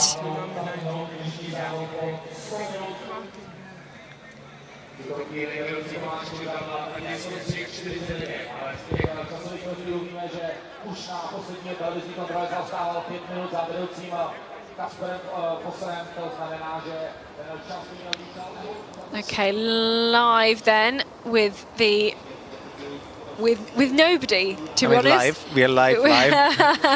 Everyone but none of those GPS tracks are live. No. We've lost them all on the slope, to be honest.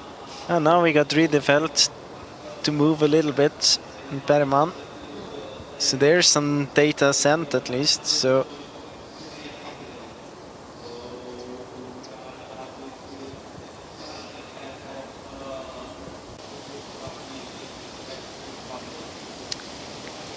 those GPS devices, when they don't have connection, they kind of save it inside the device and send it next time they have connection again. So no data is lost.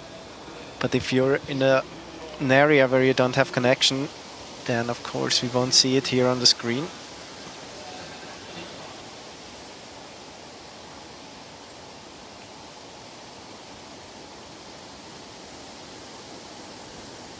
You can see that Fosser now is together with Riedefeld. Yeah, so moving very quickly. And now we got the punch at control 27 of Kibbutz and Hoopman. A punch there at the same time, and they were different. They went completely different route choices. Yeah. So Hoopman was 10 seconds faster from the TV control to this one. Interesting. You would expect Kibbutz to be kind of quicker on the climb and on the ascent there, so maybe he should have gone a straighter option, or just maybe not executed this downhill quite as well.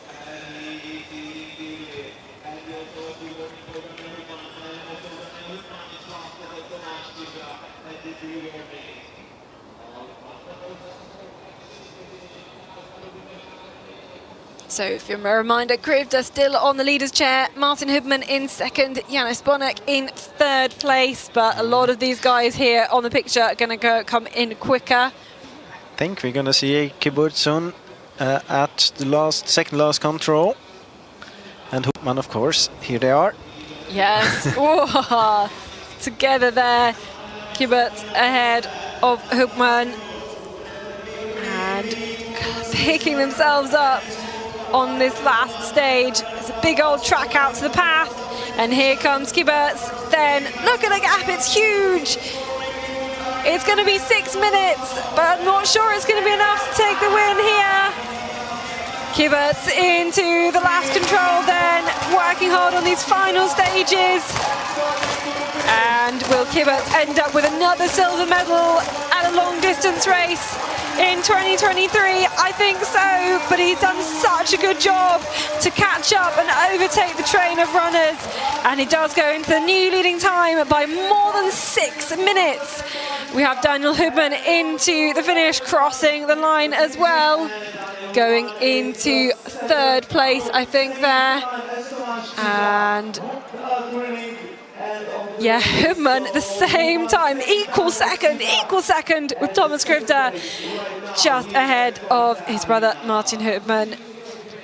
Kibbutz, it was the best. He is the best so far, but starting 3 minutes after him was Kasper Fosser.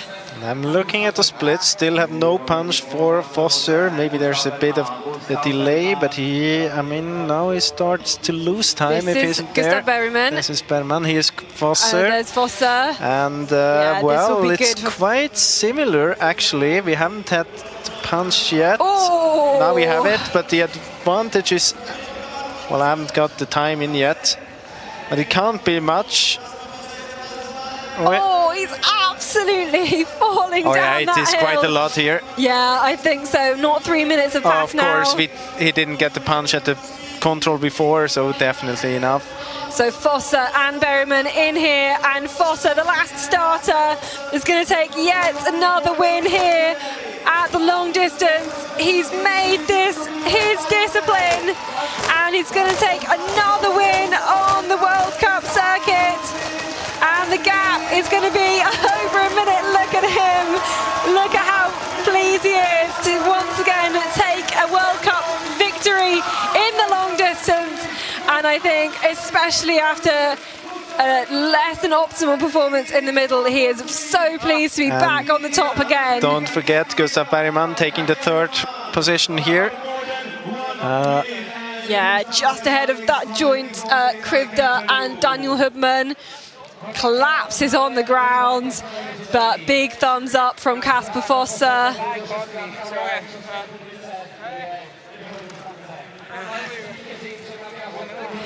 And shared fourth for Hubman and Krivda, as you said. Very good result for Hubman, but of course, if we look at how this race developed, well, Berryman and Hubman for a long time together with Kibbutz.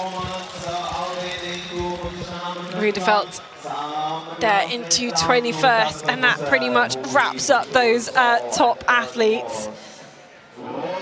And it wasn't a super dominant performance from Kasper Fosser, was it really? But I think the control that's been very decisive, number 19.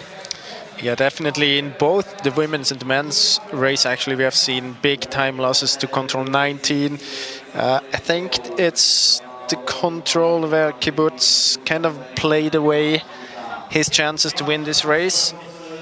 We have seen many struggling there. As you said, it's going to be interesting to hear what happened.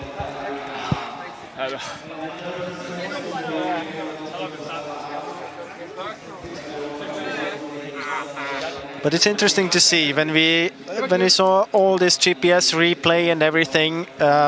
So many different routes that have been run by the athletes, so many different micro route choices, and very interesting courses here. Of course, now it's what to say. It's kind of a pity that we have so much group running among the top athletes, but well, if you have a tough long distance, that's just often the case.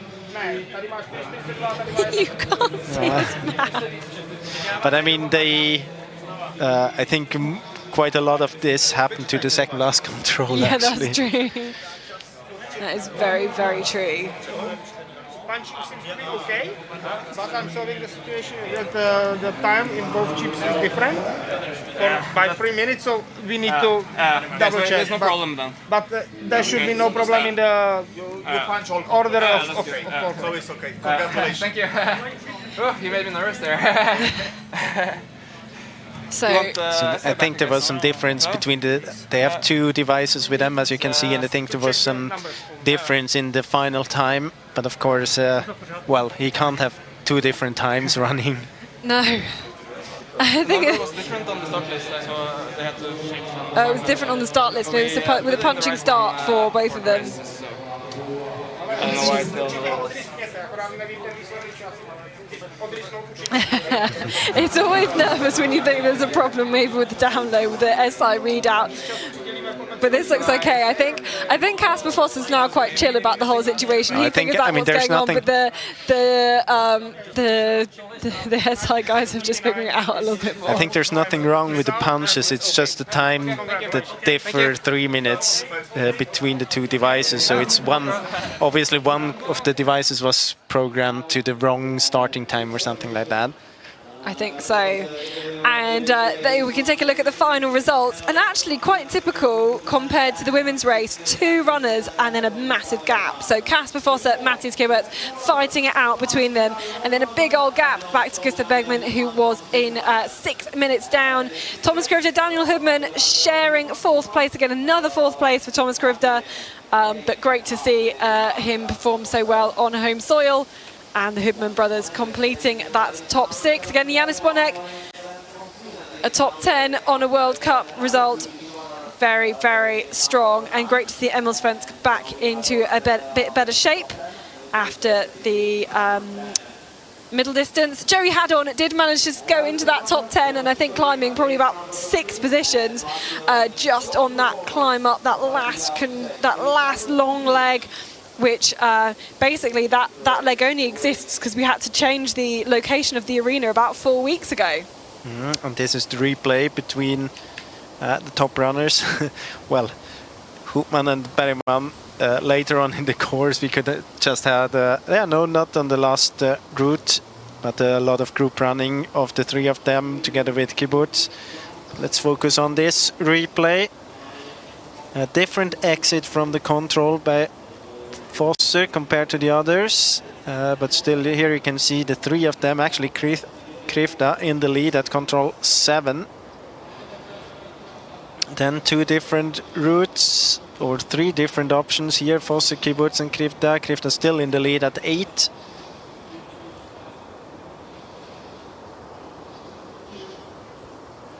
Wonder where he's gonna lose it. Still all 3 of them together. Fosse losing a bit of time, up to 9 and out from control 9.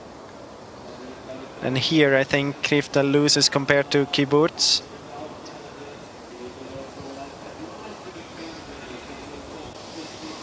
Very quick by Kibbutz in this section. 3 of them very similar. Then a small mistake by Krivda to 14.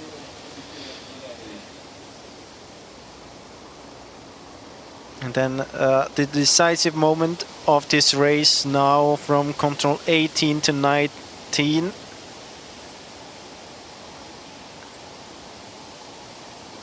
Going up the slope, ending up the wrong terrace. You can see it happened the same to Krivda. Of course, the same happened to Hubman and Bergman, because now you can see that the tail, they are located exactly 3 minutes apart from each other. Different route choices, 2:24. We know that Fosser's option was about 15 seconds faster. And then again, slightly different routes to control 27 out from the control here. I don't think that Kibbutz was running up the slope there, stayed on the path, but you can see that Hubman, Bergman and Kibbutz slightly different options to 27 and then to the finish. Yeah, and then you see that big gap back to the rest of them as they make their way towards the finish. But let's hear from the winner. Let's hear from Kasper Fosser. And congratulations, Kasper Fosser, on the World Cup win. First of all, maybe you should explain us what happened at the readout. You're standing there for quite a long time. Yeah, I got a bit nervous there when they started checking my my time and my punches, because there was something wrong with the times. We have 2 ships on our hands, and one of them showed a different time than the other one. So they were trying to figure out what was the problem. I guess they had just written down the wrong time on the SI number, so it was luckily not something I had done. So but there was a couple nervous minutes there. Yeah, we're happy you got all the punches with you. We just saw the GPS tracking here. It seems like you're avoiding any big mistakes. Kibbutz is leading some of the way. What's your feeling out there? How well did you execute the race? Yeah, it wasn't like I didn't feel amazing out there, but I noticed that I could really keep it together on every control, not do too many mistakes. I'm sure I have half a minute here and there, but it's hard to avoid that in this type of terrain. It can be very tricky to find the perfect routes. But I knew towards the end that I've done a really clean race, and then I knew it was going to be tight, so I really pushed hard the last controls. And it hasn't been your week. You can say 18th in the sprint, just outside the podium yesterday with the 4th place. And now another long distance win just like 3 weeks ago in Switzerland at the World Champs. How do you explain that? Yeah, it's the sprint didn't go perfect as expected, with almost no flat running in my training the last half a year. So I was kind of expecting it. Of course, I had one big mistake on both the sprint and the middle distance that cost me a lot of points in the overall World Cup. So I was today I knew that if I don't win, then it's going to be really hard to keep Kibbutz away when we only have a sprint and knockout left in October. Thank you, Kasper. Congratulations again. Thank you. Kasper Fosser really thinking a lot about the World Cup points there as well, but 2 extremely physical, extremely tough long races. What made the difference today for the 2 winners, would you say? Well, they avoided the big mistake. Yeah, well, did they? Tove Alexandersen did actually quite a big mistake, but in her case, I think the physical strength really decided it, and in the men's it was all about avoiding the big mistake. We saw that Kibbutz had approximately the same speed as Fosser, but did that one mistake too much to control 19. So in my opinion, that was the difference today. Yeah, well, we're going to look back to the women's race, awards the flower ceremony. Seen a lot of the Swedish team kind of sticking around here in this arena. And we can award the flowers then to the top 3. Ultimately, it was in 3rd place Sara Hagström, who was able to win the tight challenge amongst her teammates. And another World Cup podium. She'll be racking up those World Cup points with great consistent running this season. Representing Switzerland. In 2nd place, another silver medal position for Simona Abersold. Very, very used to standing on that spot. And again, such a big gap between 2nd and 3rd place. Can feel that her physical strength come on a lot in the last couple of years. But the winner today is once again Tove Alexandersen, her 3rd individual win from 3 at this World Cup. 2nd round of the World Cup here in Czechia. Winning everything as well in those World Championships 2 years ago. She's very satisfied with the first part of her race, slightly less so with the second when she called up Simona. But there we have the top 3 of the women's race. Congratulations then to Tove Alexandersen, Simona Abersold and Sara Hagström.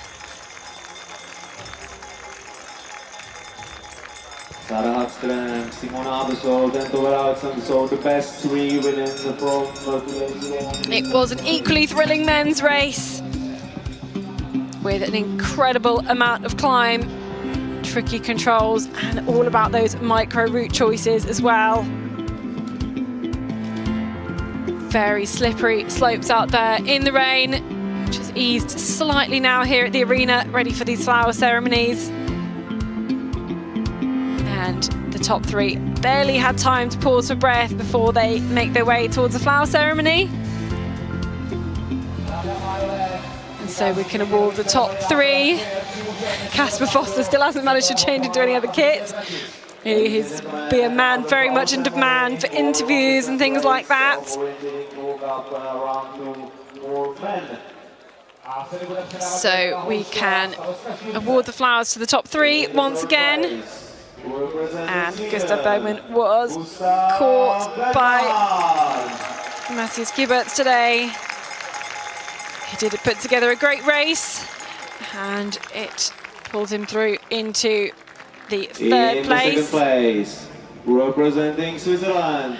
And Matthias Gieberts leading for probably the first half at least of this race, but not completely clean.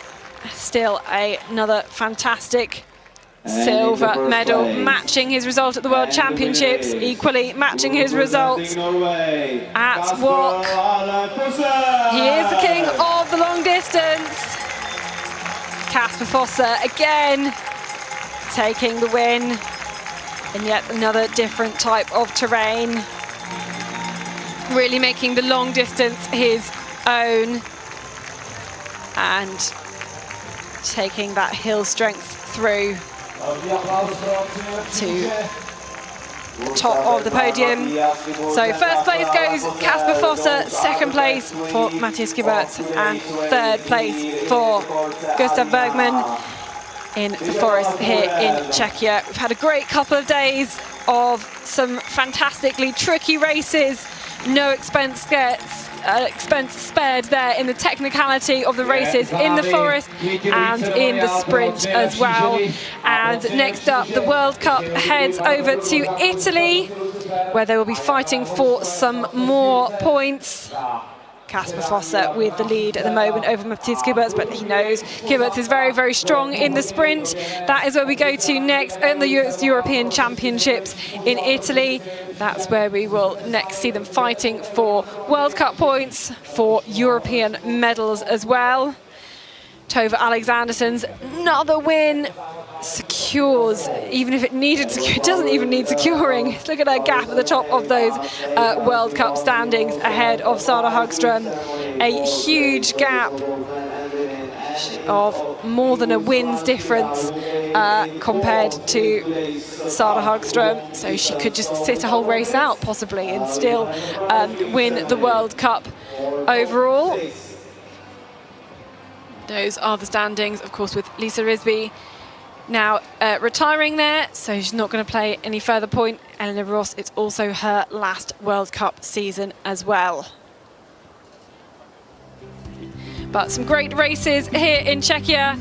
We will leave you for the time being. Next up, we'll be back, as I said, in Italy for the World Cup final and European Championships, where sprint is very much back on the agenda. Hope you enjoyed these few races from Czechia, the coverage and the great performances from all the athletes. We'll see you next time. See you then.